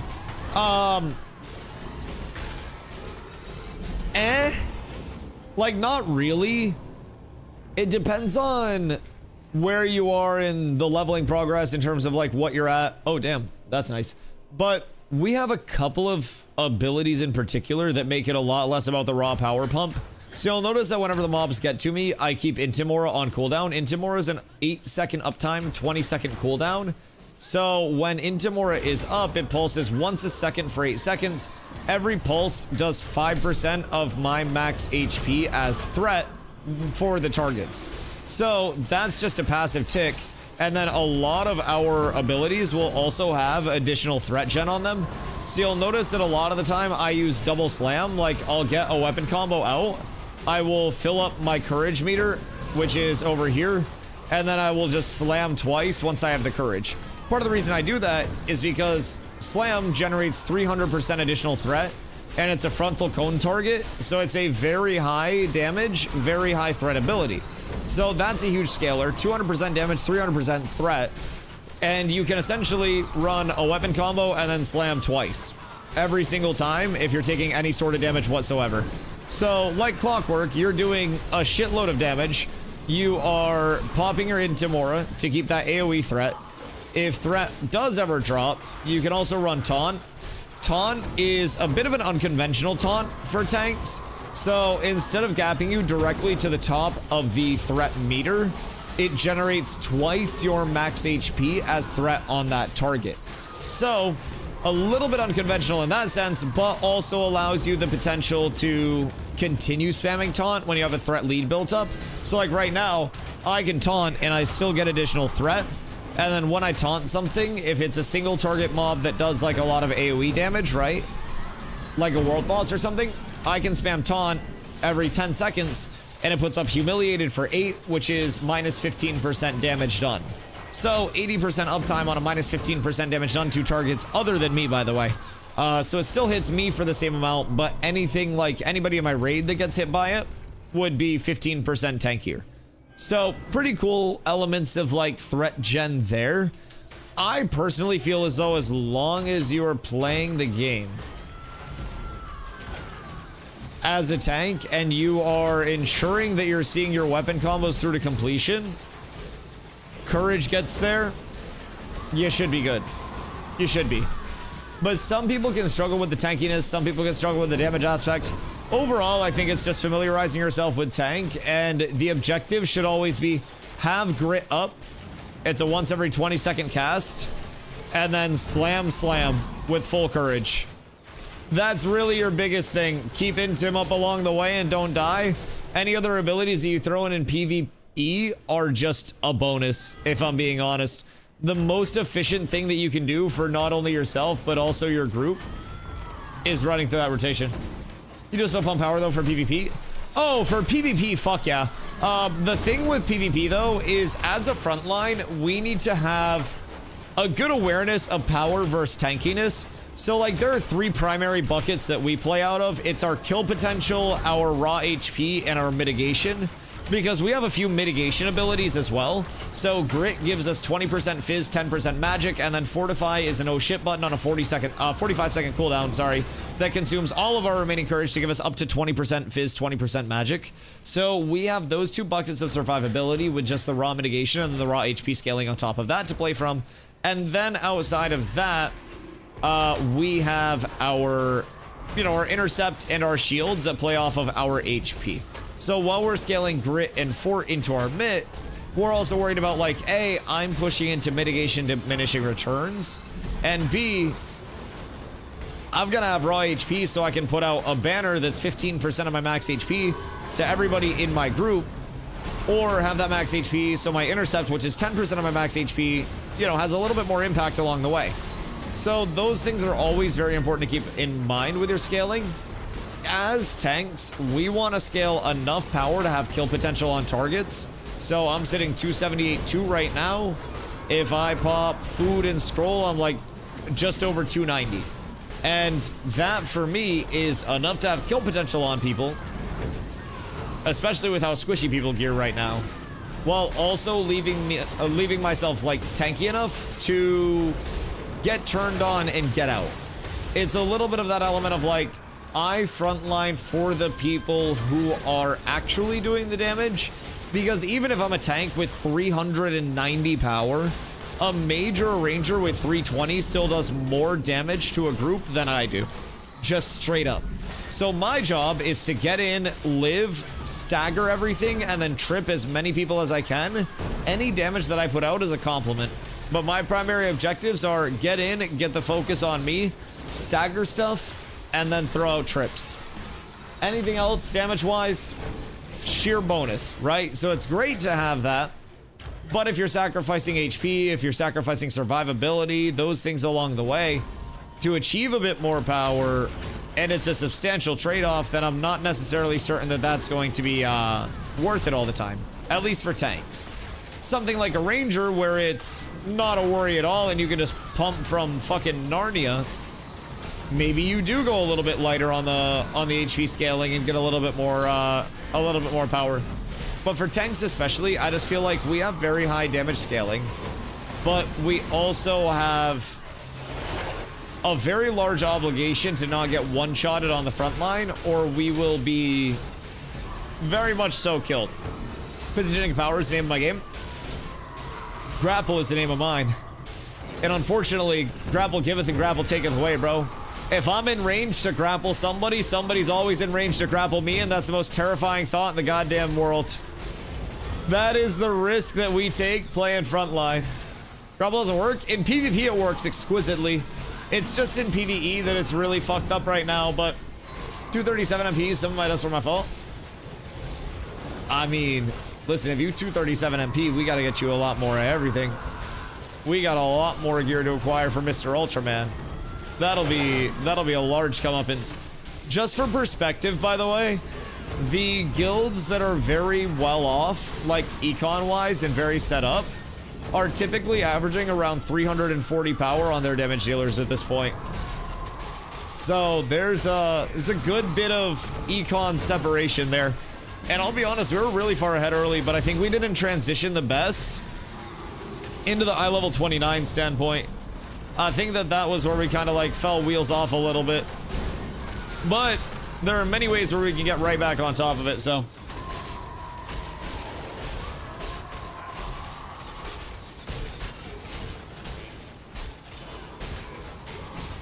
.340 is only possible if you have food buffs. We've seen people 360 plus with food buffs. 360 is possible without buffs. Like, what's the highest with food buffs we've confirmed? 370 plus? Unbuffed, I'm sitting 324 and I have just about the best possible gear at the moment. No, you do not. The fuck do you mean? What? What class are you playing? And what's your gear set? Because if you're 324, then you unfortunately do not have the best gear that's available right now.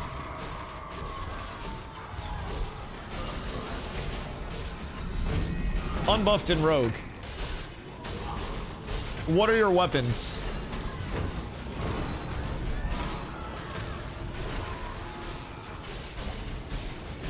Like, I need an Ashes builder on this. I have Lego weapons and Heroic Akadira. What Lego weapons?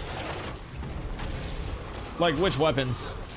And Heroic Akadira is not the best shit that's being rolled right now. People are rolling full epics at this point, which is a huge scaler. Fizz will be about 10 to 50%. Yeah, Fizz will be a little bit under because no force bonus is available. And because magic is just scaling like crazy. But like, 324 is not the highest that Fizz are sitting at. 324 is high on buffed.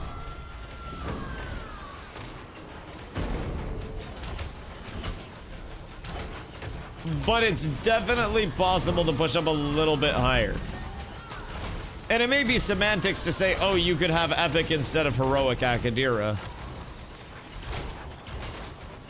But very soon that's also going to be way more pushable with Blood Runner crafts coming in, with 0.17 fixing all that stuff. Hard to get over to 310 with no Lego weapons or jewelry. Oh yeah. Yeah. 300 to 310 is a big plateau. Like if I had double Lego weapons, then I would immediately be sitting, and this is with 26 by the way. If I had double Lego weapons at eye level 26 weapons, I would be sitting already at 300 plus with buffs. If I had high rarity Akadira instead of Rosarium Guard green, I'd be sitting higher. I feel like 320 to 325 with Akadira, if you're rolling it in high rarity, with double Lego 26 makes sense. 5-piece Heroic Akadira with Epic High Roll Night Reaver plus Pyrebrand with Epic Steel Bloom Jewelry. I'm at 300 barely. Right, I mean, Lego Steel Bloom Jewelry is going to be a pumper for you in the first place. Lego Steel Bloom Jewelry will be huge. There is also a necklace you can go if you want to just chase more raw power. I personally think that's dumb and just for number chase, personally. But a 3-piece Lego Steel Bloom set is going to give you a little bit more power scaling, not to mention the more power on the actual roll itself. Lego, comparatively, I should have the comp still up.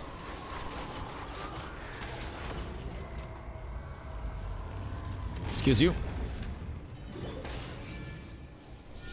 Cat with abs is absolutely S tier. Yo, Munio, thank you for the follow. I appreciate you. So, Pyrebrand Longbow.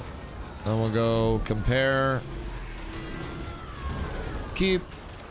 And then I'll pull long sight out of it for now.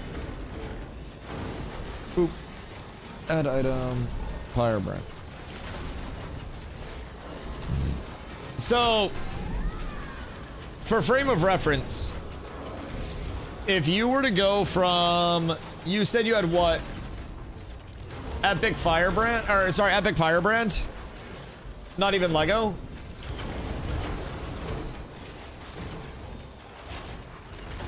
So if you have an Epic Pyrebrand, comparatively to a Lego Thornstrike, you're immediately going to be looking at 1200 more fizz power, almost 100 more strength, which is another 300-ish fizz power. And then you have another 650 power roll on that. So you're immediately going to be looking at 1500-ish fizz power, which would be right around 20 power immediately increased. And then you'd be getting the 649 power on top of that. So you could factor probably another 5.5 to 6 from that. So just going from your weapon to a Lego Thornstrike would give you a lot more power. A lot more power. Then depending on melee weapon of choice, if you're looking at a melee weapon in Lego eye level 29, that's going to be another similar upgrade scale. So out of nowhere, you're then looking at like 335, 340 with your current setup. And then you still need your Lego jewelry, which would then put you over 340. And that's unbuffed, right? Also got epic metalworking artisan gear, which gives more power. Right, Fever, what are your weapons? There are 26 weapons, but high roll ones. Even if I made 29 weapons and working on those now, you don't get as much power as you think. Wait, what? What roll are your eye level 26 weapons? Because 26 to 29 is an absolutely massive power gap. Like, I put on 2 eye level 29 weapons for fun on stream the other day. It was probably like when they first came in. And I was sitting at, what, 315, 320, just unbuffed as well. Each eye level 29 weapon that you get, especially if it's legendary, I would go from 278.2 to 300 with 1 legendary eye level 29 weapon. Especially if it were a Thorn Strike over my HP bow, my Glory Bound, like, that'd be nutso. Be absolutely nutso. Never Grid Axe, 4.2k plus 1.1k power on axe and 4.5k power on bow. Yeah, I mean, it's still unfortunately going to get shredded by Legos at 29. So even if you have a 4.5k power on the bow, again, the strength difference on that on a high roll, because again, I have Lego Glory Bound right now. Like, I'm opting out of more power for that shit. Like, I've got a Juice Glory Bound. But even switching from a Lego Glory Bound to a Thorn Strike is a substantial gap up for me. I have tested this. I have put one on. The days can happen.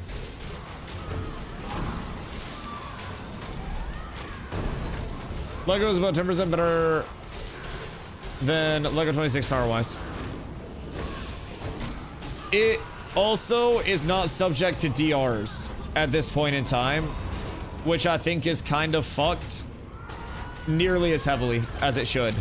But this is also the trade-off that I try to explain with people, where it's like, if your gear is not good, as Push said, making eye level 29 Lego, good luck with that.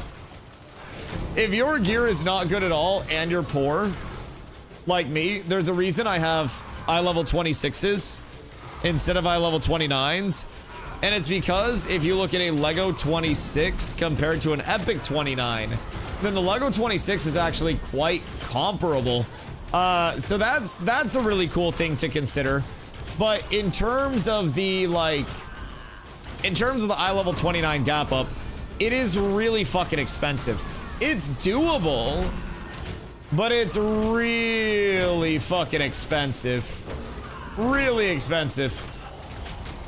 So it's not necessarily like the most worth it. So little people know for Fizz DPS, the level 26 gear is better than the level 29 gear because it has force.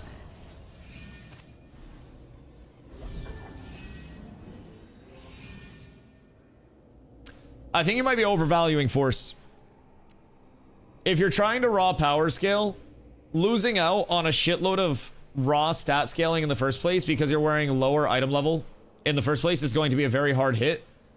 And then force is going to give you a percentage strength. You have eye level 29 accessibility with finesse that gives you a percentage increased dex. So force will give you 3-to-1 on your fizz power, but if you're getting 250 versus 750, that's a 500 fizz power difference, which is going to be less than a food buff. And that's likely going to be, at the rate of diminishing returns that you're at, a few power difference in terms of force versus finesse to sacrifice a lot of main stat scaling and then a lot of actual power scaling on your armor itself. I don't think force 26 is more worthwhile than finesse 29 if you're looking for power scaling. You're going to be getting more rolls from each of the eye level 29 pieces in the first place, like more of that stat scaling. You're going to be getting a higher payout on your set bonuses in the first place. You'll be getting a good amount from eye level 29s comparatively, but it's also a problem with finesse sets. I need to go over the individual sets, but they like power scaling. Like, they're not giving any power because they were previously on PTR, but that was also way back on PTR. I haven't been in a finesse set in a while because, as you notice, I'm still in Rosarium. I forewent the Akadira route. Because I thought when Akadira was first in, that it was going to be acknowledged as the bug that it was, and they were going to be like, hey, please don't craft this shit. But they kind of shocked the world and said, hey, Carfin event was a bug that warranted us taking out a bunch of blue rarity weapons, but people crafting epic armor early was not a big event. So that kind of shocked me when they said, hey, this isn't going to be treated as a bug. Feel free to continue crafting whatever the fuck you want. That was wild. So I didn't have Akadira at that point in time. I didn't have any prep done because I was dead set that they were going to be nuking it, right? 1000%. I thought in my heart of hearts that there was not a singular fucking chance in hell that Akadira lived. Lo and behold, it fucking lived. So there I was, dick in hand, no Akadira. And I was like, well, I guess I just make the long play for some Blood Runner and some Torn Scout. So I'll be going 5-piece Blood Runner, sorry, and then 3-piece Torn Scout. These set bonuses are fucking phenomenal in their interactions. I mean, Siphon is Siphon, but I really like the Torn Scout set bonus, and it's a nice mix of Ravens and Grems, so honestly not the hardest to gather for the high quantity either. Farm him, reaped. Dead. Fucking idiot. You're the idiot. The fuck you mean? It's good, yes, but force is just better. But you're sacrificing a lot to try to attain your force in the first place. I would check a numbers comp on that. It's intriguing for sure, but I'd be willing to say that overall you're losing a lot trying to chase that raw power number if you're going eye level 26 gear over eye level 29 gear. 5-piece 4/3-piece 29 can be comparable. Maybe, but what are you missing from like 5-piece force main stats, 5-piece force mitigation, 5-piece force like, or like the armor rolls that would actually be on it, like your power scaling on the gear itself? Like, maybe it'd be comparable, but I don't necessarily think that's what I would call like the most min-max route of things, so to say. But I think we would definitely have to like test it with infinite gearing. But in the gear testing that I did on PTR time, eye level 29 stuff was always bis from what I ran into. Ragnar, thank you for the 18 months, brother. I appreciate you. Much love. As a rogue, I hate these at Siphon. Dot breaks my sleeves and ruins small scale PvP. Yeah, I wouldn't go 8-piece. I think the 8-piece Siphon's a little janky in the first place. Good for like PvE stuff maybe, but in PvP, like, it's a small ticking dot. I don't really think the 8-piece is that good. I also think 8-pieces are traps in a lot of sets where you have to, again, sacrifice a lot to achieve the 8-piece. So if I'm wearing 3 pieces of absolute dog shit gear in a set to try to force an 8-piece, and I get that 8-piece, but as a result, I am now down a 3-piece and multiple good pieces of gear, why wouldn't I just 5-3 instead? I found 8-piece to be quite underwhelming. Yes. Personally, I think the only thing that makes the 8-piece even cool in general, in any aspect, is the fact that Siphon is currently bugged and it duplicates the Siphon damage proc to multiple targets if you hit the proc on an AoE. So like that's the only thing that even makes the proc worthwhile. Other than that, it's pretty fucking mid, if I'm being honest. Could get better if TTK gets longer. Yeah, but it's only supposed to be on one target. Like, the intended proc for Siphon is not, hey, you do an AoE ability and then you hit 1,000 targets with a Siphon proc. It's supposed to be one target, then an internal cooldown. So I'm not convinced. I mean, maybe in like small scale and like stacking up multiple, but yeah, like with the existence of the bug, Siphon is way more powerful now than it ever will be in the future if they get the internal cooldown working properly on it. But also, we have to remember that that's not the only proc mechanic for that, like, for a set like that. So, Siphon has the same proc mechanic as Strike, which is more damage on the proc. And then, there's also a healing set that's an on-hit proc, that if a Divine Flare goes off and ticks everybody at the same time, could also potentially proc that, like, shield on healing a target type thing. So, you know both Siphon and Strike? How'd your double Siphon testing go earlier? I'm assuming came out with a no-go on the double Siphon proc.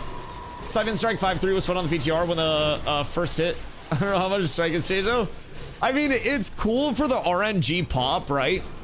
But I think that's personally the big negative and the big positive about Siphon and Strike is it's an uncontrollable RNG based pop. And that's kind of why I like the Tauren Scout, why I like the time-based procs a little bit too. Tauren Scout, and then there is also one that... Hello? Wait, that's our second piece of Bright Grove that we found down here. What the fuck? Wait, why are we finding Bright Grove pieces? We found shoulders and we found a chest. What the hell? That's a massive piece, yeah. That's the ward set. Wait, that's the set I was just talking about. So grants a 10% chance on heal to shield your target for 300% healing power. If that facilitates on AoE procs, then that's actually insane too. Intro with a 3-roll win. Listen, sometimes you gotta jerk it a little low. Sometimes the low roller gets the jerk. Didn't want double, I wanted to see if I could get Siphon bonus from 2-piece Cog and 1-piece Akka. Oh, no, you can't do that. I could have told you that one. I thought you wanted 2 different procs of Siphon. That makes sense. Actually, sounds crazy. This sounds crazy actually, but no set bonus procs, right? Yeah. I mean, the constant damage is nice, though. Like, if you're sacrificing the procs to get, like, 422 and scale a bunch of main stats as well, that could unironically be good tech.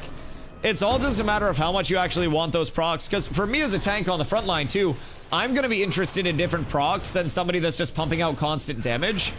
Set bonus procs aren't super crazy anyways. Well, so see, that's where I think you're crazy. As a tank, Bulwark giving 10% bonus mitigation for a 50% uptime is fucking nuts for anything that's frontline and getting focused a lot. Hi, me. And then there's also another one that gives a 35% block chance for the same uptime percentage. So with that, hi Ragnar. So with that, if I procced the Bulwark and the block chance at the same time, and I'm wearing a shield because my endgame target is dropping power scaling to put a shield on because tank on frontline with shield is really hard to kill and I can play super aggressive, then that's going to be a dope-ass double proc, and that's going to be a huge amount of effective HP scaling because block is actually insano style when you're wearing a shield just passively. It gives you a 15% passive block chance and block, like, rating buff for Fizz and Magic just from wearing a shield. It's actually ridiculous. So using a shield in the hyper late game when I have so much power scaling that it doesn't matter, that's gonna be pretty nice. That'll, I think, be quite huge. It's only every 30 seconds you can break my CC if it's active. It's not just testing final words. Yeah. That's the coolest thing about gearing right now, I think, that I tell people as well. There are so many different options that you could roll with, and I don't necessarily think that any one option is inherently the best. I think that it is very plausible for people to say, oh, I've tested this and I like this other thing a little bit more. I understand why people run, you know, choice A, but I like my choice more. It feels better for my personal situation, my personal playstyle, my whatever, right? I think that is something that is very good in gearing, and I think that that is something that we have not had in Ashes in a very long time. Conversations like this is why the gear system, I think, is great for what stage it's in. Yeah, no, 1000%. And I think that, again, I think the big problem with gearing right now is just that those diminishing return thresholds that were previously impacting the offensive side of scaling are no longer there. And we also need to remember that we are currently level 25 scaling up builds that are like 110 fizz speed, 50% crit chance, 210 crit damage. That's a very scary number to be at, and I feel as though we need some throttling to that offensive end to allow TTK to be in a reasonable spot and also allow the scaling to go into the future without us just being like grrr, levels of DPS. Because I feel like there's a balance that has to be maintained where things feel really fun and the builds are scaling in a really capable way. But I feel as though... we're working our way to a very dangerous spot as of right now. I need 150% crit chance just in case I miss. Yeah, exactly. And also fuck accuracy rating. Yeah, accuracy rating scam stat. I'm gonna fill up my water real quick, chat. Your rumor mill and drama comments referring to the overlay made their way to Vlad. It didn't turn out so well. Wait, CEO, what do you mean it didn't turn out so well?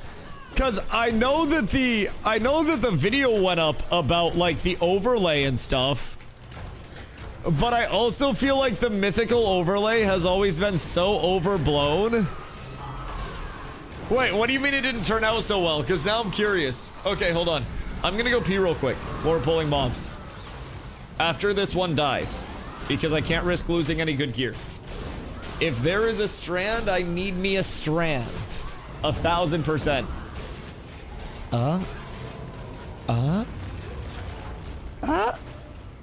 Nope, okay. I'll be right back, chat. Oh, I gotta piss.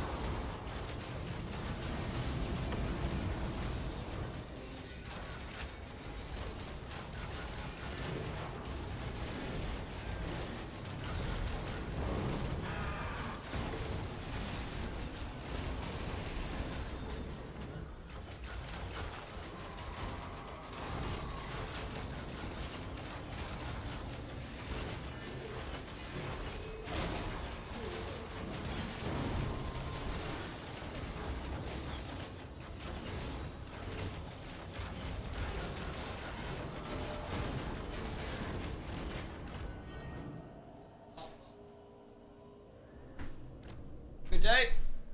We get more shit? Or did people die? Excuse me. Pardon me. Okay, nobody died. And it doesn't look like we missed anything while I was gone. We're actually up tremendous there, boys. Truly blessings on blessings on blessings. Played with it long enough to know where I'm not a fan of how they're currently working. So I'll be working around constant damage over a chance to deal damage when I need it. Yeah, that's honestly how I have always felt on the... Oh, damn, wait, Calamar leveled. Jesus, Cat Pap's almost 25. And we have a Bard. Oh my god. Wait, everything is wonderful. Everything's amazing. What the fuck? Yo, Chaotic, what up, my friend? Announcement. They delayed the dev stream for something additional. We don't know what the additional is. We're gonna be doing a dev stream bingo card before the end of stream tonight.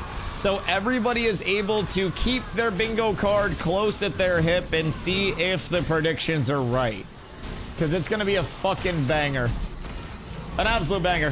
1,000 free damage is never bad.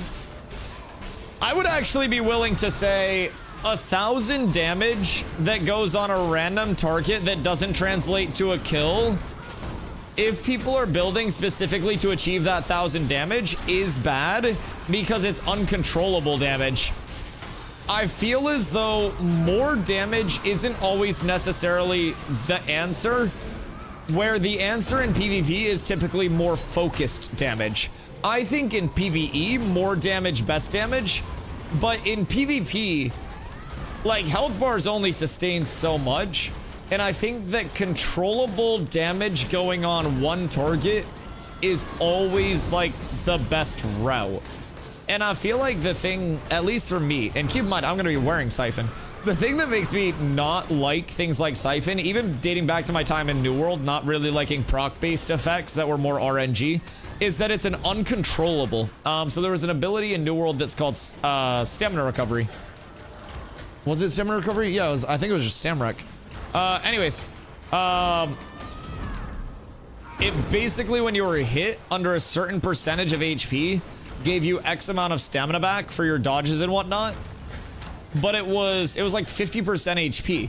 And a lot of the time, as a melee player, you were dropping below 50% HP and then getting healed back up, because there was a mechanic in the game with a heal called Divine Embrace, DE, where if you healed a target that was under 50% HP, your Divine Embrace bounced to another target. If that target was under 50% HP, it bounced to another target, up to 3. And then you also got like substantially reduced cooldowns with your DE if you healed a target that was under 50. So as the lead bruiser for my group, I was like up in the thick of it. I was currently very up, down, up, down, up, down HP bar. So I didn't like using stamina recovery because it was a very uncontrollable thing. So I think with current TGK, the proc's worth. Current TGK, probably, yeah. Everyone's dying fast as fuck. That's just the thing. I also think that right now the proc is more worth because it's quite literally bugged. I think it's a zero, like, I think it's a no-brainer, in my opinion, to use it with the proc being bugged and duplicating the proc across all AoE targets.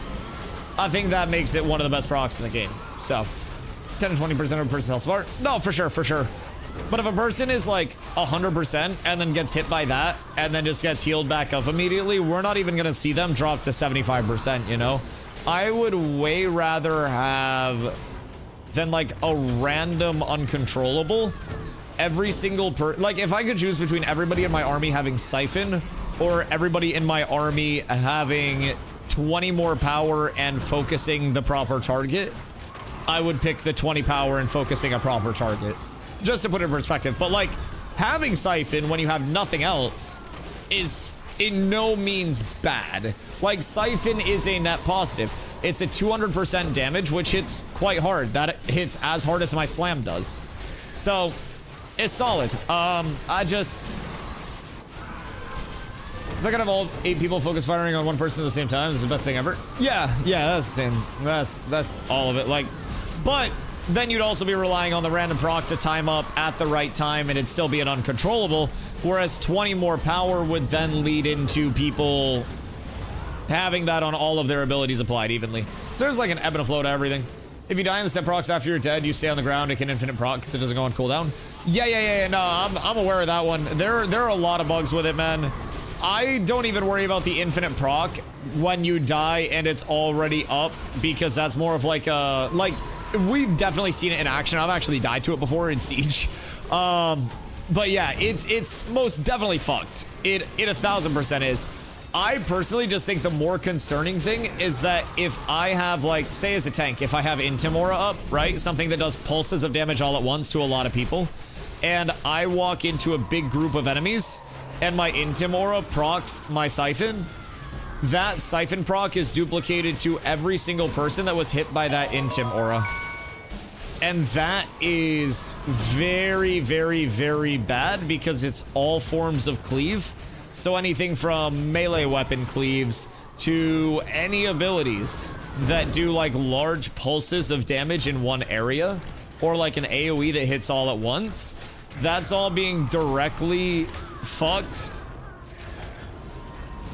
by that happening. Priz Beamgasm? Does Priz hit everyone at once in one swoop, or does it do a lot of little ones? Are mobs basically not dropping higher than blue at the moment? Not really. They're also not really intended to. So Rarity and Ashes is intended to be a very rewarding scale that's also very, like, not exclusive to a certain extent, but like Legendary is supposed to feel like it's Legendary. And things that are more low rarity are supposed to feel like they're more low rarity. Oh, this is gonna get hectic. So in terms of like high rarity outputs, a lot of your best shit, and honestly 99% of your best shit, is going to come from crafting. So there's a saying in Ashes, crafters make the best shit, and that is 1,000 million jillion % true in every essence. If you are mob grinding, you're probably gonna get greens, maybe some blues. We have seen heroics drop. There have been epic drops. I've never personally seen a legendary completed item drop. We've seen like legendary maps and stuff, but no legendary completed items. And I am probably at this point 3,000 plus hours in. So yeah, I've played a lot at this point. It is very, very, very incentivized on like, you want the best stuff, you are going to mob grind, you're gonna have a chance to get the baseline drops from that set, while you have a minute chance to maybe shit out something good.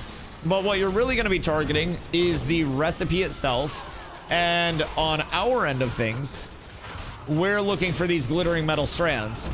Glittering metal strands are used for forge specific crafts. So my Tauren Scout set that I'm going to be crafting requires a good amount of these bad boys over the course of it all. So we've got to be kind of, you know, on the lookout for these. They're really expensive, if I'm being honest. I'm way too poor to afford them. So we've got to be on the lookout for these bad boys, as I've done a lot of my work to try to get my gathering done and in place for crafting my 29 set. But I'm down bad on these because we haven't spent a lot of time mob grinding because everyone's been doing other things. It's only 10 gold per. Not that bad if you're one of those people with infinite wealth. Me, however, I'm broke ass bitch. I had to hand farm my Grems and Ravens. I still got to get my Grems and some wood chips over to Havoc. So, need 33 Lego Willow and emblems. Do I have Lego Willow? I don't think I do. I don't think I do, but I can afford my Thornstride emblems. Oh shit, wait, how much money did that take? Because Thornstrides go crazy. What's a good class to pick? Literally whatever feels appealing to you. We are so early in balance for everything relatively that everything will effectively change. Right now our level cap is 25 and we only have the base classes. We'll augment those base classes. Oh damn, we got a mining bag. Holy shit, we're up tremendous. Well, that's a nice little drop to see. Long term, you'll be able to augment your base class with a secondary, and that will give some customizability to it. From there, you'll also have ranks to all of your abilities. That'll customize it more. We'll have rebalances along the way. And on top of that, we'll have level 26 to 50, all of which is going to have a substantial impact, and a lot of what I would expect to be the more unique and defining abilities, as I'd call them, I would expect to be in in level 26 to 50 progression. Also, somebody has to see my weapon trees earlier, so you can run this if you want to. I should actually be switched over in groups to Swordmaster's Aura, so I'm giving the attack speed and the base damage to everybody in the group, if I'm being honest. So if you don't have anybody putting up Shaken on the target, or you're like soloing or something, this is really nice to have with Inner Fire as well.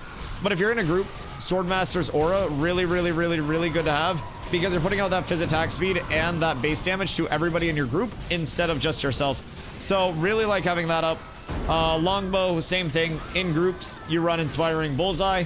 Outside of groups, you can switch over and you can run Heartseeker and flexible extended Heartseekers, and that'll help you get bleeds out on the target as well. But Great Hollow Shoulder Recipe, those are eye level 23s, right? Yeah, those are fucking poop. But yeah, so that's the longbow one. This is a two-hander one. Honestly, pretty mirrored across the board. It's grab the pen, grab your proc chance, grab your weapon duration, grab your proc chance, and then grab your pinnacles. That's really all there is to it. Outside of that, I like to stack on the greatsword itself. I do one snare and one bleed, because snare on multiple applications, like, you do get 25% reduction per stack, but you also have a shitload of snare being applied from like various sources. So I like to have snare on the first and then bleed on the second, especially for PvE shit. For PvP, you can switch over to double snare, which is frequently what I'll do. But the bleed tick, honestly, isn't the worst in terms of some damage if you don't need the additional snares with your groups, but I would recommend the double snares for PvP specifically, just because that's going to give you that 25% per hit, per stack, and then you're set. It's better to find them as I'm farming first and then sell them, or just sell them as is. I'd personally sell them as is. If you're just trying to make profit off of it, like, some of the refining can be good just to like level your refining so you have it done. But if you're just looking to profit while you're leveling and like make some coin along the way, I would 1000% recommend just selling raw mats. Depending on what you're farming up, and if you're getting high rarity like heroic, epic, and legendary, the guild will usually buy a lot of your shit, while like someone in the guild, because crafting is imperative all the time, massively important. You can't get around it, you can't avoid it. And that's part of why we're mob grinding right now. Like, we're mob grinding so we can craft more.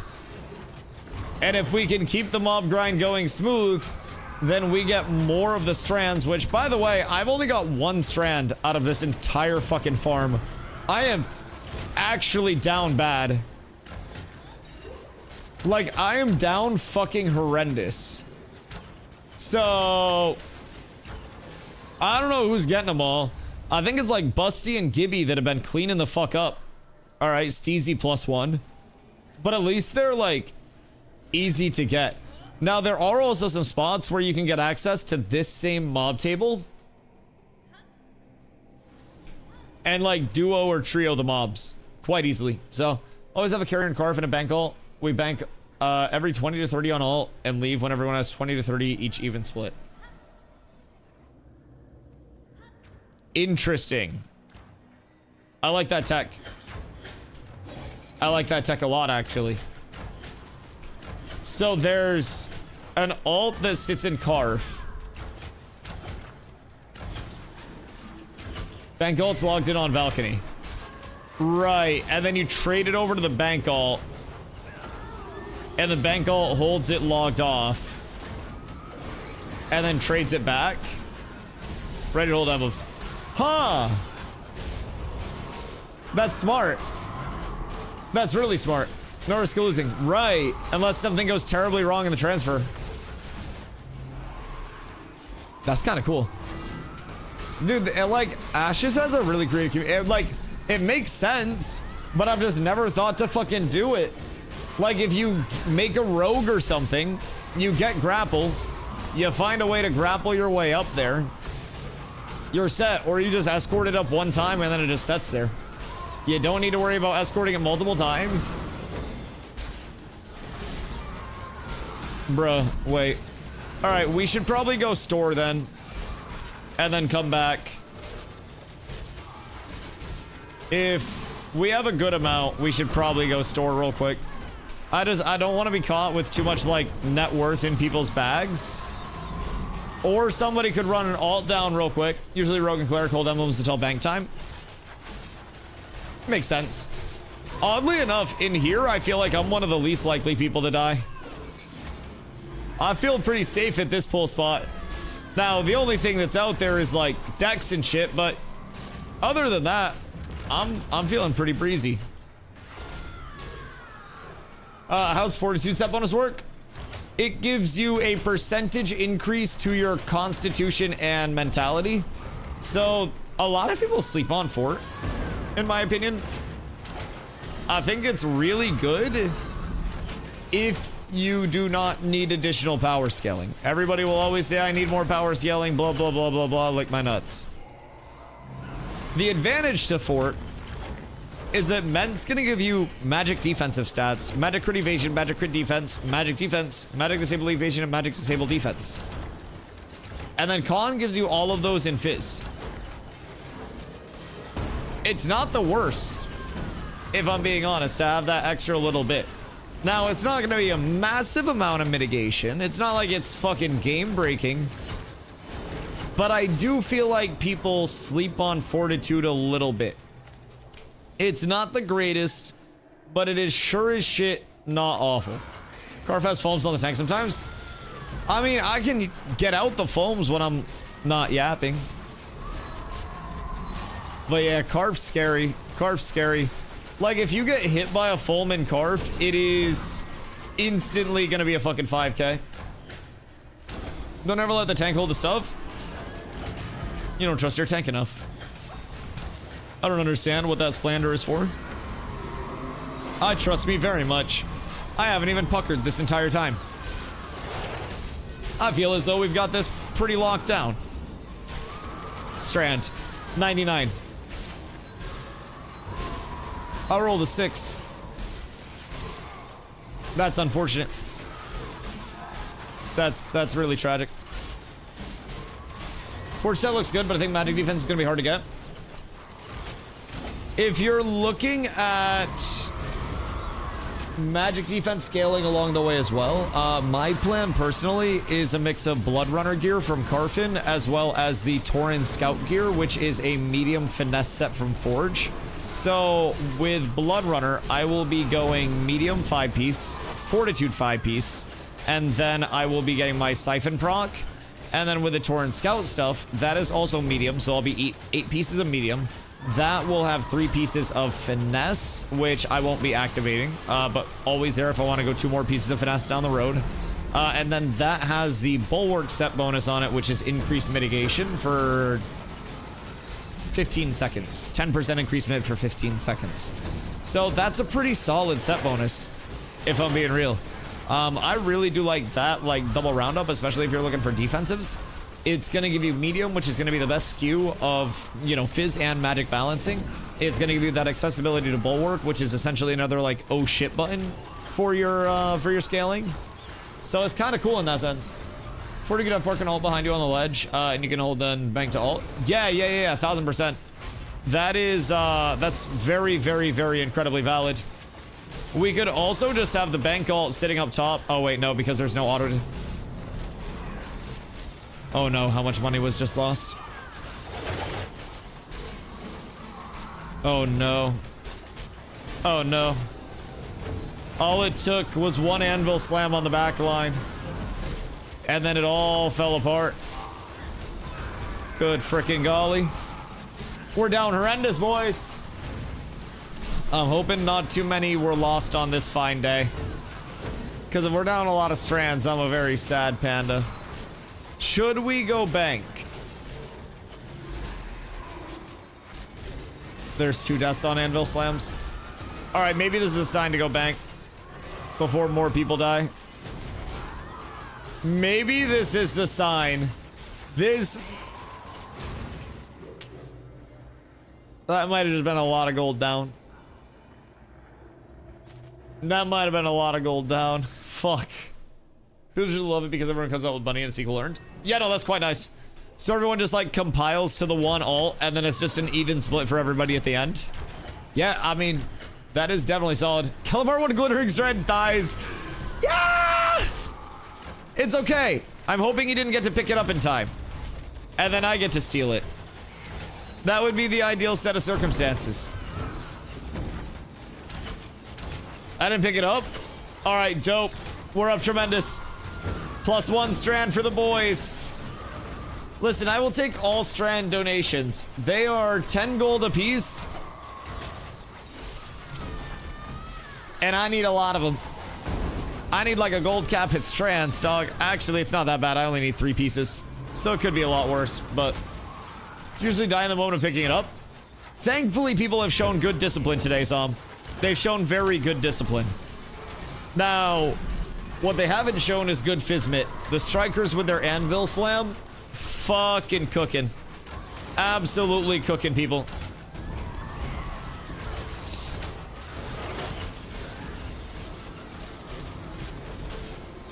Oh no. Wait, was it the anvil slam again? What happened? How'd we lose 2? I mean, I'm gonna be real, bro. I haven't died. I can hold a lot of strands very safely and take them all for myself.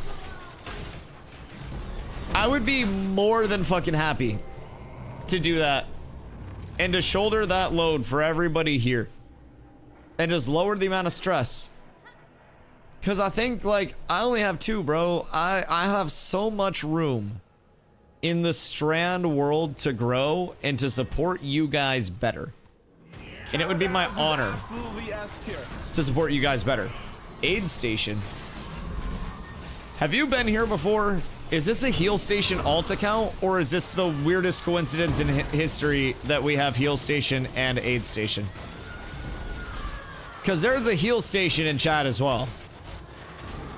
Thank you for the follow. Brand new. Huh. Well, I got a funny story for you. You ever try to name a character heal station and be like, damn, who the fuck would take that? I know who. I can show you the guy. He comes here. We can avenge you. You're synonym fucking up, man. If one person dies, you lose 8% of the total strands. If you die with them all, you lose 25% of the total strands. Yeah, but if I don't die, then I scam 100% of the total strands. What happens if we team up? That sounds like +2 supports for me, which is an ideal scenario. The more supports, the better. I personally support that entirely. I can get fully behind this at all points in time. What am I sitting at with my mid up? We're getting there. A few more pieces of medium, and my magic will be above 50% as well. And I'll be big chillin'. I'll be really happy at that point, because I already feel like I'm pretty fucking beefy. I actually already feel like I'm very beefy. It's just my magic bit is leaving a little bit to be desired. But that'll naturally work itself out when I'm out of this fucking heavy armor death trap. Oh, the strands are dropping though. If nobody dies and I win all the strands, then like, should we actually go back and bank? Fucking Streg. Never mind, maybe we go back and bank and then leave Streg there. Stiff 5736. Just in terms of casual bing chillin', just in terms of my walking around. Oh, I was like, what the fucking tin are we looking at? We're on the same. Why is yours so high? With my mid up? Oh, do you have mid as well? Like a cooldown? I was like, why is yours higher than my walking around? Seems juiced. Do you use Forge Lord signets as well? Bear Mark? How much is Bear Mark? Ah, okay, that makes sense. Is it a flat 10% as well? So without it, you're like 4726? Like, is it additive? Or does it function similar to Grit? Because Grit gives 20% Fizz, 10% Magic Mitt, but you'll notice I go 49, 29 to... Well, that's more than intended. I have a bonus coolie up right now. 5936. So, it's like Grit. Interesting. Very interesting. So are you using Forge Lord? Forge Lords. Sorry, Zammer, I don't think you're fat. You look great. Are you using Forge Lord Signet?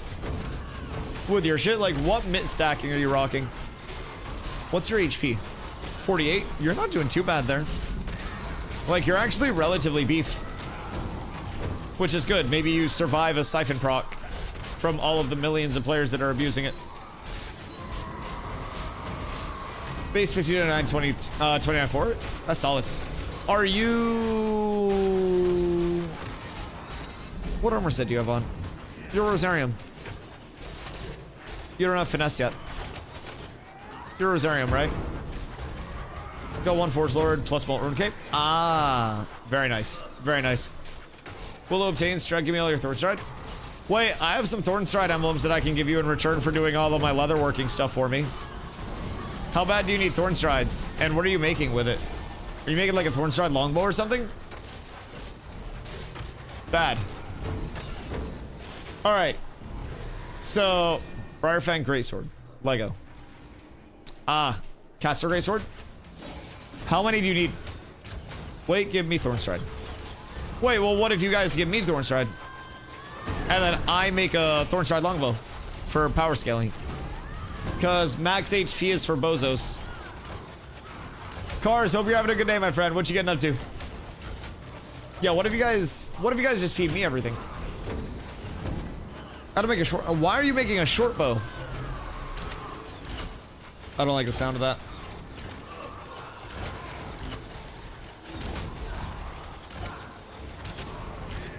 I do not approve of the short bowski. It's why I play short bow now. Have you ever considered not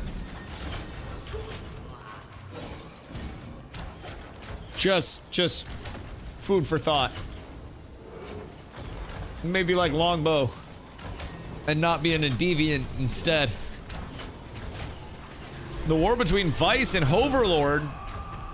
What happened there? Short bow equals best bow. Next thing I know, you're gonna try to justify being 5'6" to me, Pock. That particular short bow is insane. Yeah, but also longbow. Like, why short bow when could longbow? I feel like that's immediately the question. It's like, why fighter when could ranger? Why short bow when could longbow?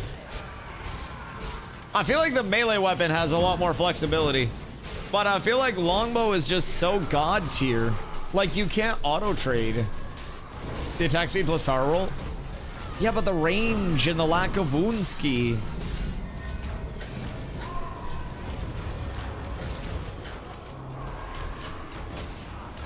I don't know.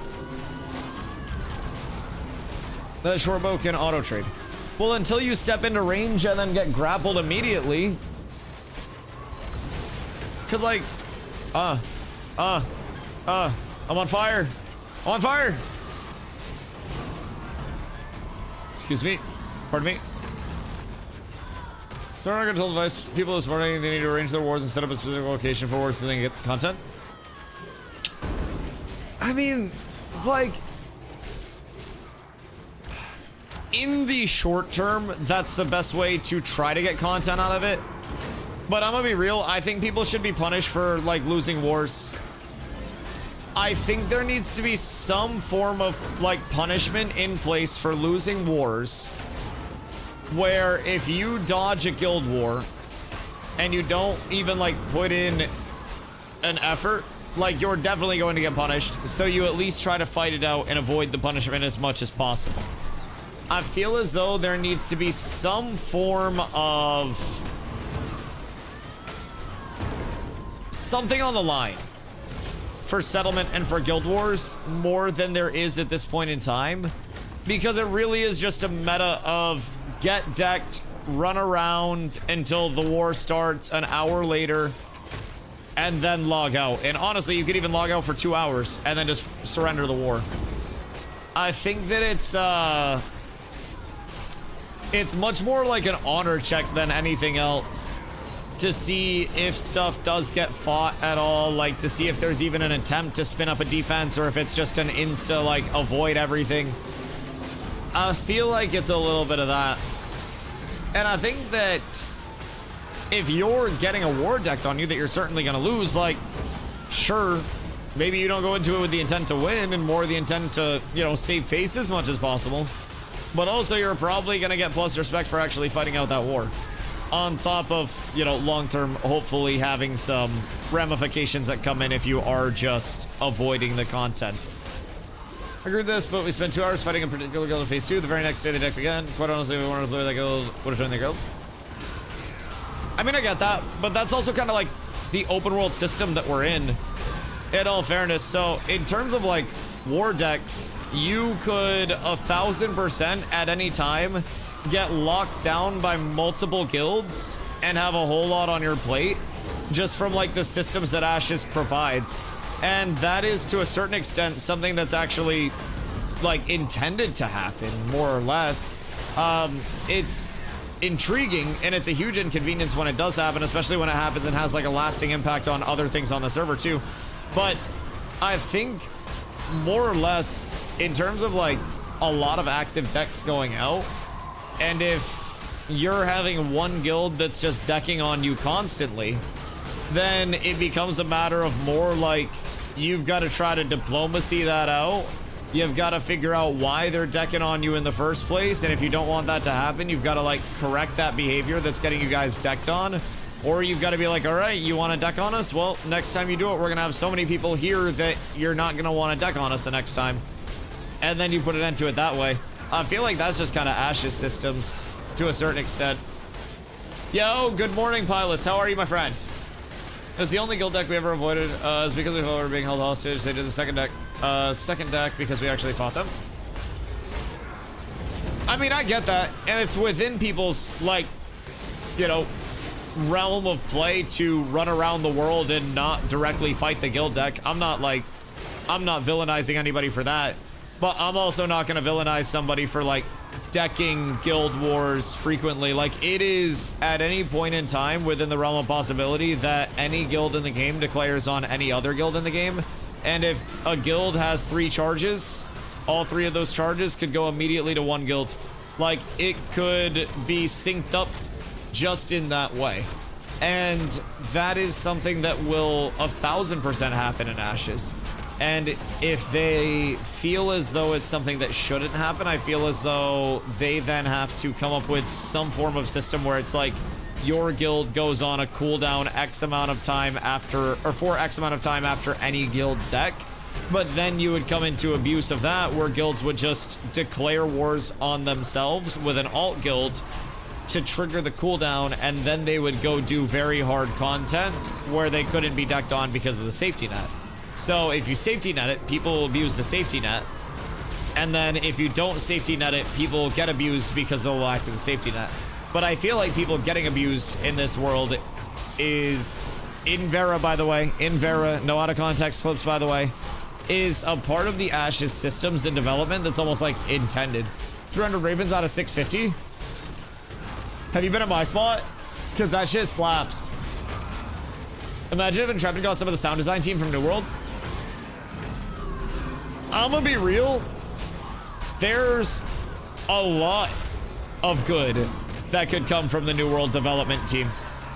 I think the New World team actually had a lot of very talented developers. I think they were held back by their engine and by their corporate overlords.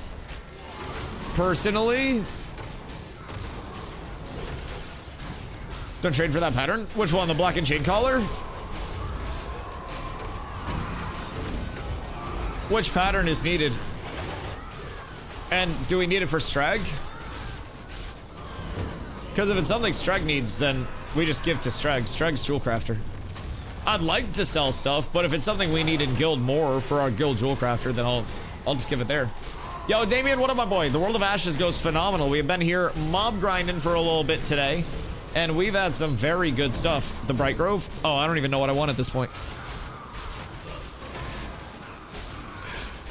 Yeah. If it's, I mean, you know me. If it's going towards guild crafts, like, I should be selling stuff. But if it's going towards guild crafters, then I don't mind. Like, people can just, like, if they have extra strands or something, I'll take strands. Like, whatever people want to throw me, I don't mind, though. All of my recipes are guild recipes, bro. I try to not make people overpay for shit too much. Bank time? All right, bet. How many do I have now? I have 4. All right, cool. We're up tremendous. Quick bank run we go. Strag, lead us out. And then we need to link up with a couple more, right? I still have 1. Get better at rolling. I don't know, man. I hunted a Lego Skinwalker the other day. Wait, what the fuck? Did you actually? A Lego? Jesus. How much is that worth? Because I feel like a Lego is worth an ungodly amount, no? Like a lot? That's fucking nuts. Good for you. How many huntables all time would you estimate you hunted before getting that skinwalker? I need my Scorp. Because I'm assuming it's a whole goddamn lot. I sold an Epic Hawk for 75 gold.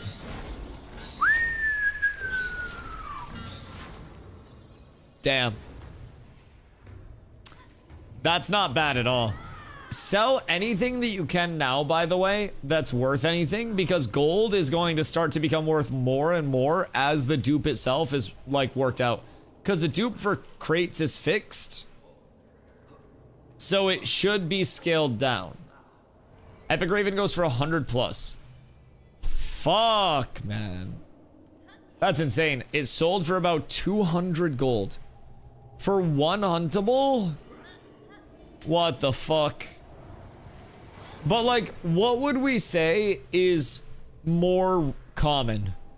If I were to go out, would I be better off trying to hit trees and find like a Lego Braidwood or Willow?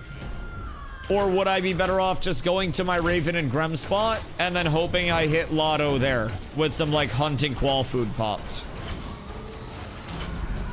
Is there hunting qual food that works? It's probably expensive as shit. Trees for sure. But I feel like on the bottom end, carcasses in common are going to sell way better than trees in common. That's kind of my counter to that. I feel as though even like once the changes come in, right, with 0.17, and the carcasses themselves are influenceable by wood chips. Oh, damn. It should be in a spot where commons are being relatively sought after. It's a scam hunting qual food? Okay, cool. Why is it a scam? Do you need just like so much qual before you actually see an output on it? Or like what's the scam there?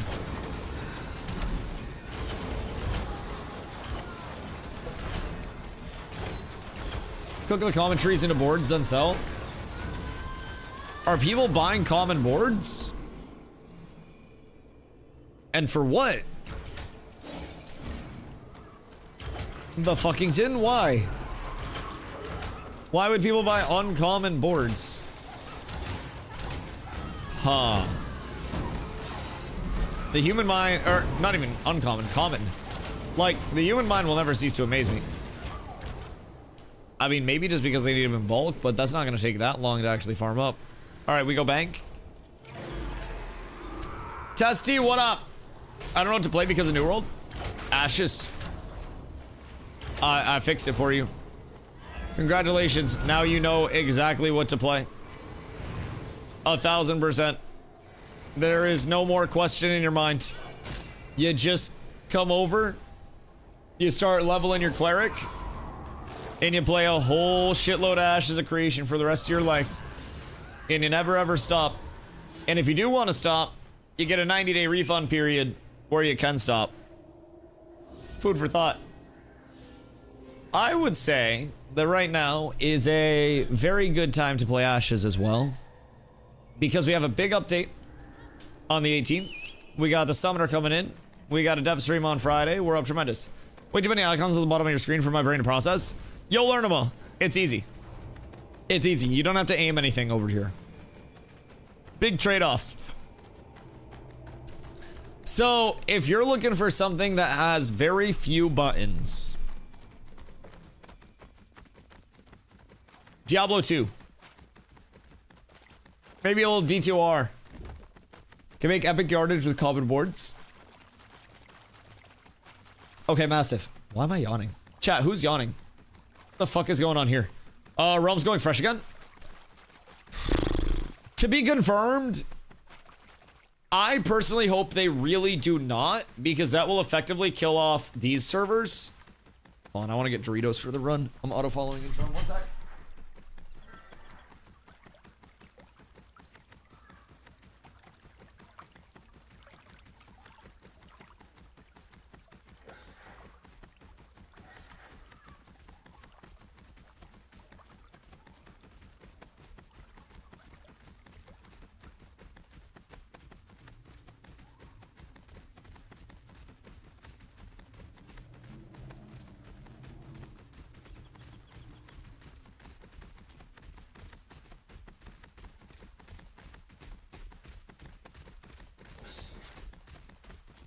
Well, it's a coffee product. I don't know.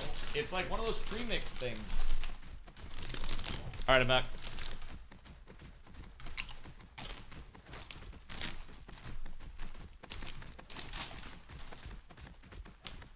Oh, Doritos still tastes good to me. Purple bag. Purple bag of Doritos, best bag of Doritos.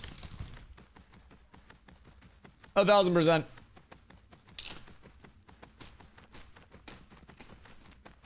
There's still dupes that are happening. What's still happening for dupes?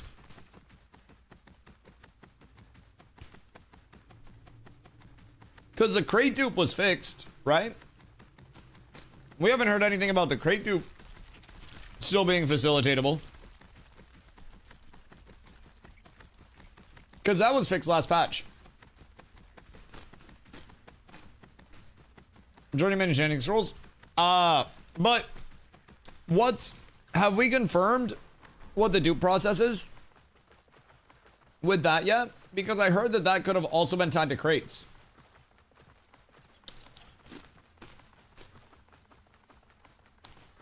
The crate duping's fixed, but there's another way to do it. Awesome. Awesome. So, Journeyman enchanting scrolls are dupable. And then there's item and material dupes. I mean, it wouldn't shock me. The crate dupe was very easy. Wipe hype if more duping. Why would you make that think there would be a wipe? Why would that make you think there would be a wipe? So,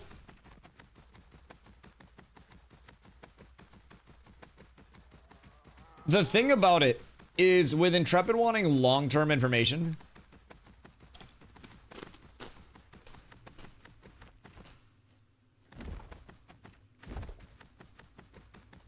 if there were dupes, if there were exploits, stuff like that, they would not be able to wipe or fresh start, because the second there would be a dupe on that fresh start, it would cook the entire thing.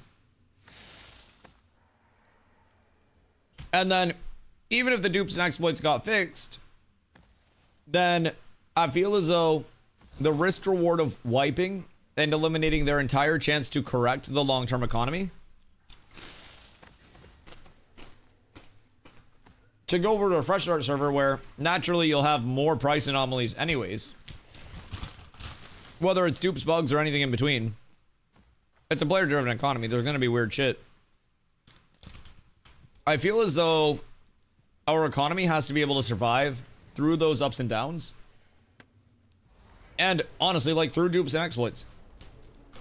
And it takes a long time for a player-driven economy to actually correct all of those things.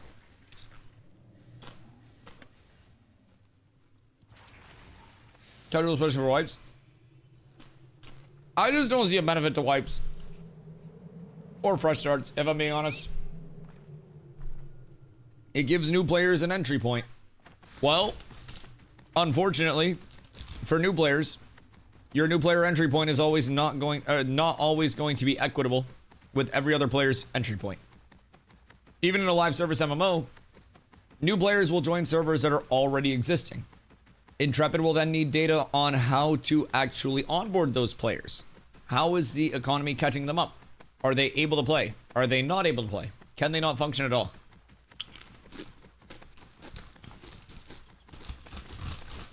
Can't always wipe to onboard new players. Exactly. They cannot always wipe the second there is an economy issue. They cannot always wipe the second there is a wave of new players. And every time they wipe, they forfeit that amount of time that could have been used in a long-term standpoint. And forfeit any chance of growing that into a long-term concurrent server.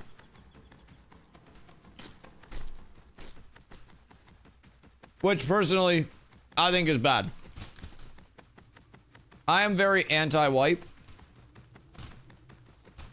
I am very anti-fresh start. Because why would I want them to sacrifice 3 months of time on the server to have something that could just go kaput in another month the second something gets fucked up. Instead of taking this 3 months, spending a few months trying to correct it, and then getting it back on rails.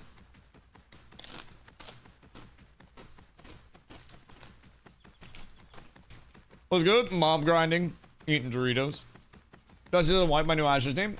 Yeah, fuck wiping. You just gotta walk around with that shit. Does Thanos the dupers? I hope they do. I really hope we see some account actions for bad actors. Daylight savings? Oh yeah. No, believe me. The clock in my kitchen is not fixed yet. Like on the stove. So, I bidet never wipe. Wait. You still...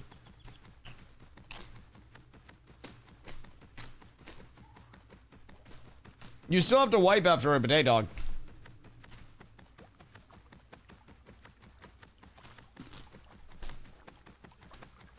Yeah. You know, you're supposed to rock at least one to clean up, right? I blow dry my ass after. Do you not feel as though you need just a little bit of friction?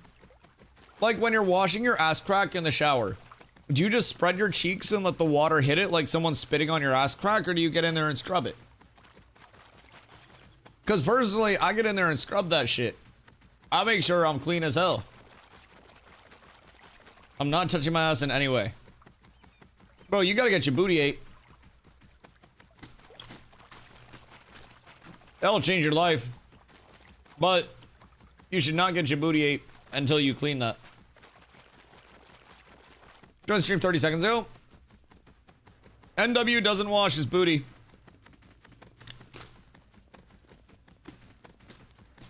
Does he owns a poop knife? I haven't taken a solid shit in 7 years. The fuck do you mean? Unless your bidet has the pressure of a firehouse, you need to wipe. Yeah! I think you probably got a poopy butthole. I'm gonna go out on a limb and say nobody rim job that guy. Did you get your booty ate? Yeah, who doesn't? The fuck do you mean? Yeah, it's 2025. Get your booty ate, chat. Embrace life. You're gonna die at some point. Might as well get your booty ate in the meantime.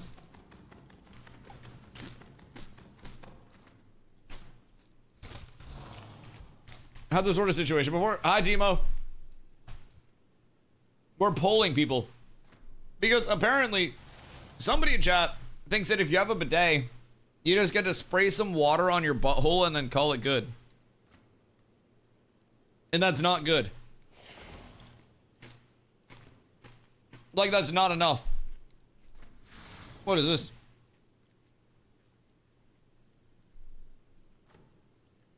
Wait, we got baited as a cloak recipe. Oh, wait, never mind. It says back in the first place.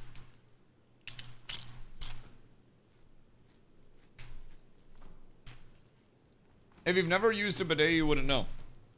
I've used bidets multiple times. I still wipe my ass after. Like, when you are in the shower, do you scrub your butt or do you just let water hit it and call it good? Actual question. They have pressure and unlimited settings. Correct. Scrub for sure in the shower.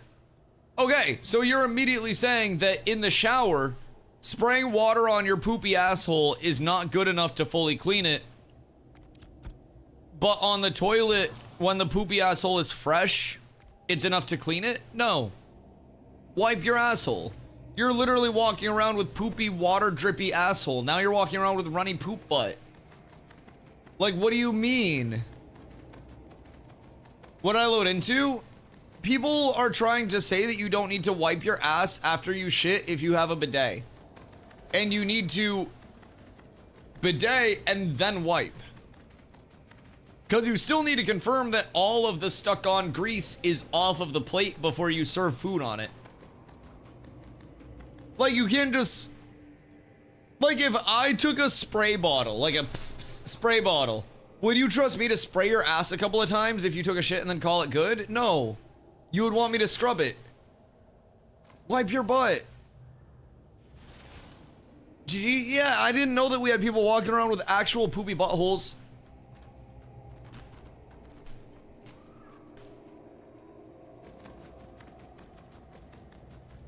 It's stronger than a spray bottle. So is your shower head. But you said scrub for sure in the shower. You're crazy, but you're right. Thank you. I'm absolutely right. You cannot just... Stronger than a shower head. It is still not enough. If you get actual human shit on your arm, are you just going to run that under a little bit of water? Or are you going to scrub that with stuff? Uh-oh.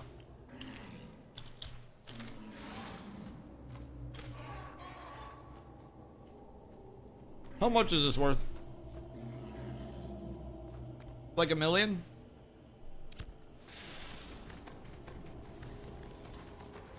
I demand compensation.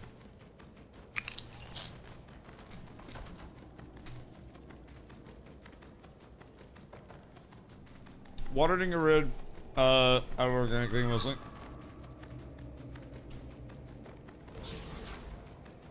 Enough water. But also, even after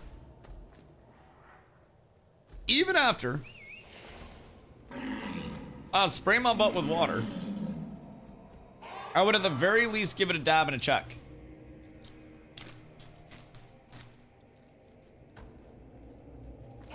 Water and clean? Water doesn't clean all the way. Yes, thank you. You don't clean your kitchen with water. You soap that shit.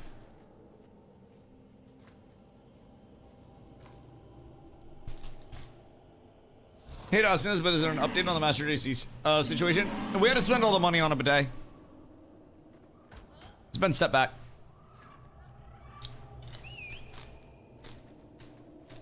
It's real bad. But bidets in every outhouse now. And toilet paper.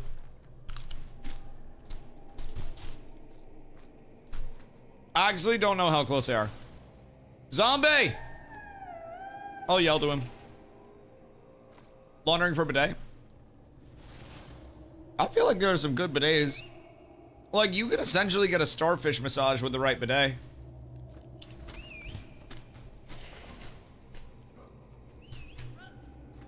I just put my butt in the sink and splash water on it. If you haven't been there, then you're not a man. If you have never been faced with the, oh shit, what do I wipe with? And the answer is sink.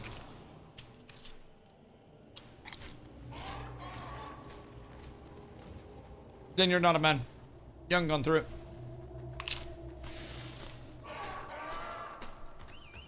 Oh, are we on the move? Ah, shit. Ah, shit. I'm still eating Doritos. I meant to bring these out before we started.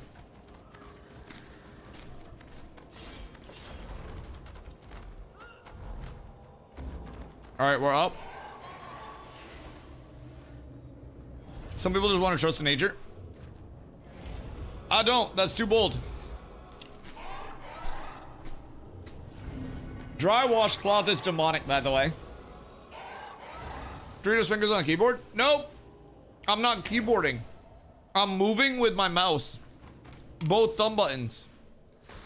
That's why my movement looks so weird right now. I'm literally just moving with my mouse only. No gross whatsoever. I just... Ah! I regret everything. I'm gonna go put the Doritos away. I'll be right back.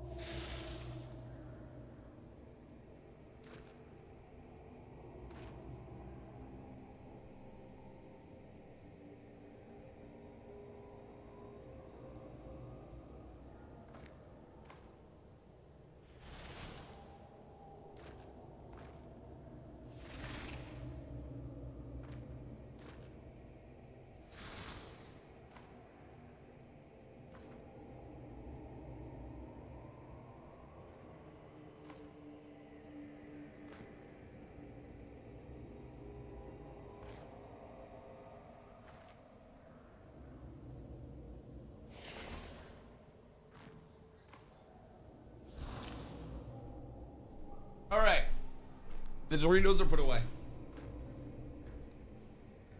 Jumping with mouse. The jump was not a Dorito finger. The jump was a karate chop on the spacebar. And I stand on that business. I did not Dorito finger my keyboard once. And I refuse to Dorito finger my peripherals. I feel as though these are my work tools. Why would you disrespect the tools that are responsible for your livelihood? I would not.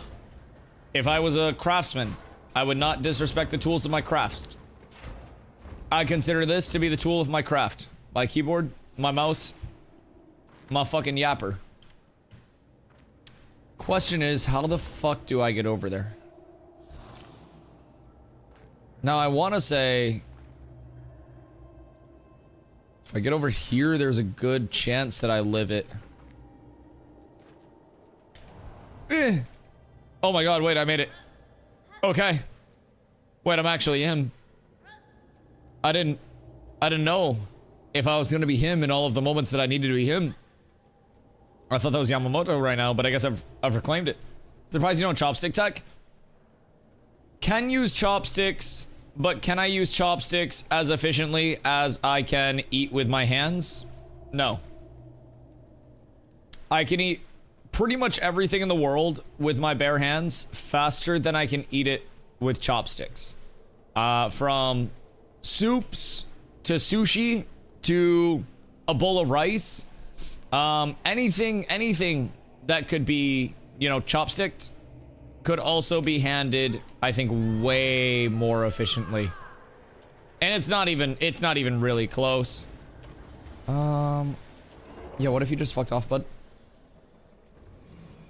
What if you actually just licked my nuts and went all the way back and fucked off forever? Fondue? Yeah, literally anything. Eating soup with your bare hands, metal as fuck? Bro, you could literally... With my New World Guild, we're considering moving to Ashes Creation. What's your honest opinion about the game? It is going to guaranteed get better over the course of development. It's got a very good core right now, I think, personally. And in terms of New World, the big contrast, I also played a shitload of New World. But the big contrast to New World is that Ashes of Creation is going to be a very, very, very open world based game with nearly all of the systems taking place in the open world. New World was a very, very, very, very, very instance driven game. So that's going to be a big difference maker. It's much more of like, sorry, Dorito stuck in my teeth. It's much more of a PvX gameplay loop where every little type of gameplay matters and contributes to other types of gameplay. So PvE contributes to crafting, which contributes to PvE and PvP, which PvP covers your gathering, refining, and crafting along the way. So it's like no matter what you're doing, whether you're hitting trees, whether you're hitting mobs, whether you're hitting players, you're likely doing something that's benefiting somebody, as long as you're doing something. And I think that's a really cool feeling with Ashes. So personally, I think that it is all about like coming in with the proper expectations. If I'm being real. Yo, Visions, what up? Hope you're having a good day.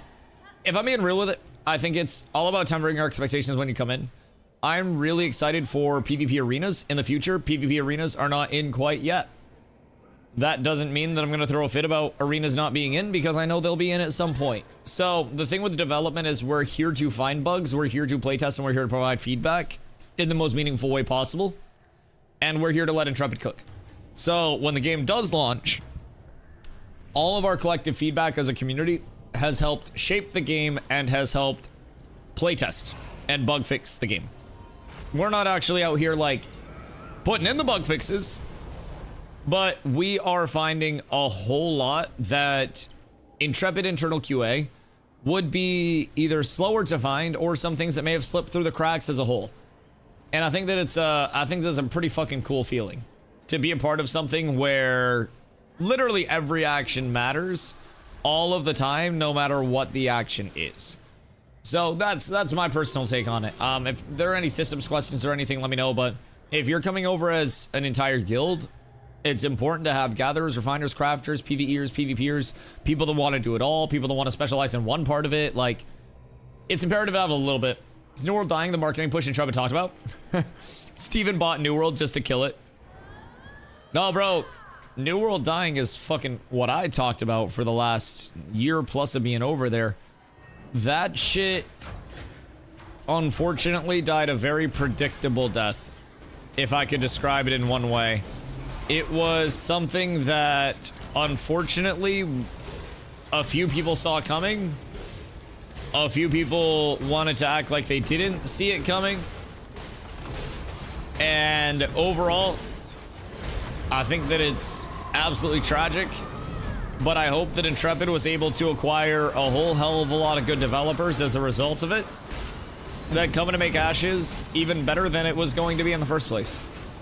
That's where I'm at with it. I think Amazon is not fit to be in MMO development, not because of the developers themselves, rather because of Amazon's corporate mentality of we only want larger than life games. We only want to chase the zeitgeist. We only want to pursue the largest of the large titles with the highest player base. That is a big part of Amazon that I think will limit it in game development, because I think a true corporate entity can only get so fucking far, man. Tarvo Moin, how are you, my friend? As not as many players in Arc Raiders are over PvP, a dedicated PvP game. I don't know why I put so many P's in that. I fear people will be even more annoyed in Ashes. I mean, we already see that to a certain extent. The number of times that I have to explain to somebody, hey, just because it's a PvX game and there is the corruption system doesn't mean that somebody is just going to come up to you and fucking kill you every time they see you out in the open world. Like, maybe if they really have a reason to, but your average player has probably never been corrupted on, has probably never had that non-consensual PvP experience, and while it's something that does exist, it's not something that is a commonality. And I feel as though people are very like, I'm so sorry. I'm so sorry. That's my bad. That's my bad, dog. Anyways.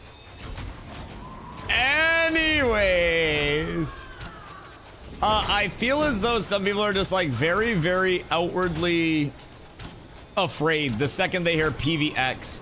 They assume it's going to be just this bloodbath all the time. I've seen more accidental corruption than intentional.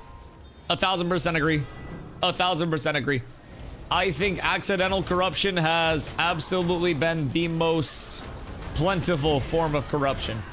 1,000,000,000% of the way. Amazon became bored of its toy development games and threw it away. Well, now it's replacing it with slop. Now it's still gonna develop games. It's just developing courtroom chaos with Judge Justice Snoop Doggy Dogg. Now they're into the big bucks. They're into that game dev that only the elite game developers and publishers of all time have been in, Tarv. Like, that's the thing. A lot of people are afraid of the PvX. I feel they haven't even watched streams of this because it's so rare. Yep. Yep.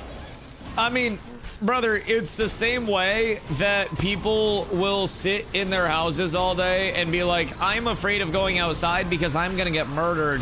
But they live in a neighborhood that has an average age of 62 and has one property crime every 7 months. And they're like, it's really violent out there. Like, just because bad things happen does not mean that bad things are gonna happen to you. And if you don't put yourself in a spot for bad things to happen, then you'll avoid a whole lot of bad things in life, in Ashes, in many things. And if you put yourself in a spot where the bad things can find you, then the bad things will find you a whole hell of a lot easier. Whole hell of a lot easier. Computers making computer games for people. It's kind of a weird concept, huh? A limited population with driver license may run you down. Yo, that is true. That is true. Be careful around crosswalks. Make sure that you actually have the 42 seconds to cross that it looks like when they're down the road. They might be going 27 and 20 instead of 24. Already got an ad for that courtroom game? Oh no, it's because I showed it to you too many times. Jesus fucking Christ. Amazon will only develop quadruple A games in the future. Only quintuple A games. Yes. Amazon is going to be the first company to invest $1 billion in one singular game's pre-launch development. And it will all be done by AI. Wonder whatever happened with Luxandra. Was a New World dev, was a community manager for Blue Protocol until AGS dropped the ball on that as well. Wait, no thirsting over the developers, Leon. Are you a fan of their development work or a fan of their face? No chasing e-thoughties on Twitter and here. Down, boy. You be good. You be good. The fourth A is for artificial intelligence. AAAI. Jesus fucking Christ. Why not both? Hobbies should be contained as hobbies. I don't play video games off stream. You should only chase your bitches in bitch chasing territory. Work's gotta be work territory. Not angry at Amazon. Carmen will get back to them. The LLM bubble will burst in a few years. So, like, Tarvo, do you not remember the article that I used to go over all the time about Christoph's Hartman with IGN? Christoph's Hartman, Jesus Christ. Christoph Hartman's interview with IGN, where he literally said he wants to get AI into game development to speed up the life cycle so they can fail faster and move on to the next thing. He literally said everything that they were going to do and attempt to do in that interview, and everybody was like, oh my god, I didn't see this coming at all. I've never understood that part of this entire thing. Like, we can all agree it's very sad. We can all agree that New World may have just been starting to get its grasp. But we can also all agree that we saw that shit coming from a million miles away, with fucking Amazon in charge of a live service MMO that was supposed to be built on community. Unfortunately, some people meet and get married in games, just saying. I mean, Carla and I met because she was healing me. But also, I don't think prowling Twitch chat's the way. So, Leon, what would you do if that dev was in here and they were like, they saw your message? Would that be your W-Riz to start with? Well, it's just like, hey, you got a cute face. Or would there be more W-Riz? Did the dev stream happen yet? It's this Friday instead. And they have a very special announcement. I don't know what the announcement is, but I was flirting back in New World. Flirting or harassing?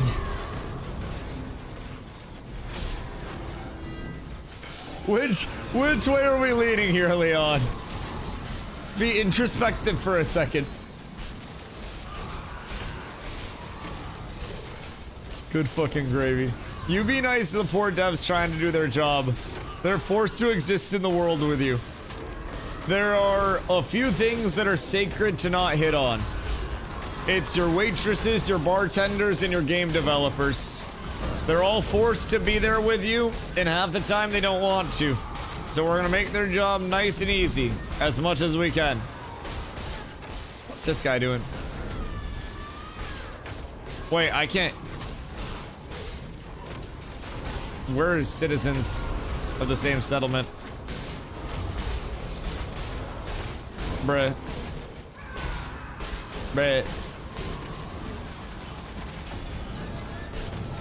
Are we chasing it? Or I would rather just not die to this pull, if I'm being honest. I think that would be ideal. I've got to pull this back a little bit because we're just aggroing more at this point. It is slightly unfortunate, but everything's fine. I don't have a scroll up, do I? Now I do. We're up tremendous. Anyways, the Bob's and Vagine versus neckbeards. When a lady has a neckbeard, she's gonna kick her ass in a marriage. Jesus fucking Christ. The Bob's and Vagine is fucking crazy. Thinking fishing or hunting game will be put in. Well, I mean, fishing's already said to be put in, but yeah. That's also kind of where I'm thinking with it. I think that it's going to be something that is already set to exist in this, you know, this upcoming patch for the Summoner update, for the Harbinger update. I have a feeling it's not going to be anything that like completely deviates from that formula that we were already presented. But part of me really hopes that it is. Like, what if they're just like, they throw up the stream and they're like, Dusty, we hear you. Your advocacy for arenas has inspired us all. And as a result, we've gone out of our way to deviate entirely from our development process to deliver an arena for you, bud. I mean, like, that's kind of like my hope. Do I think that'll happen? Probably fucking not. I think the odds of Steven telling me to fuck off and go back to New World are about as high as them developing an arena quick because of me. But, you know, we can stay optimistic. I'll try to remain cheery. But I do feel as though when arenas come in, they will be phenomenally impactful for all of us. I feel as though it will be the greatest form of retention that the modern Varen man has at his disposal. Uh-oh. Sorry, I tried to pull that back. The anvil slammeth and the anvil slammeth away. I don't really like the way that we're like approaching this spawn area right now. I'd probably like to move back a little. Yeah. This is the good stuff. What's happening over here? What the hell?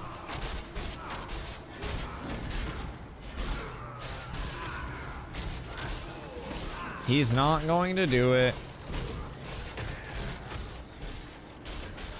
He won't jump. No good saving starts with us starting to pull. It could. It could. You could always start a pull and then not necessarily finish the pull. 1000%.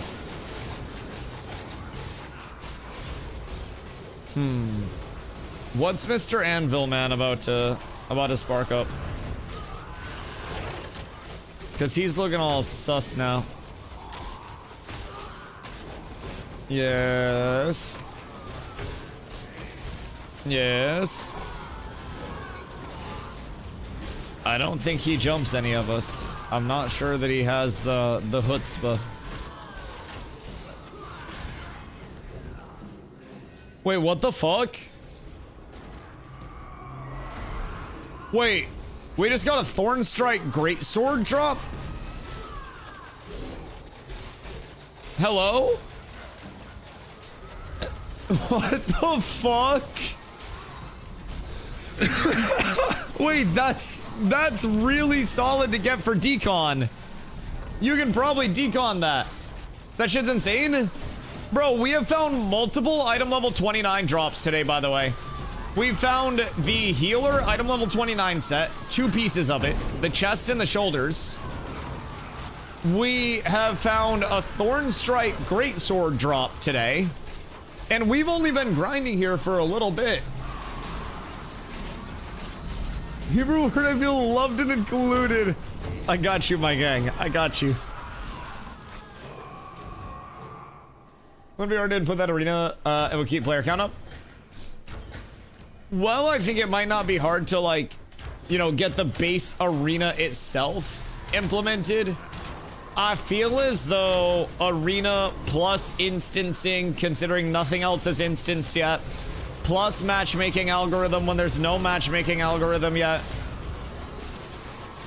I feel like that's when we start to get into the realm of, okay, maybe this is truly a bit harder to implement, right? If Ashes was like fully instanced already, then I'd definitely agree. I'd be like, yeah, this shouldn't be that hard at all.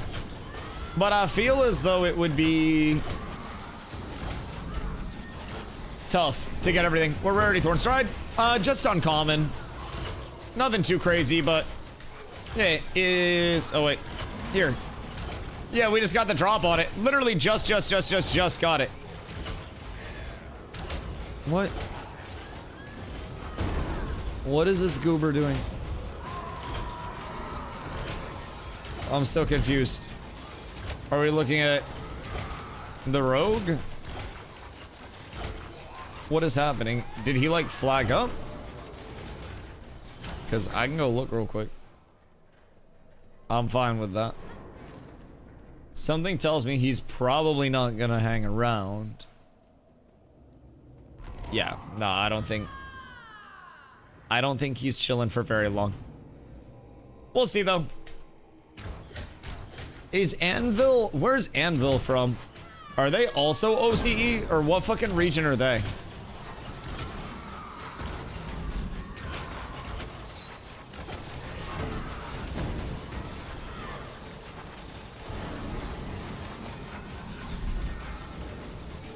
Thorn Strike, not Thorn Stride.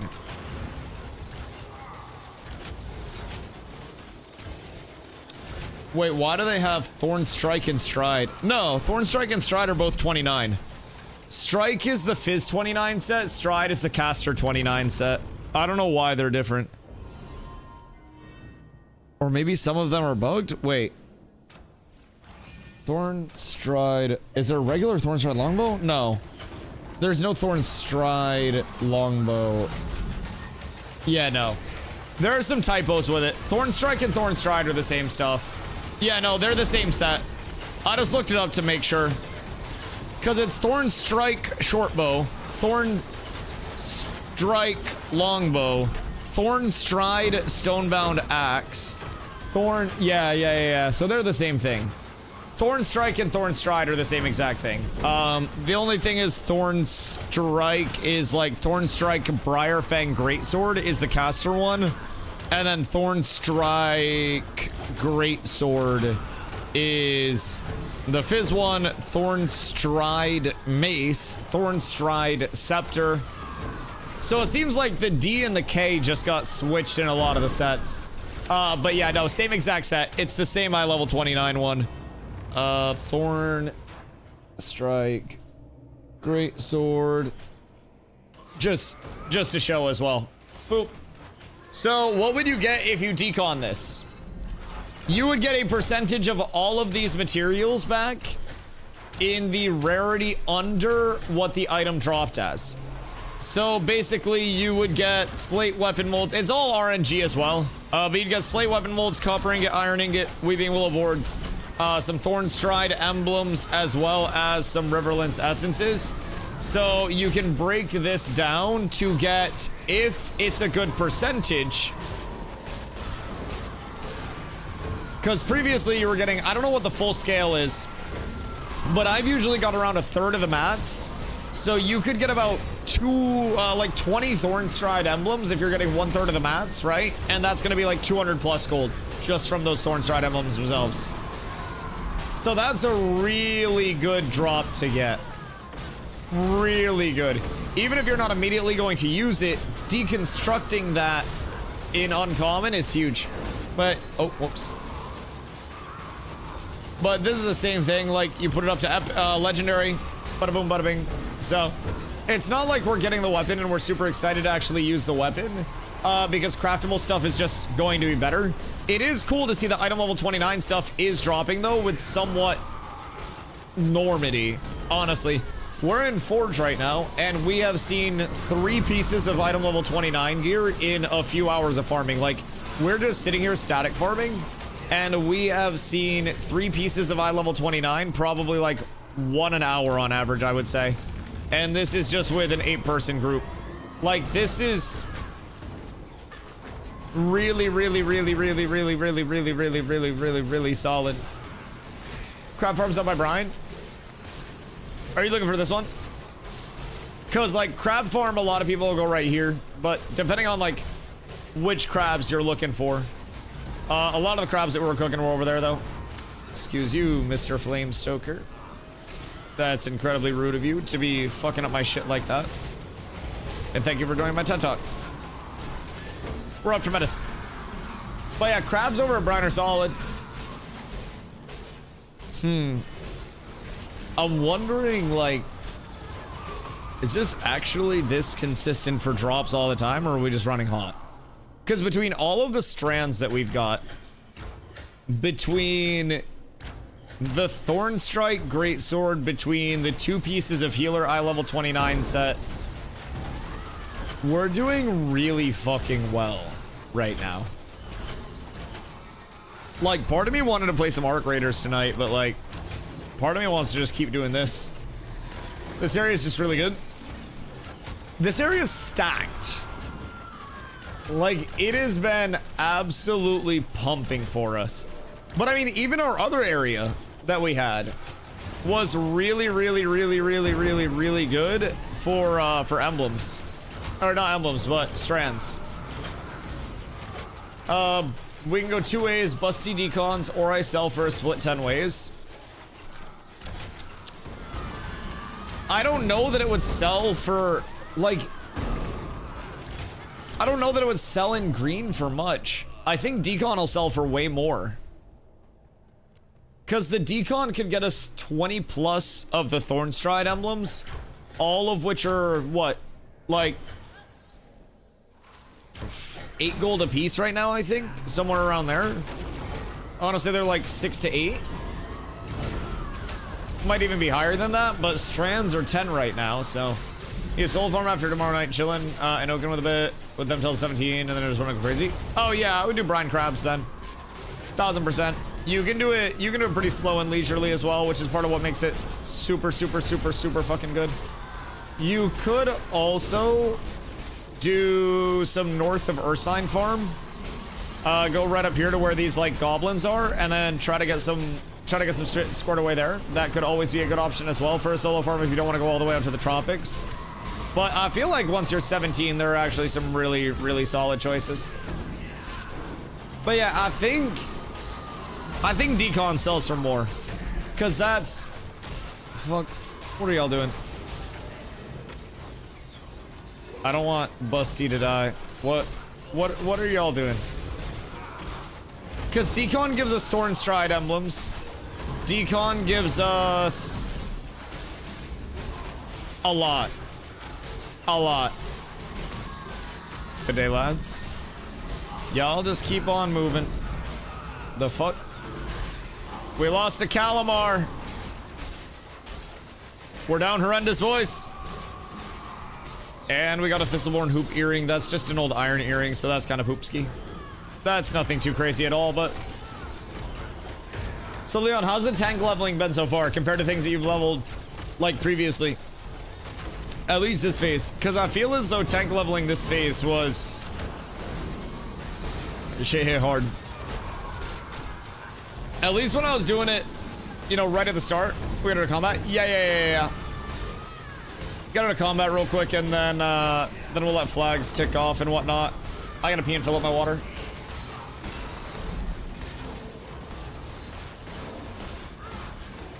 I feel like the mob level difference was a big thing this phase that changed up tank leveling a whole hell of a lot, personally. Just not being able to throw myself into mobs that were, you know, multiple levels higher than me without getting hit for half of my fucking HP instantaneously was a very large, wake-up call. Very large wake-up call, if I do say so myself. Alright, quick pee break, quick stretch break, chat. Twitch Prime. 1 sec.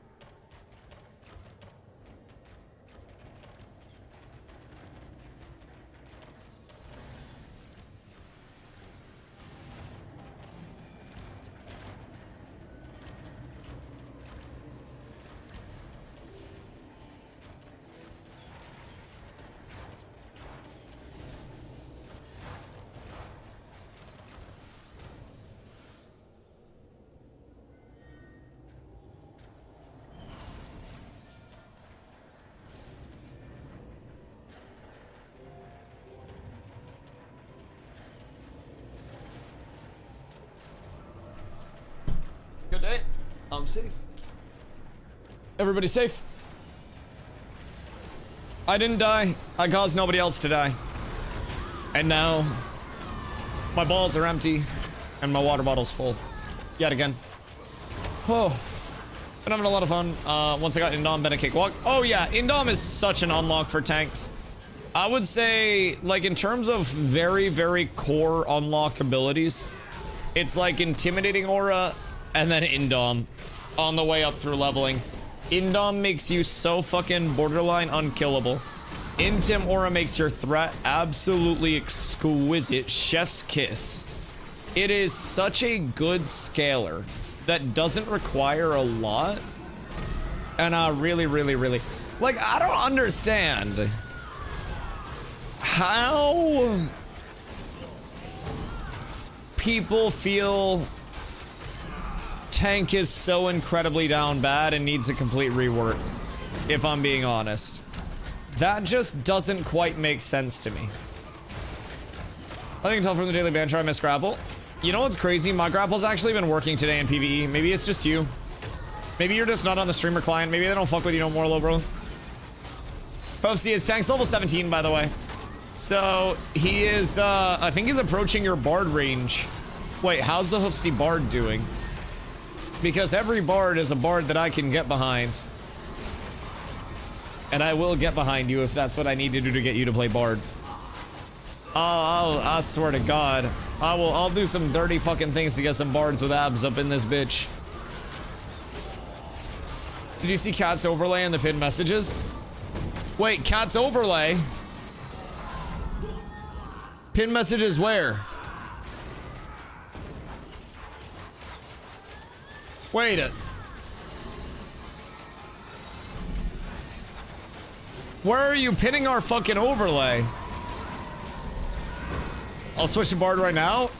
You fucking won't. You dirty little... The mod? No, he hit a vanish. He hit a vanish. He went off in a fucking puff of smoke. He's a rat. He's leaking our fucking teching tin. It's disgusting. Absolutely disgusting. Like, brother, I've said it before, I'll say it again. Cats with Abs has been using the overlay since the start of the server, as well as taking advantage of every single dupe that is in the game. There is no way that you can try to tell me that the overlay is that impactful when you couldn't even tell in the first place. If I'm using it in front of your face, then clearly it's not that good if you didn't notice it. I'm just fucking saying. People, man, they're so feeble-minded, so weak.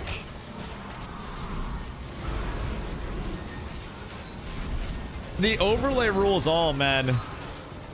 Somewhere out there, if I say overlay 2 more times, Steven's gonna be unhappy with me.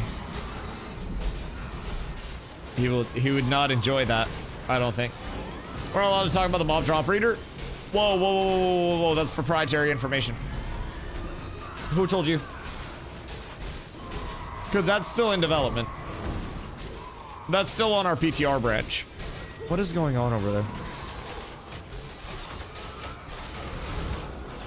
The NDA. Say it 3 times against you. I feel like his spidey sense is gonna be tingling very, very, very, very soon. I feel like he'll know. You guys mean the Lego craft altar? Bruh. What about our custom coded exalted orbs? Someone hitting Strug? What the fuck is going on over here? What is cooking up? Rogues? Where? Jesus fucking Christ. Alright. Well, step 1, let's stop dying. Because I would love to just make a shitload of money out here. We got him. Okay, cool. Alright. Back we go to the grind spot. Everything's fine. So you're on me? Yo, they don't need to know. They don't need to know. How much gold do you make at Forge? With or without the duping that we're gonna do after stream?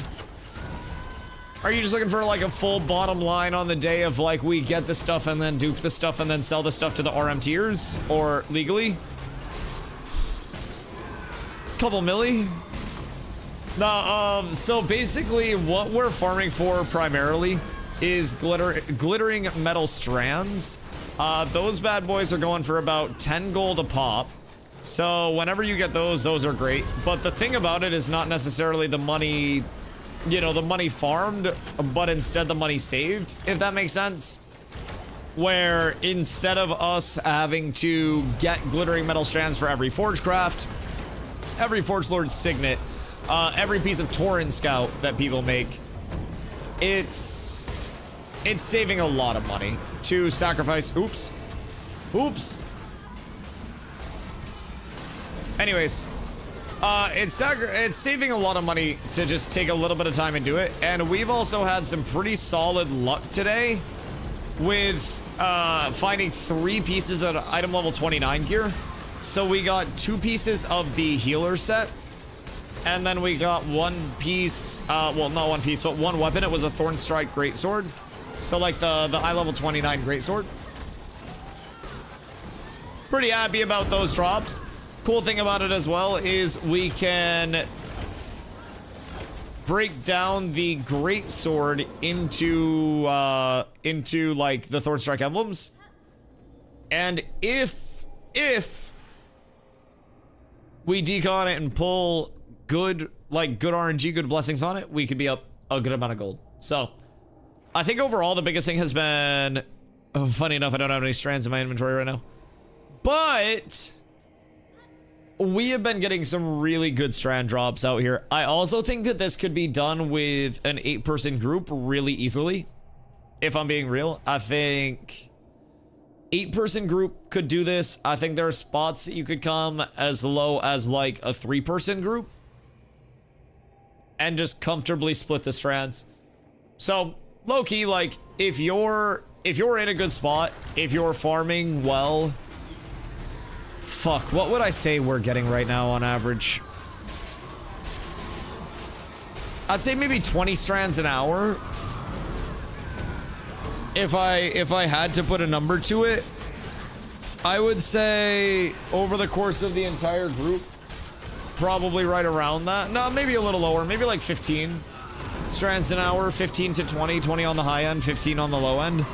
But this spot's pretty consistent as well. Obviously, more DPS means you kill faster, so we've done a couple bank runs too, but I've done pretty well. I think I have like 8-9 strands on the day, which, you know, in a few hours, it's saving almost 100 gold, so it's not crazy, but it's honest work. Ain't much, but it's honest work. There was a server wipe? No server wipe. We were talking about people wiping their asses earlier. What do you mean server wipe? The most expensive item is the journeyman bag. Oh yeah, we have also found 2 of the journeyman bags. That's also true. And then some of the trade skill gear. Yeah, that is also true. Not full committed to my rogue. Is our guild lacking clerics or bards? Yes, very badly, bards primarily. If you have any interest in playing bard, please play bard. Bard is a class that we need the most right now. What server are you on? We're on Shoal.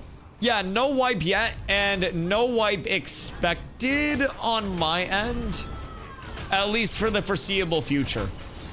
Bard has too many bards. Can I get some? What do y'all need fighters?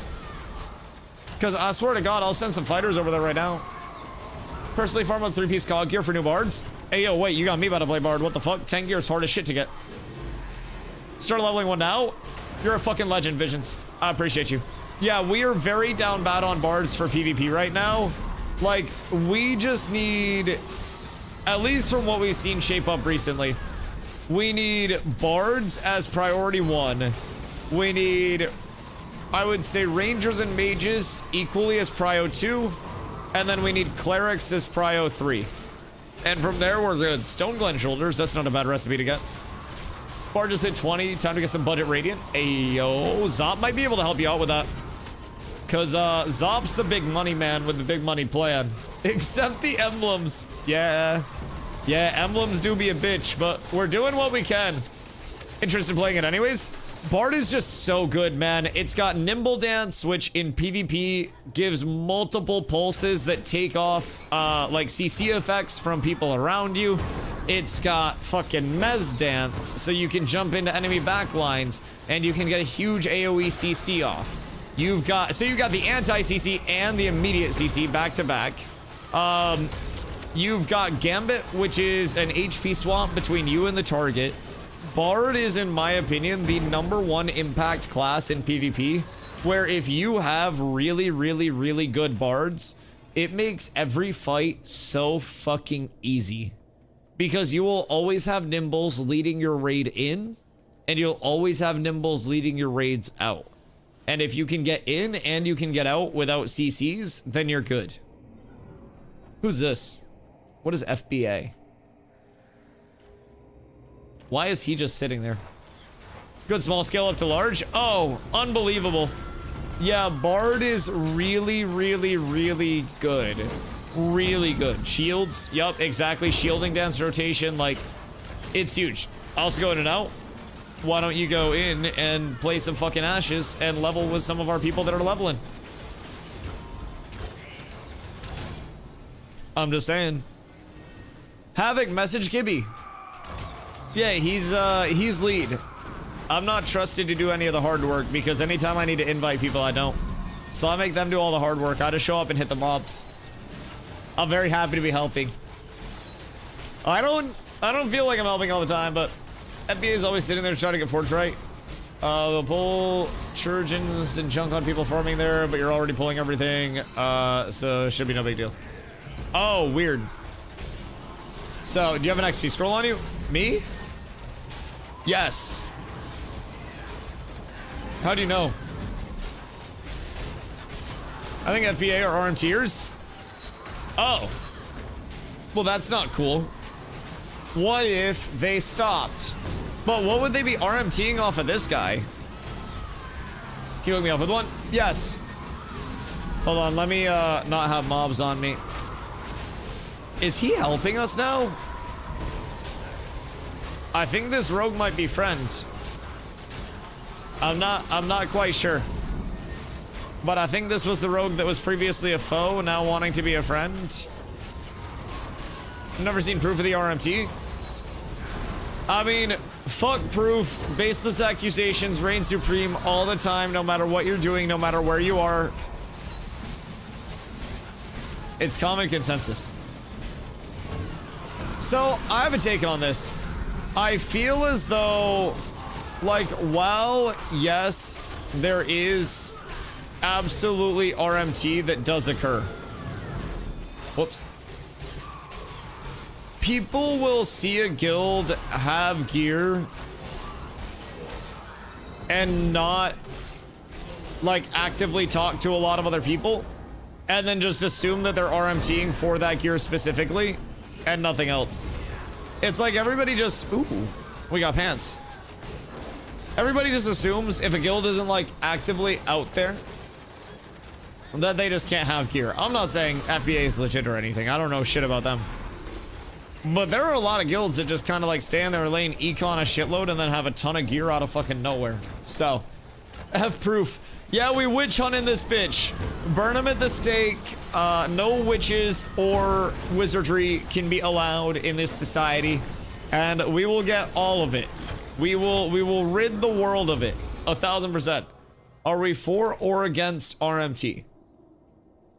I am very against RMT because anything that you would be spending on RMT could instead be spent on gifted subs to me instead. And I feel as though it's very selfish to give it to them instead of me. Now, that may be very humble of me trying to willingly combat RMT in the way that I am by taking all of your money so you can't RMT it yourself. And that's just something that I'm willing to do for the greater good. I enjoy people seeing RMT in an alpha. Wait, I enjoy seeing people RMT. Jesus Christ. Like, I think it's funny, but I also would think it was way funnier if people instead cucked themselves out of money by gifting subs. That'd be so crazy. Wow, what if we all stopped RMTing in MMOs and gifted Dusty a bunch of subs instead so he could buy a house and stop paying rent? Wow. Wouldn't that be wild? Just think all of those times you've RMT'd and still sucked at video games, chat. You may always be bad at video games, but you'll never be bad at being a good person. Be a good person today. Play to your strengths. You got money, you don't have the skills. The RMTV said by, oh, I'll RMT you. You dirty little credit card machine. I'm gonna swipe you. Don't have cleavage for me to give subs. I could. I feel like I have the start of a good chest.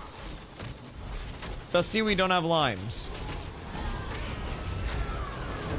So go fucking grow one, you idiot. They're literally just, it's a fruit. Why don't you just fucking grow one instead of like coming into my chat and bothering me? Like, what do you mean? You literally just plant a lime tree. And then for the lemon juice, you plant lemons. You play Stardew, Carla. Just grow lime. Yes, thank you. Like, do you guys fucking see what I have to deal with? I'm working so hard right now, on the clock at work.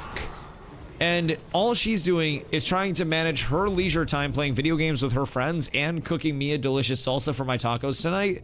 And she comes in here all like, Dusty, I don't want to grow a lime tree right now. That's too hard. Dude, can you fucking imagine me having to deal with this? Like, it's a miracle I'm not Miskiff. Like, what the fuck? We can go to the store after stream. I probably won't be on super late. I can get off, so we have enough time. But also, you're not allowed to tank. Woke up from my slumber just to say the back of the hand does wonders. He was like a grandfather with a thermostat, except instead of a grandfather with a thermostat, it's a bitch acting up. Jesus Christ. Or get more viewers? Yeah. Give you a Ms. Kiss. Jesus Christ. A Ms. Kiss is crazy, Zop. Wait, that's so good. A Ms. Kiss is fucking diabolical. Wow, I hate that that makes so much immediate sense for a euphemism for smacking a hoe. Huh. What a time to be Ms. Kiff, huh? I haven't trusted those eyebrows ever since I saw them, bro. Those things are fucking big. There's a certain level where it's like, if somebody's eyebrows are too large, they're either going to be murdering the CEO of a healthcare insurance company, or they're probably going to be slapping hosts. Just something about them always seemed off, and I think it was the eyebrows. So, Ms. Kiss is fucking crazy, though. Shit's wild. They always be bad at playing video games, but you'll always be good at giving money to those Dusties in need. Bro, not everybody can win a fight in PvP or get the best gear, but everybody can definitely do exclamation donate and be very good at putting in your card info. 1000%. Allegedly, yeah, sorry, allegedly murder the CEO of a healthcare company. Big whoop.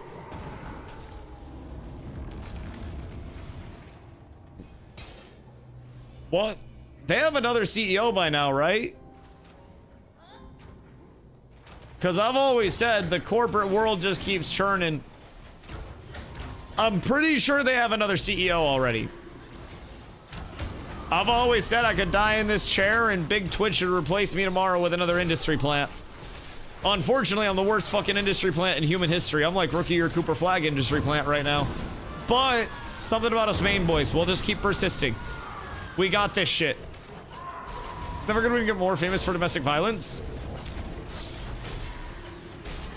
Worked well for Chris Brown.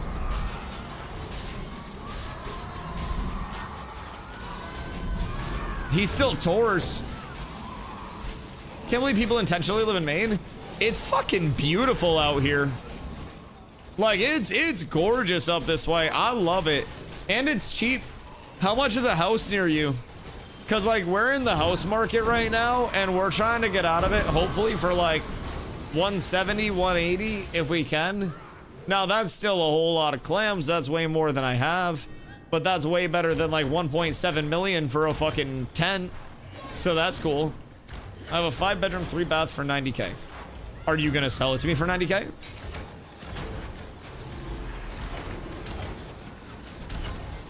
Because I will buy that for 90K.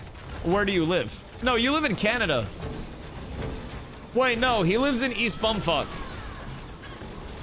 I live in a literal village in the middle of nowhere, Illinois. Yeah, Canada. Exactly. Exactly. It's the same shit. Canada, Illinois, it's all the same. I think Stomps is from Illinois. I could have Stomps find you. And then I could have him verify the price of your house. The closest house for sale next to me is like 300K-ish USD. I live in a shithole, by the way. Yeah, 170 in Maine is like a nice, like, move-in ready house. That's like pretty and done up with like landscaping outside and a yard and stuff like that. Oh shit, I said Canada one too many times and fucking Strike's in here now. Don't worry, Strike, we weren't saying anything about you. Yo, Killa, what up? I'm pretty sure I full doxed myself when we used to play. You should know where I live. Dude, you gotta understand, I have so much like Yappington that goes in and out. My retention of shit in conversation, because of how much like conversation there actually is bad. I'm really good at faces, but I'm really bad at everything else. We on the way? On the way where for what? Who on the way? According to a quick Google, the average price of a house within 150 meters squared, square meters, is 430K euros.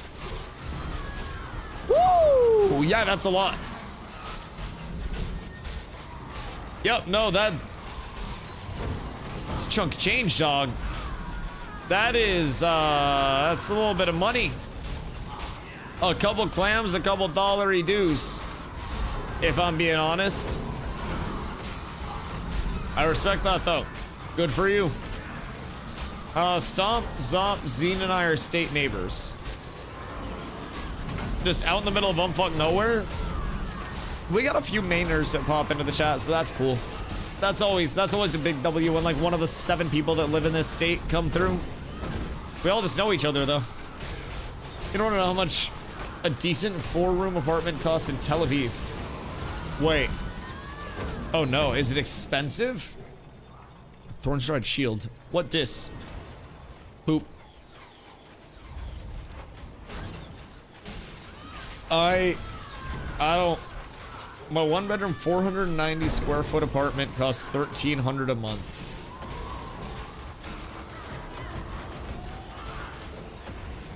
What?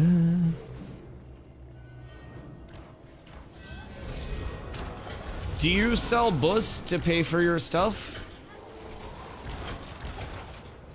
What do you do and how? Genuine question. Because that's a lot. My mom's house in Nebraska was $35,000. Yeah, but what's in Nebraska? I golf. I play golf and video games. Do you make enough off golf to just chill? Like, I know you're good at golf, but like, are you that good at golf? In 1930. Well, Nebraska is 1930, basically. Like, that's the thing. Maine is like 10 years behind the national progression of things in most instances. Nebraska and areas like that, bro, you're looking at a 20-piece behind. That shit is like ancient tech. That's like finding a civilization that was once buried in time. It's just a different level. Nebraska's more happening than Maine.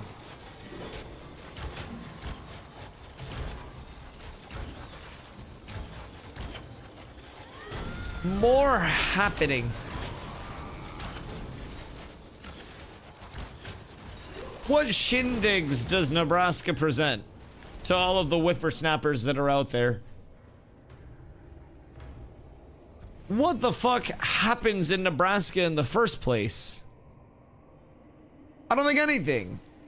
I don't think anything or anybody happens in Nebraska.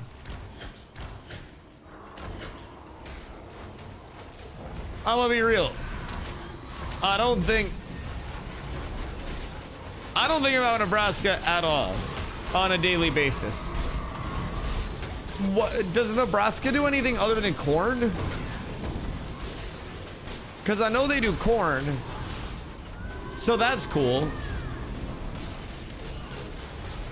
At least I think they do corn, but now I have to realize that I don't actually know.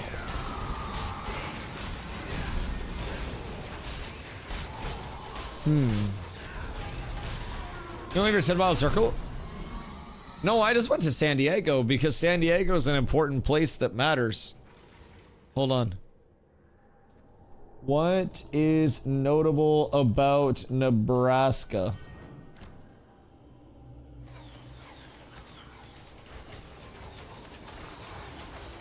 Corn. Sandhill crane migration. The Platte River Valley is a significant stopover point for about 80% of the world's sandhill cranes during their annual migration. I have been told by Google that you have corn and birds, which honestly, it's a good life out there. Listen, I don't live in Maine because it's busy. I live in Maine because it's beautiful and cheap. I'm not shitting on Nebraska for not having anything, but Nebraska has fucking nothing. Oh no, wait. The price for a 2-bedroom apartment in Tel Aviv varies based on location, but can range from approximately 185,000 USD to over $1 million USD or more. Hee hee. Ho ho. That price has got to go. What the fuck? Wow. Anywhere you can make a living is a good place to be. Oh, bro, can you imagine if I was trying to stream from, like, California, how much everybody else would have to, like, cough up more money to keep me here? I'd have to work 2 jobs and make this much off stream. I'd be fucked trying to full-time stream in California. I have no idea how anybody living in a city just goes, yeah, I'm gonna full-time stream.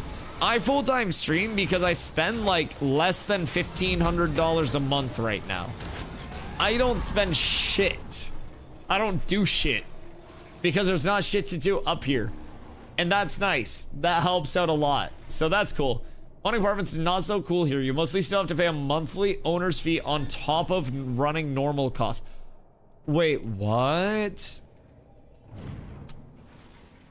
Yeah, that does not sound fun. That sounds expensive as shit. I just wouldn't want to live in a city. Like, I enjoy visiting cities, but I don't feel as though I would ever want to actually live in one. It's just, I don't know, it's so bustling and busy, and it smells like poop in most cities. It's kind of icky. Pay a premium to live in a place that doesn't smell like cat piss and is small enough to clean in 5 minutes. You know what you could do? If it's an open concept, you could pay another premium to get a Roomba, and then you could let your Roomba free, and then you wouldn't have to do your floors anymore.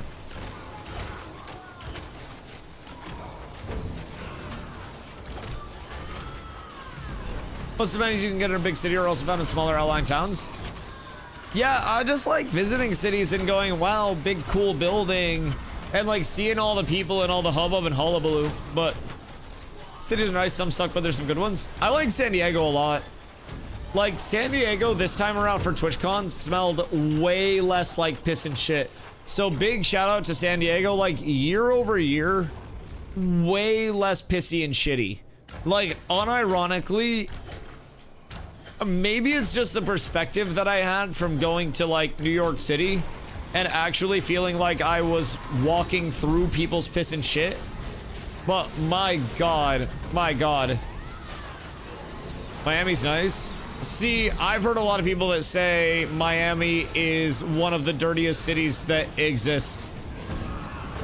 And it's all like spring breakers that are just getting drunk as shit that don't clean up after themselves, so it's all just like vomit and piss and shit. San Diego is way less of a pissy city. Yeah, wait, shitty. Wait a minute. Wait a minute. Welcome, Shitty Walk. But yeah, New York City is basically New York shitty. Vegas, Vegpiss. Boston smells clean. Although, I haven't walked through Boston in a little bit. But I never remember Boston smelling like piss or shit. So that's great. I haven't been to a lot of cities though, honestly. I haven't traveled much.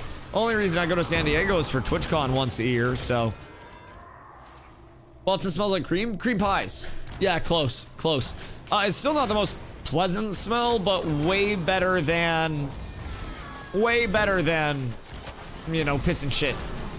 So, I do love me a good Boston cream pie. It's like a Boston cream donut, but it's an entire pie. It's real good. And then you get like a much softer, like cakey texture instead of the donut-y texture. That shit good, boys. That shit real good. I feel like we've done well today in terms of our money-making escapades. I would consider this overall a very successful one. Boston Cream's the best? Oh, yeah.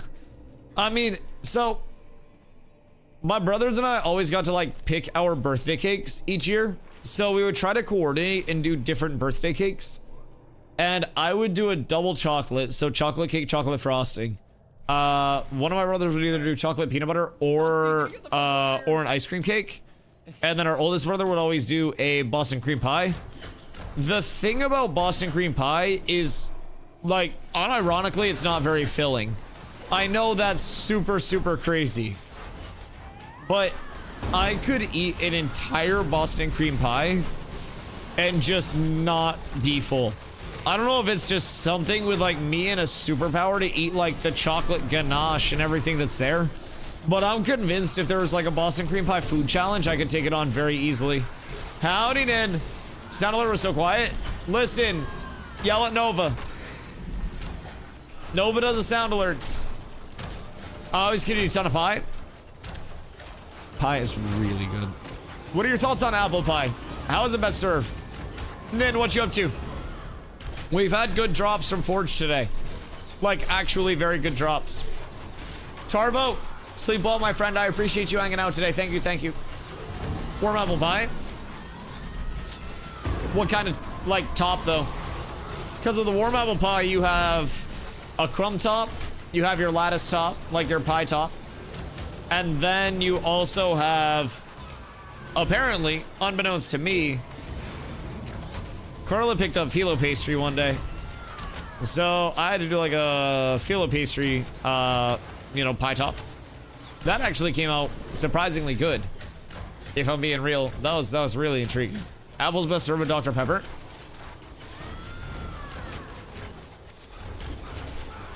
Interesting. Now, as you know, I'm a man of Dr. Pepper culture. But I've never paired a Dr. Pepper with an apple pie. But that does sound wonderful. Now, what if you cooked your apples down in a little bit of Dr. Pepper?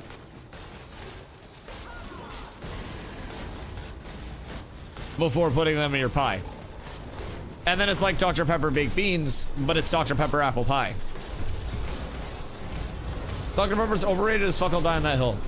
Yo, Bo, do me a favor. Type exclamation vanish real quick. It's a cool command about Dr. Pepper. Yeah, get fucked. Fucking bozo. Get out of here with that dumbass take. Stupid ass bitch. Was that a command? For when someone has a stupid fucking take. Dr. Pepper's heavenly. You can die on your hill all by your goddamn self while I'm sipping the fucking God's nectar. Dude, Dr. Pepper is so good. What the fuck do you mean? Dr. Pepper is mid. Like, okay. I asked this as a follow-up. Is all soda bad and Dr. Pepper is mid? Is that the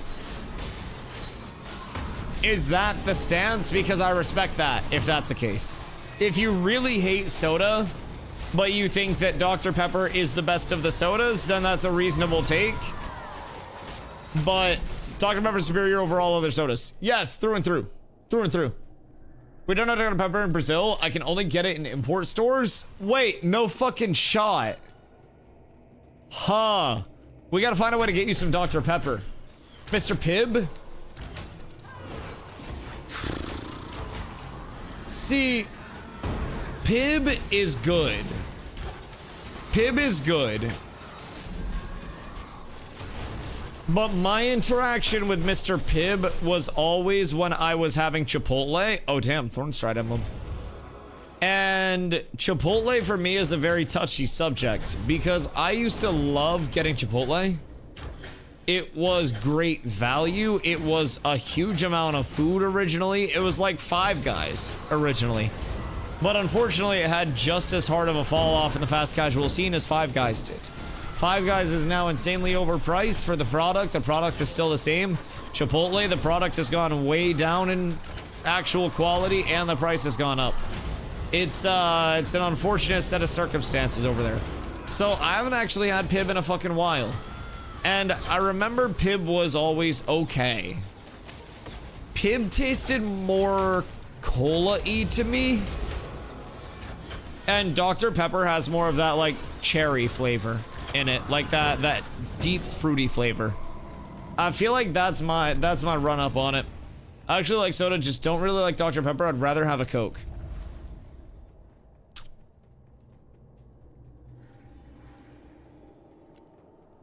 I'm gonna respect it, but I'm not gonna like promote you saying that shit. Like, it's fine. Thank you for the 75 day. I appreciate you. Like, it is what it is. Like, you can think what you want to think. I'm not here to tell you how to think, but I have no problem telling you you're wrong. Thinking the things that you think. I have zero issue with that whatsoever.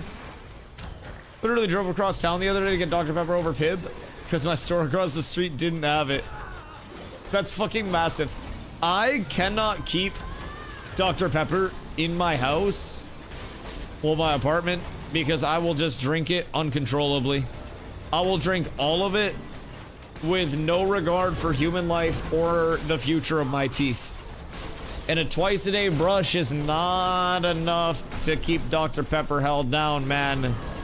It's simply not. I drink too much. Yeah, I mean, I would if I had the accessibility to. I remember back when times were good. The store that I go to that has all the sales in the app used to have, like 3 for $10 and sometimes 4 for $11, 12 packs of soda, like the cans. And we would stock up like crazy when I was growing up. Like all the time whenever that sale was available. It was such a good deal. So we'd stock up like fucking mad. And I always had Dr. Peppy on tap. And it's always been a problem. I like my Dr. Peppy. I was on fucked up taste buds. I like the cucumber Gatorade and the coconut Red Bull. Cucumber Gatorade's not bad. I feel like the cucumber Gatorade doesn't really taste like much. Carlo likes the cucumber Gatorade a lot as well.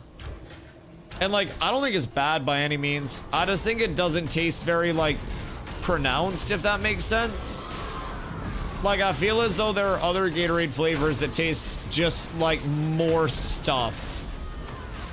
Like, it tastes like what it says on the bottle just a little bit more, if that makes sense. I don't know how it is in the US, but here bottled water is pricier than sweet things like Coke. Interesting.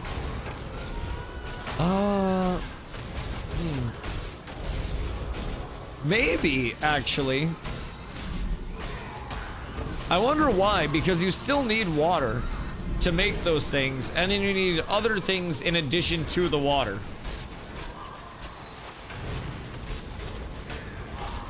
That seems odd to me, no?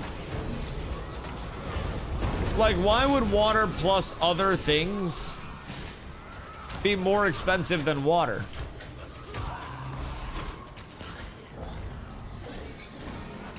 That's really like racking my brain the wrong way right now, if I'm being completely honest. I'm not quite like wrapping my head around that. Like normal water. Right, that's what I'm saying. Like, why would soda, which is water with extra stuff in it, be more expensive than just water that doesn't have the extra stuff? Because it's either water plus additives or water. And in theory, water plus additives would be cheaper, or would be more expensive, sorry, because water plus more stuff. Yeah, that's confusing as shit. Fiji water you need to take out a loan to buy? Bro, please don't drink Fiji water. Please don't drink Fiji water. Everybody gets baited at some point. And this is going to be a confession from me. At one point in time, I got a bottle of Fiji water, and then I drank it, and then I just kept refilling the water in the Fiji bottle so I'd look cool. And I'll look rich. And I brought that shit around me with me, like, everywhere I went with for a little bit. It was, that thing was my lifeline, doc. Bottled water is more filtered, but priced to incentivize you to buy sodas. Right. Right. You realize that answer can be as simple as people pay more for water than Coke? Yeah, but why? Also, I feel like it's possible to get cheap bottled water. You just have to buy like a big tubby wubby of it, and then it's super efficient. But that definitely makes sense. Bro, my voice is dead. Oh my god. Water's a necessity, Coke isn't. But Coke literally has water in it. Like soda, the first ingredient of soda is carbonated water. I don't know why anybody buys water, just use a water hack and drink your own pee. That is true, infinite water. Yes. Or you just buy a shovel and then you dig down really deep until you hit groundwater, and then you've, congratulations, dug a well. Happy to help. Then you have unlimited water. Just don't get stuck in it. Especially in the Middle East, water's made from desalination. Oh, true. Yeah, desalination is way more expensive than just grabbing it out of a fucking lake up here. Yeah, that makes sense. Most items are sold cost plus. They're sold for what people will buy. That's fair. Yo, Dave. Thank you for the raid, brother. I appreciate you. Much love. I hope the stream was phenomenal, boys. What do we get up to today on Dave's End? Zeros are relatively cheap here, so they're a factor. Right. I mean, everything's perceived value. I mean, also regional pricing differences are crazy. If we coordinated as a chat with how spread apart the US we are, we could take advantage of regional pricing and probably save a whole shitload of money. Like, if you guys needed something like food product up here and it was cheaper, then I could get that and send that to you, and you could get me a food product near you that's cheaper, and then we could just like hook it up for everybody. We gotta have a whole network of min-maxing the price network of America and beyond. We gotta like go directly to the regions of production. Full ashes with it. Demand of water is much higher too. Supply and demand affects pricing too. Plus water industry has huge markups. I just don't understand why people would want water more than they would want Dr. Pepper. If that worked, we'd already be doing that. Wait, but I'm sure people are already doing that. What do you mean? Regional pricing is a real thing. You just need to make sure you're buying enough to get a value out of it. Dusty doesn't quite understand supply chain. I absolutely understand supply chain. But I have a Walmart distribution center that is in the state of Maine. That doesn't mean that in the state of Maine, like, everything that is Walmart is cheaper. Like, we have regional pricing on goods. Carla has even said, like, being up in Maine, this thing in Arizona was so much more in demand, so it was more expensive. Even though it was shipped out of Mexico to Arizona, which is way closer, it's more in demand there, so it's expensive as shit. So what I could do is buy up all of those things that have been shipped up to Maine that are selling for cheaper, and then I could ship them down to Arizona to sell them for more and then profit because they're worth more in Arizona.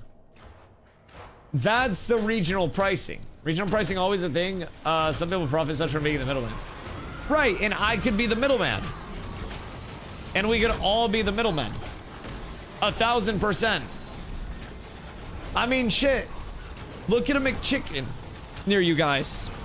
Let's value it off like a McChicken. Because a McChicken in Maine is still on the 2 for $4. I can get McChickens $2 a pop. Like that. What y'all got for a McChicken near you? I need a McChicken price check. I need it. Dave, we mob grinded like crazy today, brother. We are getting a whole shitload of good drops and good everything that we need at this point in time. It has been a beautiful day with the guild, and we're making a lot of money, saving a lot of money. We got a couple actual, like, item drops, which... those are mythical at this point, so that's really cool. After stream tonight, I'm having tacos, so I'm super excited about that. I gotta take care of my voice, because my voice is starting to cut out like absolute crazy. One official distributor of Nintendo products in Israel, but it has Mario Monopoly, or basically, they buy the products and price, the official Nintendo sells them, then put a big plus to the price.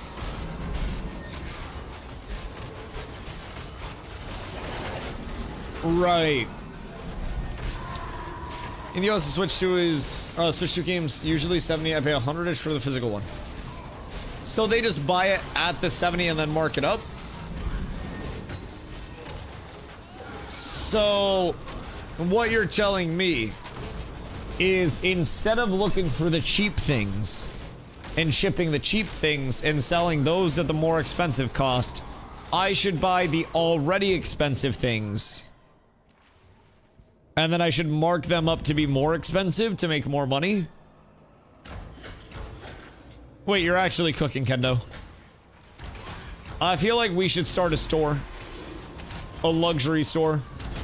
And we should put a sign on the door that says, no pours allowed. And we have like a net worth check when people walk into the store to make sure they can afford our markups, because our markups are a premium product. No, that's good. That's good. This is what America was built on. Okay, so what I'm learning is we need to monopolize. I'm not good at math. I'm not very smart. But I'm smart enough to know if there's only one of an entity controlling a good, then there's no competition.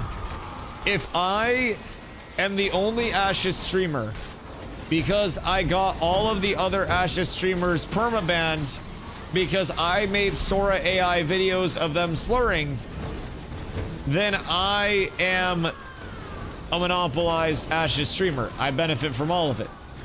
That's easy peasy. That is, I think, the most straightforward scenario in human history. If there is one Ashes streamer, I am the Ashes streamer. If there is one Tomatillo vendor in the state of Maine, I am that one Tomatillo vendor. And I can set my own price at that point. Real play is have a competitor that you own. Wait, so I could essentially be... I could have multiple companies under the Dusty Corp LLC name. And then those companies could be competitors with each other. So I could do like tomatillos, and then I could do tomatoes. So that way there was always the back and forth of like, what's going on here? Especially up in Maine where people don't know the difference and people think a tomatillo is just a green tomato. Pick an Ashes Twitch Guild and make them all pay taxes to you. See, we have a rule here in Cats. If people pay their taxes to me, they're used for embezzlement. So we kind of already have that. Everybody knows where to find me. And they also know that I am the CEO of Cats with Abs, the Chief Embezzlement Officer. And I will absolutely take your money and embezzle that shit. Through and through 1000%. There is nothing that is going to hold me back from that. Make a deal with competitors for mutual benefit of margins. Right. So it's like, if I'm in one gang and we're having a turf war with another gang to sell Fent, we could agree to stop competing over that turf and then collectively impede on another ops turf and spin their block together and then take that over, and then we have more total turf. I feel like explaining it in gang warfare terms really helped. Thank you. Thank you. I think that was the inspiration that I needed. Honestly, can't believe anyone would trust you with money. You're usually poor as fuck in every game. I don't want to talk about it. I don't want to discuss that shit at all. I'm doing fine. Listen, I don't need gear to cook people. That is the thing. That is what sets me apart from your average man. Most people say, man, I can't PvP until I get gear. I say, man, I need to PvP before I have gear, because once I have gear, everything gets too fucking easy. If I'm not at a disadvantage, then the fight's not even. And I need to hold myself down so I can build myself up. Amen. God did. I dread the day that I actually get gear and actually see it come up. I don't want it to happen. Poor as fuck with his wall, but his spirit's rich. It's not always about just being rich monetarily. Sometimes there's a lot of stuff that'll make a man rich, and you don't even know that you're rich until you lose that richness. Does money buy you a client when you're a hooker? No, a good client list does. Yeah. No, like, no, you're not gonna spend money on a client list if you're a prostitute. No, that's like the backwards part of it. Yeah, it's like you have to have a good reputation. And I feel like reputation is everything. I also feel like there's that name pull, and you've got to do something different. I feel like everybody tries to be the next throat goat, and nobody wants to be like, I don't know, the fucking slap chop sensei of hand jobs. Like, nobody wants to give the meanest footy on the block. Everybody wants to have the never-ending throat. And you've got to do something to set yourself apart sometimes. And I feel like in content creation especially, you always have people that want to be the next Asmongold, that want to be the next Kai, that want to be the next Speed.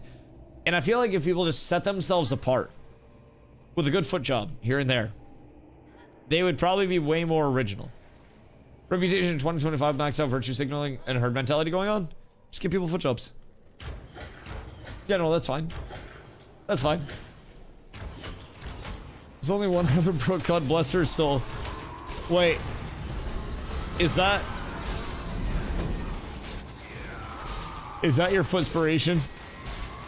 Missy's part of the Dusty streams? Man, I've been mob grinding for like fucking 6 hours today.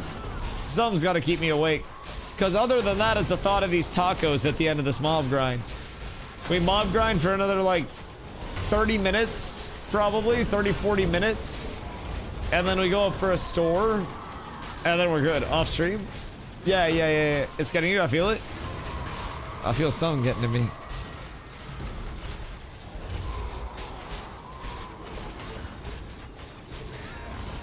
Listen, man, I just want arenas.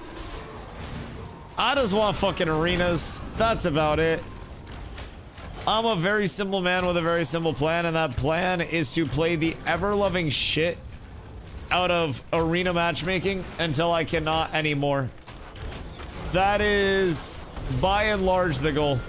But arenas are not in yet. And I'm very sad about that. Soon, though. Very, very, very soon.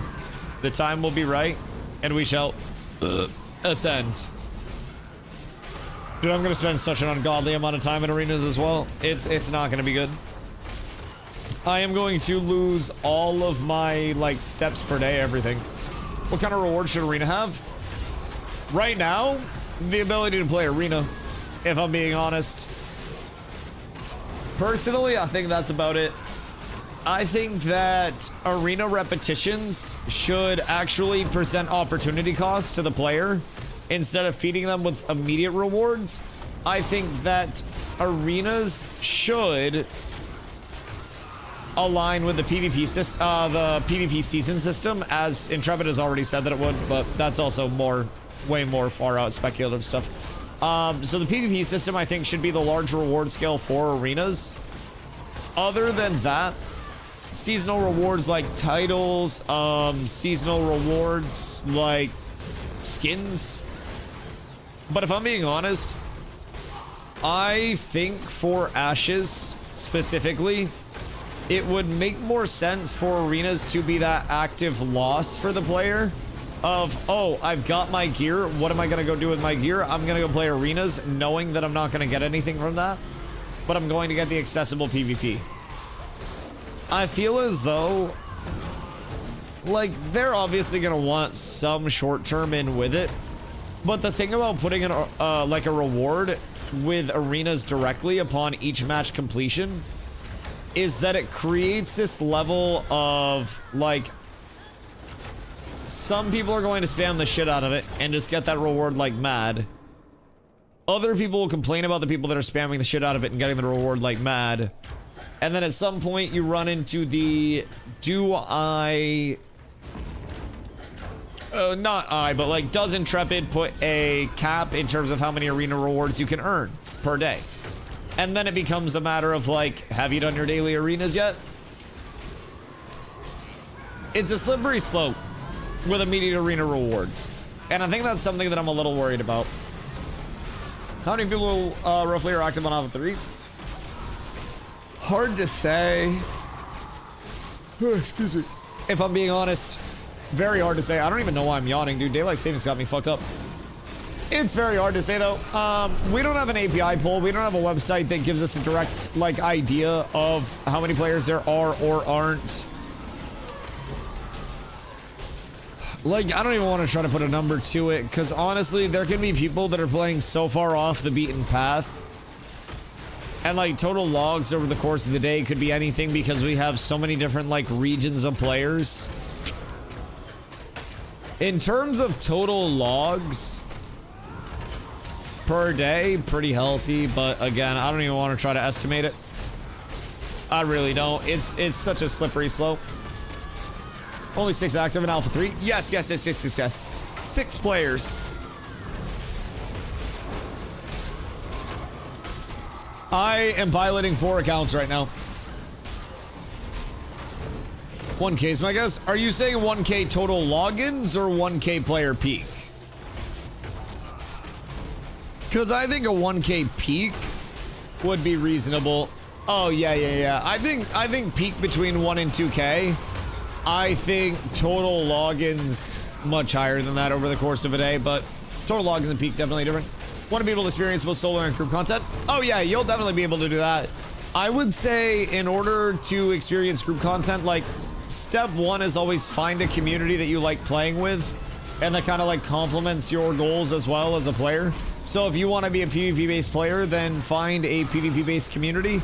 If you are leveling and you need a more casual experience, find a more casual guild. I think that is a lot of what Ashes is built upon, is it's like you cater your experience in Ashes to precisely what you want it to be based on your affiliations within the community. It's pretty cool. I don't like people. How do I find a guild? Exclamation guild. Done. Easy peasy. We make it so freaking easy. Are we leaving now or should I stay? I stay here until people tell me to leave. You can count 50 to 150 people at any given time in just Winstead. Oh yeah, absolutely. It's also a very good sign when an 11 p.m. EST siege that involves 200 people total has a wait list. Puck, I found your guys. I think that's a very nice thing. Angels, I don't know what that means. I have no idea what any of that means. But hello, my friend. I appreciate you coming through. Russia, well, I know it's Russian, but I don't know what it means. I don't know Russian. PTR is fun. Glad they started doing more small days of boss tests. Yeah, I think PTR for focus testing sessions is really good. Very anti-burnout as well. When does the game start and in which countries? Wait, Dave. Thank you. You're a legend. Launch is very far away. Probably a few years. And it will be a global launch. It's playable right now as well. Exclamation ashes in chat. It is playable right now. It's a buy-in for the rest of development, but that's probably going to be 2 to 3 years. So, playable now. Brother, what other people kept pulling? It wasn't me. I know, other people kept pulling. Dave, I appreciate you, brother. Much love. I mean, in all fairness, that last siege would have been ass. Even to get into. That was very one-sided. Now, there were some bugs that led to that as well. It seems like defense-sided bugs have been kind of a bitch lately for people to deal with. Even on our end. So hopefully Intrepid's able to get some good data around a few of those issues that are happening, especially with the spawn issues. Because those are 1000% impacting it along the way, but I'm sure they'll get it all tuned up. Excuse me. Russia's been waiting. We have Russian players already. Yeah, there's a streamer every day that's title is Russian of Creation. Full defense bug was scoped this time around though. Oh, yeah, no, it absolutely wouldn't have, I don't think it would have made a difference. But Juan Restrepo, what up, my boy? How are you? My favorite Russian of Creation. What am I go? But yes, no, that first gate fight that happened, it was a little bit staggered because of the bugs at the start. But when the actual combat happened and you just saw the defender drop, you knew that it was going to be a very one-sided affair immediately. That was apparent. I think it was just like a gearing difference. I think it was a bit of an organization difference. And I do think that the defender bugs definitely probably had some, some impact on it all. But I also don't think even if there was 100 versus 100 at that one gate, that it would have made a difference. I think it would have been the same thing. Our children will soon have children who will be grandfathers waiting for the game. Yeah, but MMOs are for grandfathers anyways. MMOs are perfect for old people because we can just sit here and cut trees. When the game launches, it'll have language support for Russian and localized subcosts for many different regions. Yes, indubitably, indeedly. It will be very, very, very accessible. So global servers on the USD rate, and then it will have region lock servers that are on a regional rate as well.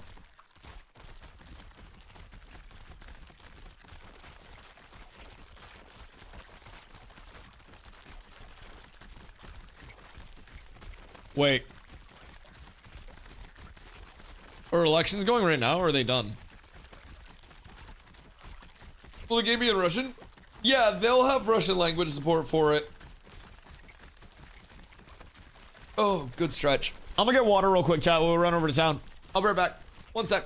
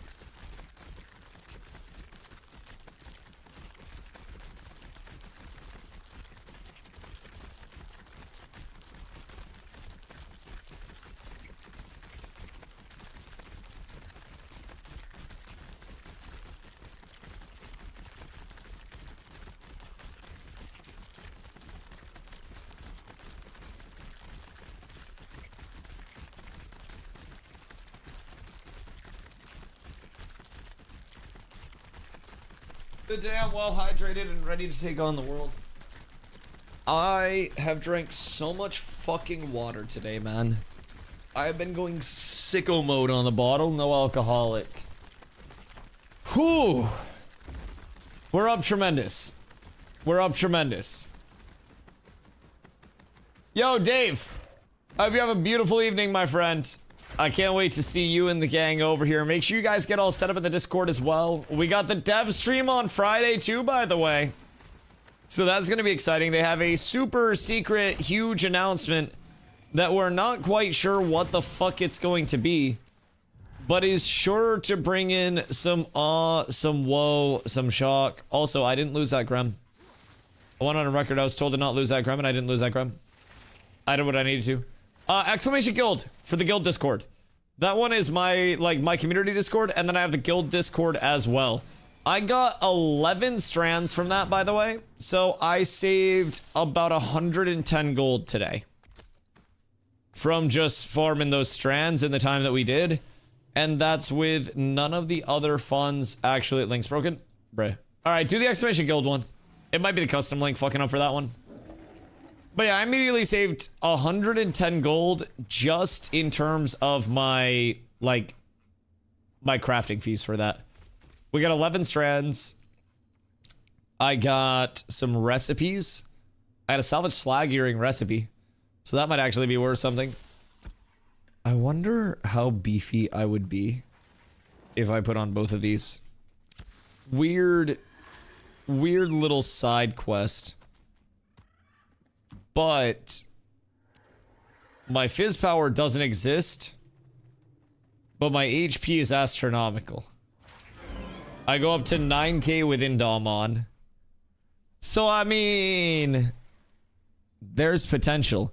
If I got Lego Amulet and I got Lego Rings times 2, that would be even more max HP. Wouldn't be the worst. Wouldn't be the worst. I might be able to get up to 10k. If I were to just... Whoops.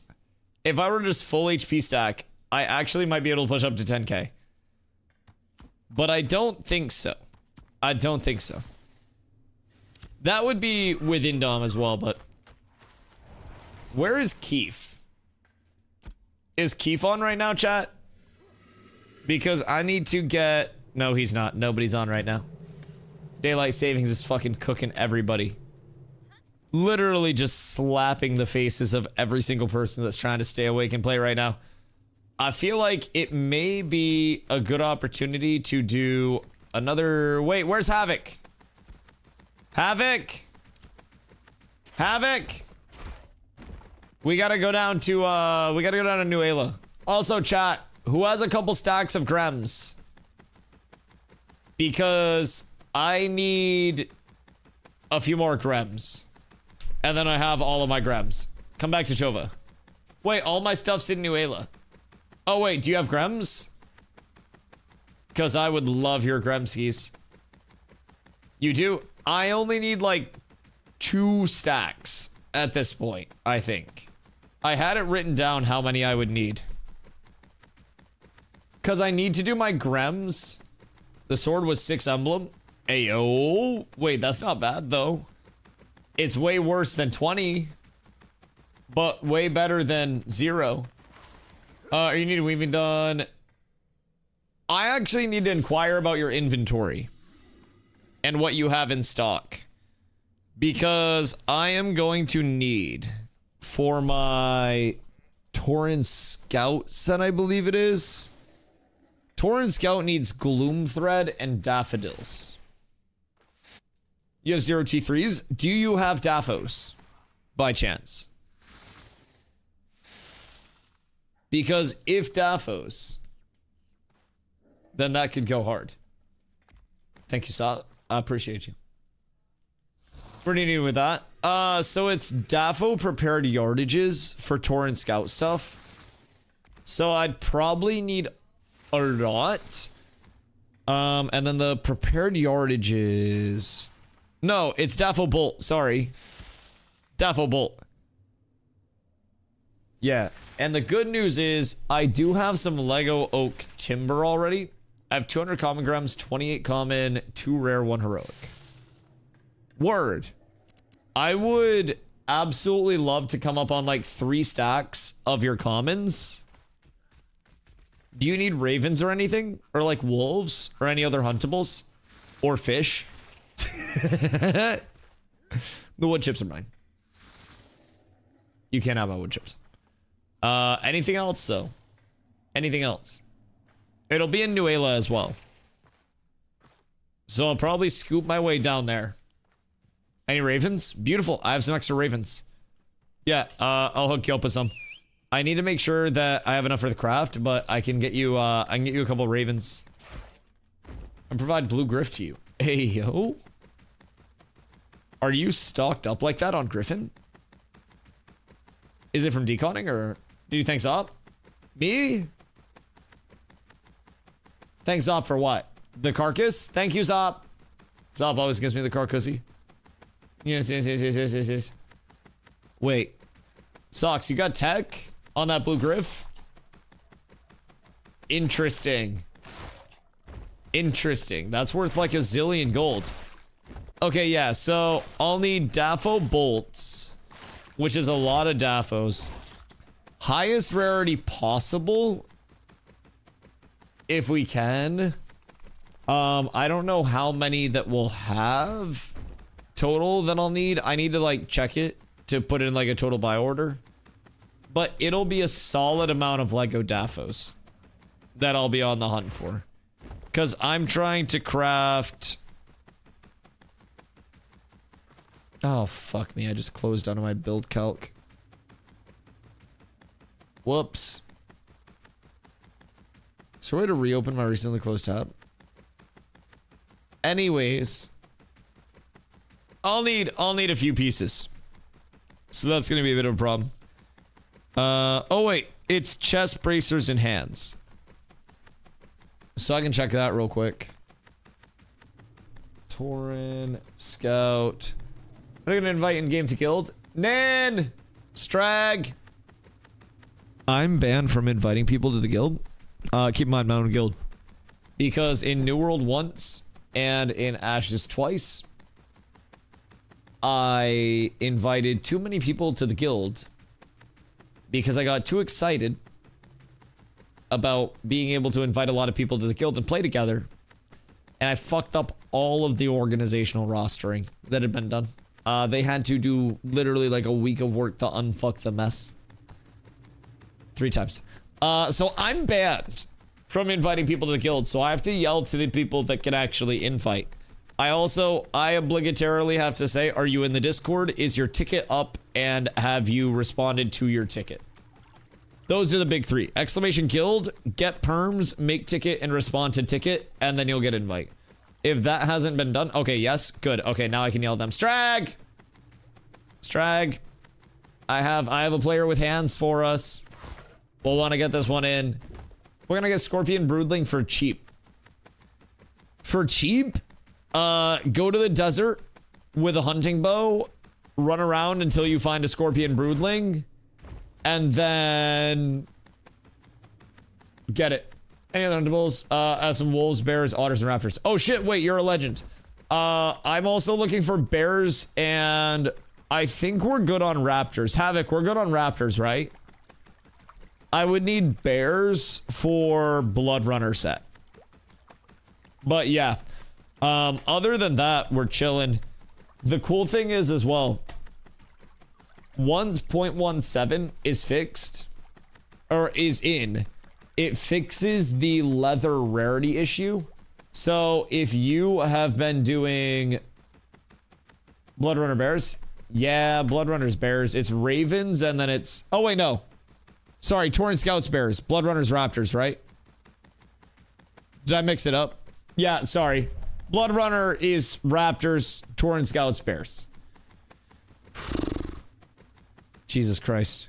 I'm losing my mind. I'm losing my mind. It's flipped-itty, flopped-itty. Dude, I have such a disdain for crafting shit because I hate all of the organization of it. It's been fucking killing my brain to try to organize all this. There's a reason why I don't craft stuff. Jesus Christ. I'll need bears for my Torrent Scout. And then I'll need raptors for... I won't need raptors, actually, because we have the raptor leather. Are we sure on that fix? 0.17?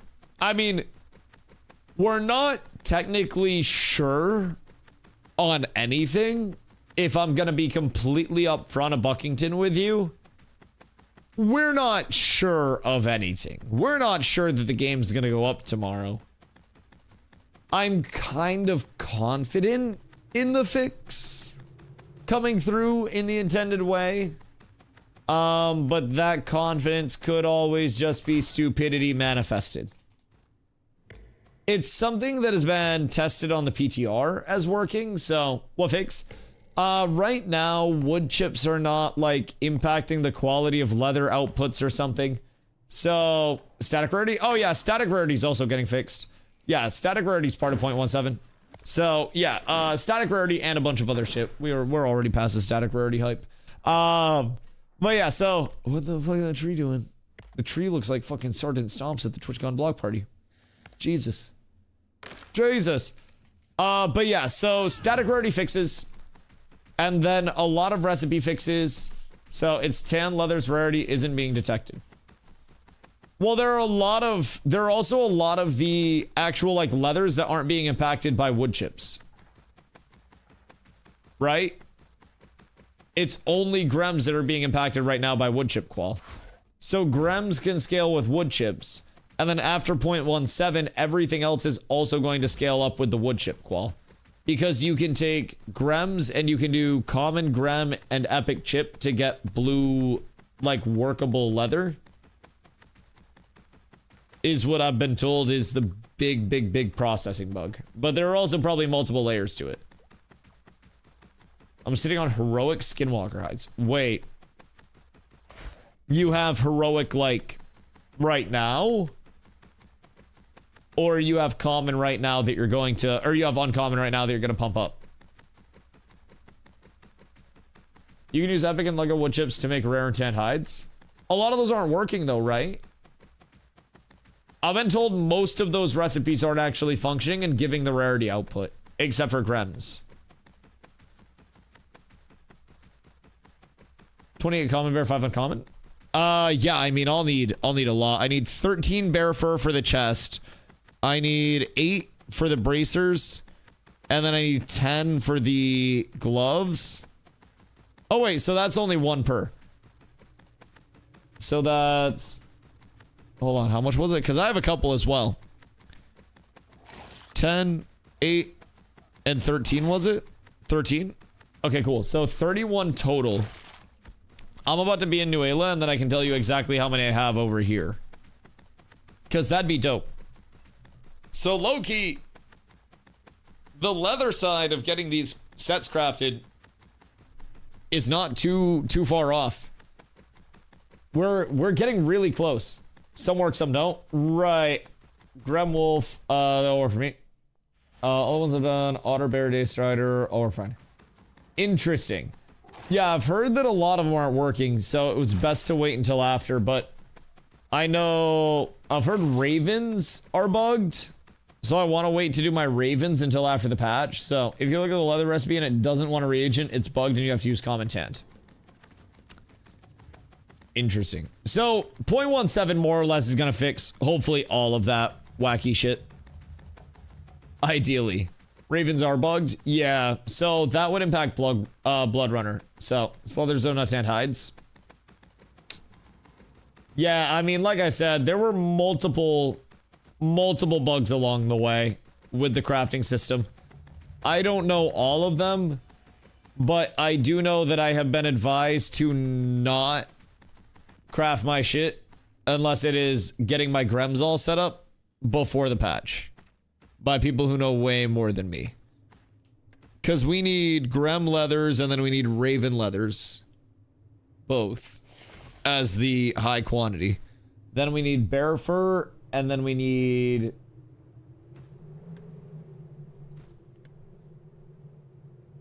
raptor leather. So it's raven leather and raptor leather, and then it's bear fur for Tauren Scout. Wait.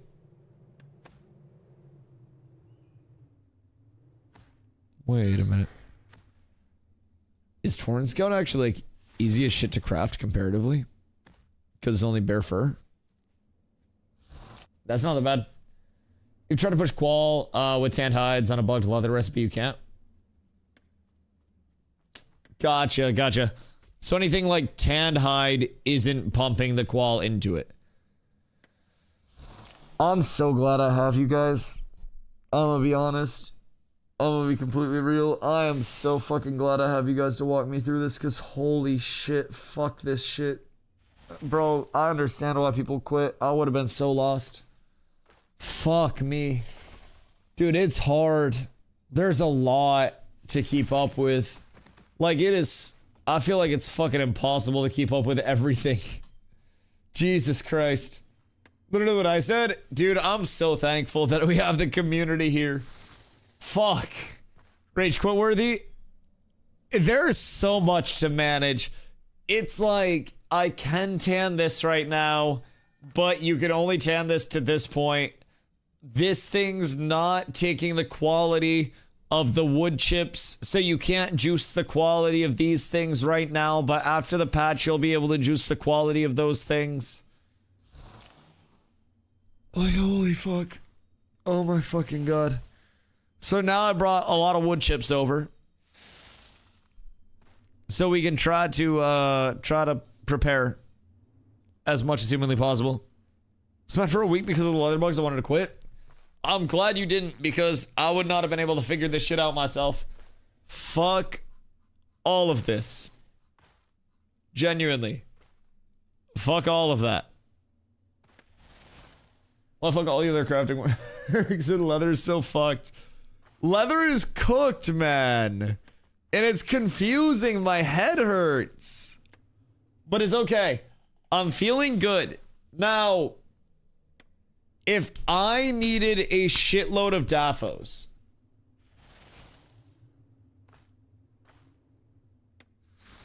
would that be something that's gatherable?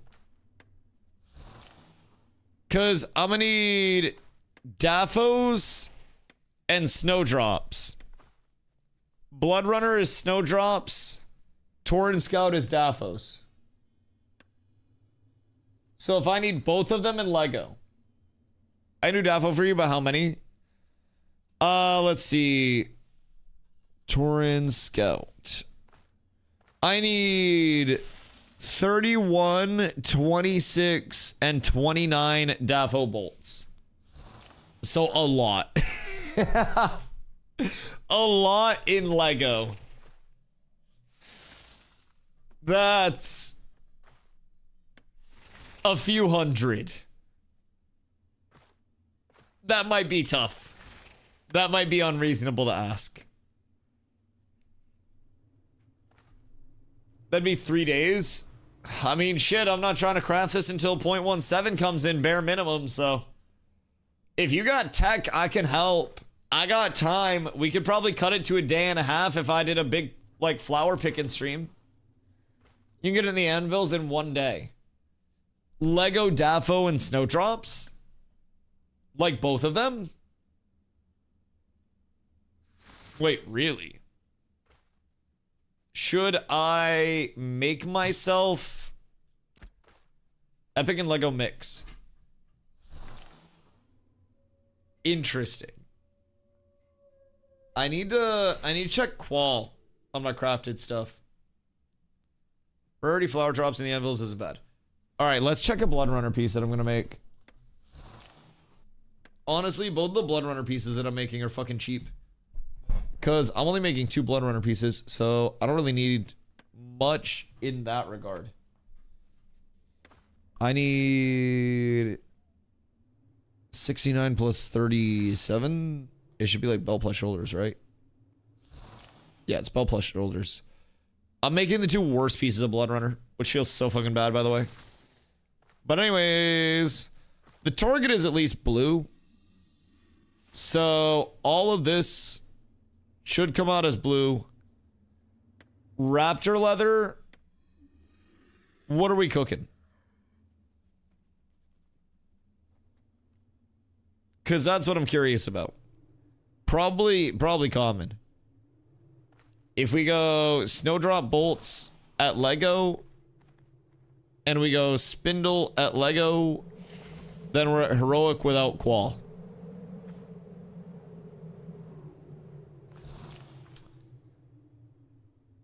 That's really not that bad. That's really not that bad. We can do this cheaper. All right, walk me through. So, what are we trying to push up? What are we attempting? Because I'm assuming 389 qual. All right. 389.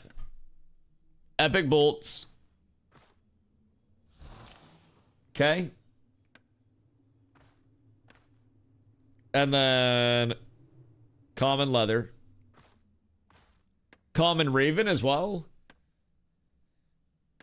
Because we can get blue super easy post patch. Because I have epic wood chips. So we'll just get blue leather post patch. That'll be super easy. Reload the page is bugged now. So blue leather is nothing. So we'll say blue leather. You said 389 qual. And then epic bolts.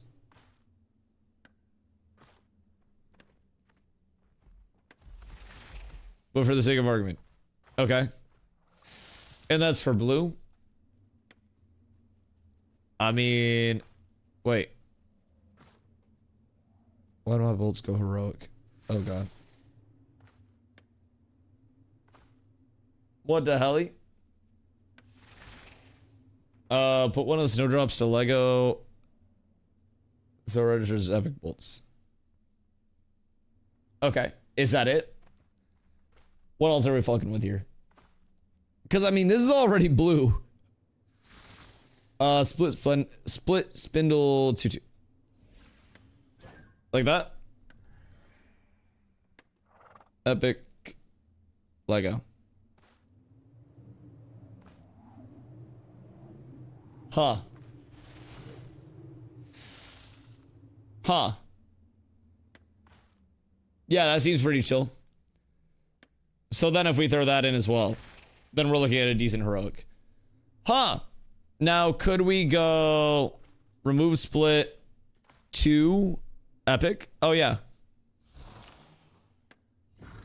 So with blue raven leather, we can just do 2 epic. Not quite. Interesting. So we can sell heroic blood runner for probably cheap as fuck. So this is actually not going to be hard to craft at all. Well, maybe I should gather more ravens and then craft my green pieces in heroic.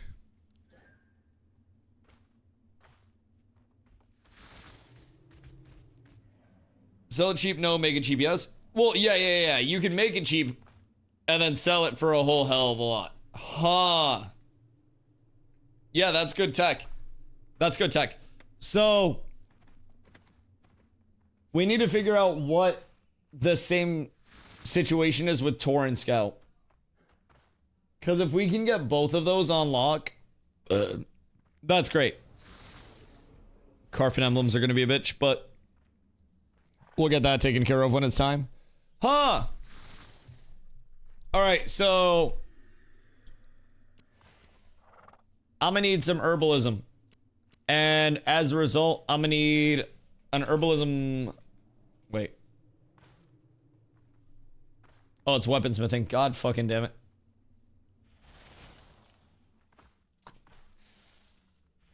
Larch, copper, and a basalt weapon mold. All right, word. That's easy. As soon as I can play with the Torn recipe. Yeah. The Torn recipe's bugged as shit right now. But Codex has it. But I don't know. Torn Scout. Yeah, none of the Torrent Scout stuff is in crafting calc. Your apprentice sickle, I have an extra. Oh shit, do you? Yeah, if I'm gonna be going up to the anvils to try to grab some daffos and shit, should probably have a good sickle. It makes sense. If I do, it'd be the responsible thing. I must be good. That'll help though. Knowing that I only have to get epic is probably going to save a substantial amount of time and money. If I'm being real, that's fucking huge. I'm very excited about that. Card of the Houses of Jehovah. Okay, cool. I can pop over there. So, how long do we think it would take to actually farm that up in like Epic Plus? Genuinely 1 day of herbalism and we're pumping? Because if that's actually the case, then I'm gonna just go farm that up right now. And then I would just need spindle. The oak will be the harder gather. Let me check my storage real quick. Cause I might just have a gold mine waiting for us to be capitalized on. What's Cats Discord? Exclamation guild. It's discord.gg/cats with abs. You know. Materials, Jova. Oak. How much is Lego oak going for right now? Because I have Lego. Oh no, heroic. I have Lego, 30. Heroic there. Lego there. Like 2 gold. That's timber. Right, you need... Isn't it like 1 timber to 2 unprocessed or some bullshit? Why not get as much as you would for wood? Right. Yeah, so I mean, you still need both. Wait, you're a legend. Jesus Christ, let me grab you a stack of ravens or 2. Okay, no, that's fine. Here. I'll give you these. There we go. Thank you, sir. You are a gentleman and a scholar and a legend. Actually, here, take this too. A tip for your delivery, for all of your hard work. But yeah, I think I'd more so be looking for the, just using it in the crafts. So, I still need some more raw oak on top of all of that. Thank you, sir. Alright, the Grems are amassing. If I'm being honest. We are very up tremendous there. I had a second 20 bears already. Alright, wait, I'm actually set on bears now too. I have a shitload of extra wolves. I have skinwalkers out the ass. I have 12 daff thread and 23 daff. Ayo. The only scary thing about the Torrent Scout stuff is if it gets changed, then I'll be cooked. But I would need 31, 26, and 29 daffodil bolts. So that'd be a lot. That rare skinwalker's big money. How much is big money? Because, like, I have rare wolves. I have heroic otter. I have rare skinwalker. I have heroic burb. I have nothing else exciting, but some 2 gold 50s over for each. Oh! Jesus! Wait, for each Daffo? Jesus! Alright, yeah, I'm farming those shits tomorrow. I know what I'm fucking doing. It's cog, so it's a hot new thing. Ah, interesting. And is that recipe functioning properly? So you can actually, like, get your rarity up off of the carcass when you're crafting? Wait, is it really 2 gold, 50 silver for each, like, daffodil?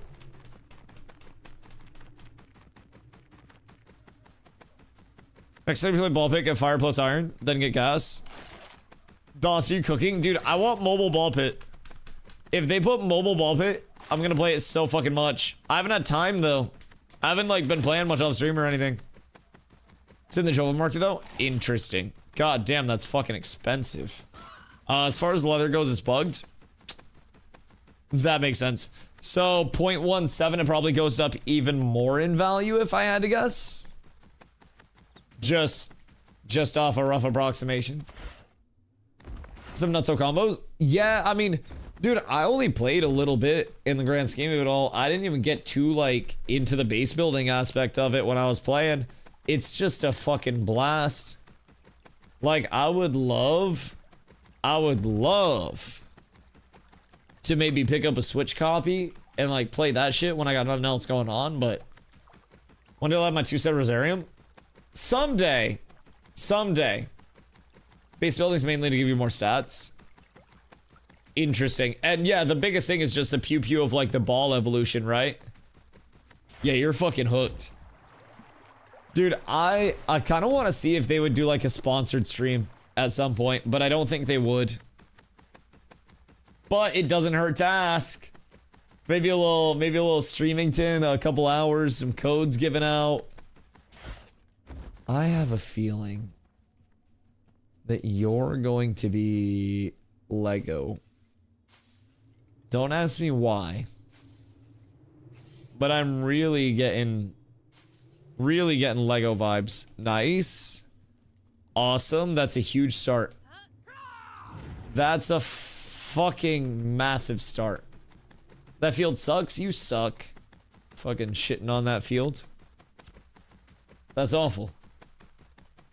That's literally awful. Characters also have big impacts. Oh yeah, the unlockable ones. Yeah. Yeah, that was a pretty cool aspect of it as well. I thought Ball Pit was incredibly well done, bro, for just like a little indie time killer pew pew game.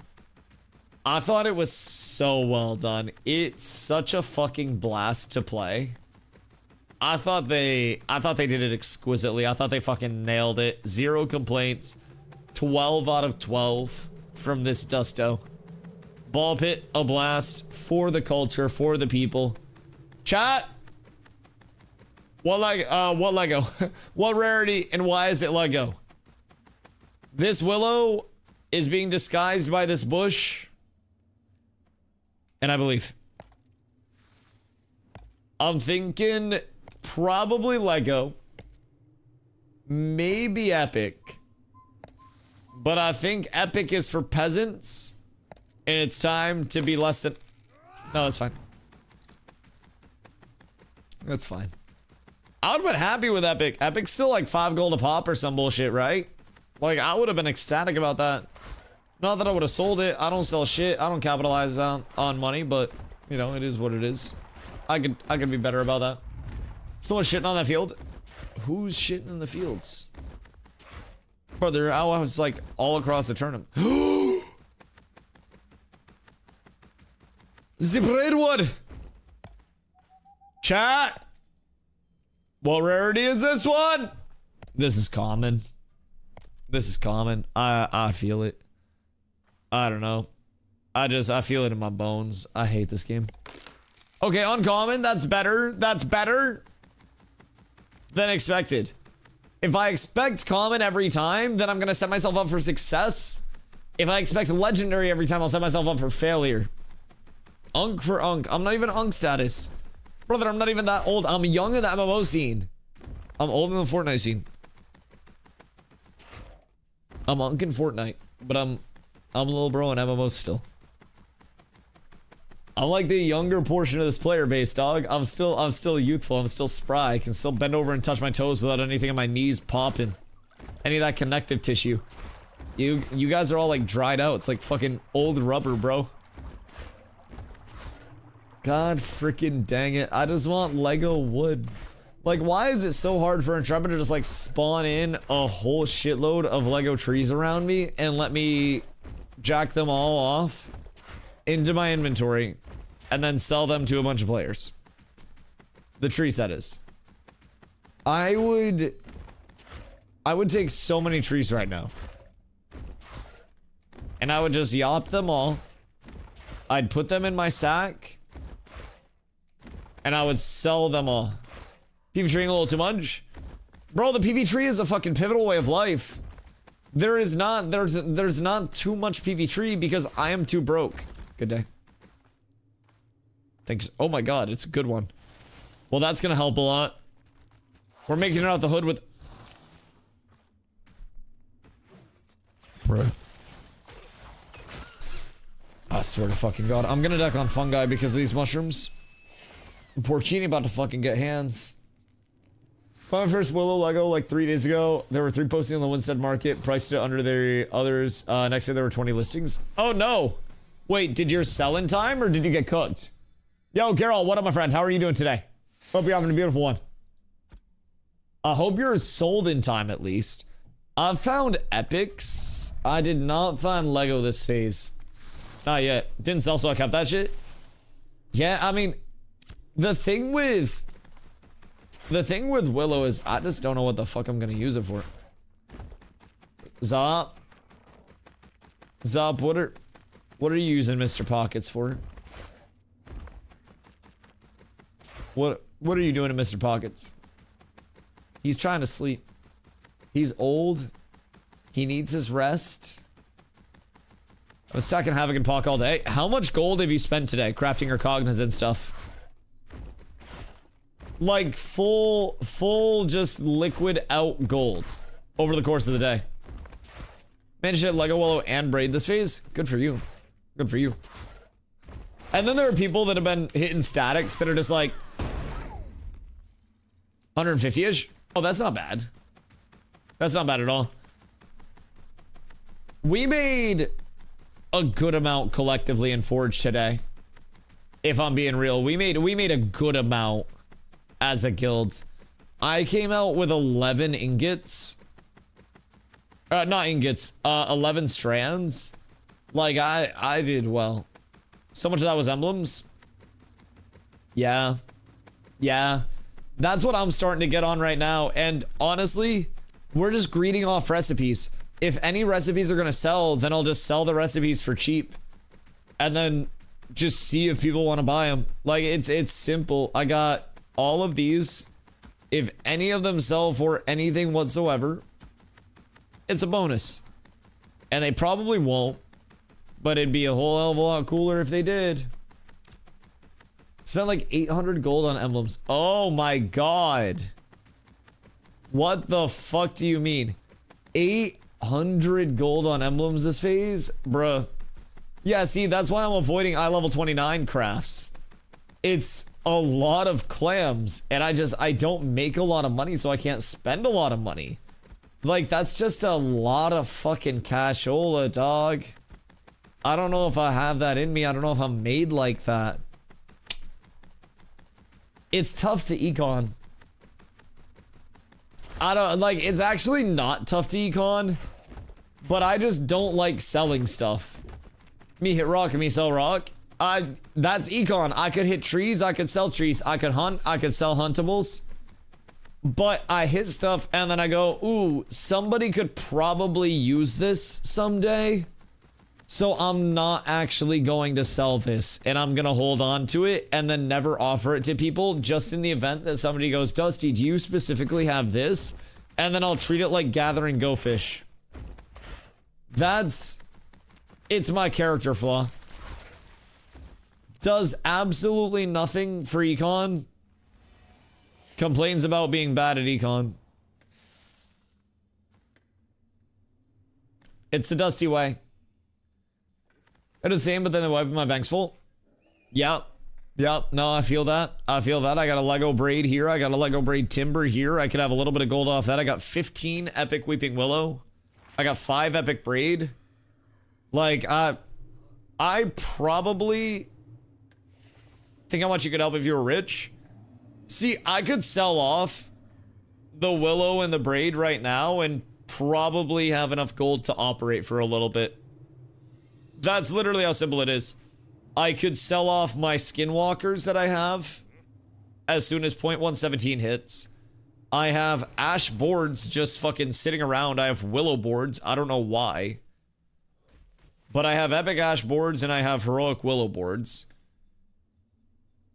Spent like 500 gold today. On what? 500 today? Jesus fucking Christ. So much random shit laying around. That's just one storage. The fuck do you mean? This is my other storage. So I have more emblems, essences. I have basalt, copper. I have one random Lego Edel. I have rubies. I have zinc. I have a bunch of blue willow. This is my Mira storage. My Mira storage has Lego basalt, Lego slate, Lego tin. I've got a lot of shit. And what have I done with that shit? Nothing. Absolutely fucking nothing. And it is what it is. I respect it. I gotta get better with it. I should definitely sell it off. Tomorrow, chat, we need to go through and make a list of what I should sell. Holding it for life. Listen, man, I'm gonna put it in the prison pocket and then I will sneak it in. They won't be able to stop me. That's the plan. Maybe AOC 2? Well, if they bring back Apocalypse, I'm gonna want to go into Apocalypse with an advantage. Alright, who wants to buy some of this shit? Because I've got oak and ash timber in Lego. I've got braid. I've got willow. I've got epic. I've got Lego. Man, I got too damn much. I got too damn much. I got skinwalkers. I got popcorn. I got pretzels. I got dogs. Pretzels will drop after the update, and you can buy 3x for this money you're selling for now. So what should I look to sell immediately? Just like all of my wood and shit? Like what am I looking to liquidate and for how much? Because I would have to transport a good amount of it over to zinc. Alright. Well, tomorrow we make a list. And then tomorrow's liquidation day. We'll go through the storages and we'll make a list and we'll see how much money I can get from selling a bunch of shit that I don't need. That'll be the goal. I'm actually kind of excited for that.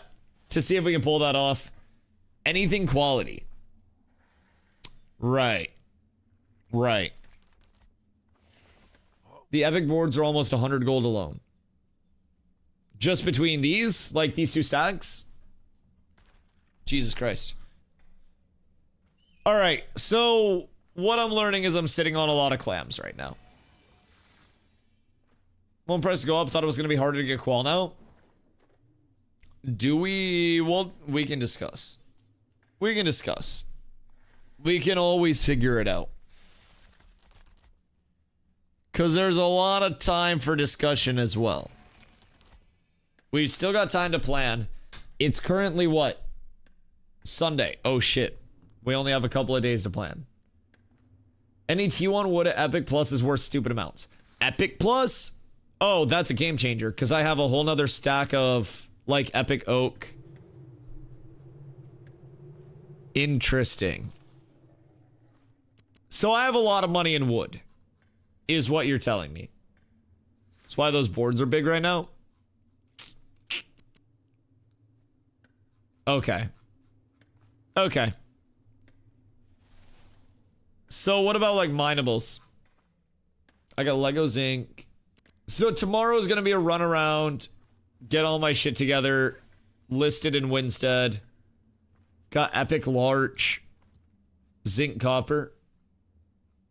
Okay, so like zinc, copper, woods, Dusty Yard Sale. Yeah, I'm about to. Edeldom. I'm gonna just bring it all over to Winstead. And then sell in Winstead, I think.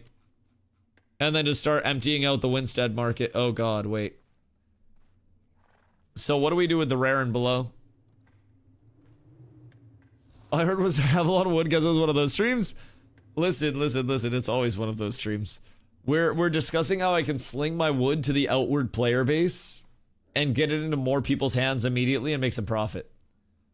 Make it into boards and sell it at a markup. Yeah, but that requires work. And like in the time that I'm making it into boards, I could be out farming forge as well. You know what I mean? I think that's the tough part.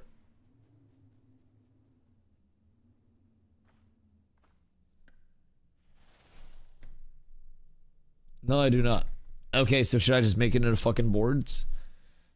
God damn it. All right. We have to get a checklist going tomorrow, chat. Tonight, I have to go to the store and I have to get stuff for tacos. And then tomorrow, it's checklist and Dusty yard sale day. You guys are helping me with it. We're going to assemble a whole lot of shit. We're going to sell a whole lot of shit, and I'm going to get up to gold cap, and I'm going to be a rich motherfucker. Boys, if it is your first day here, I greatly appreciate y'all coming through.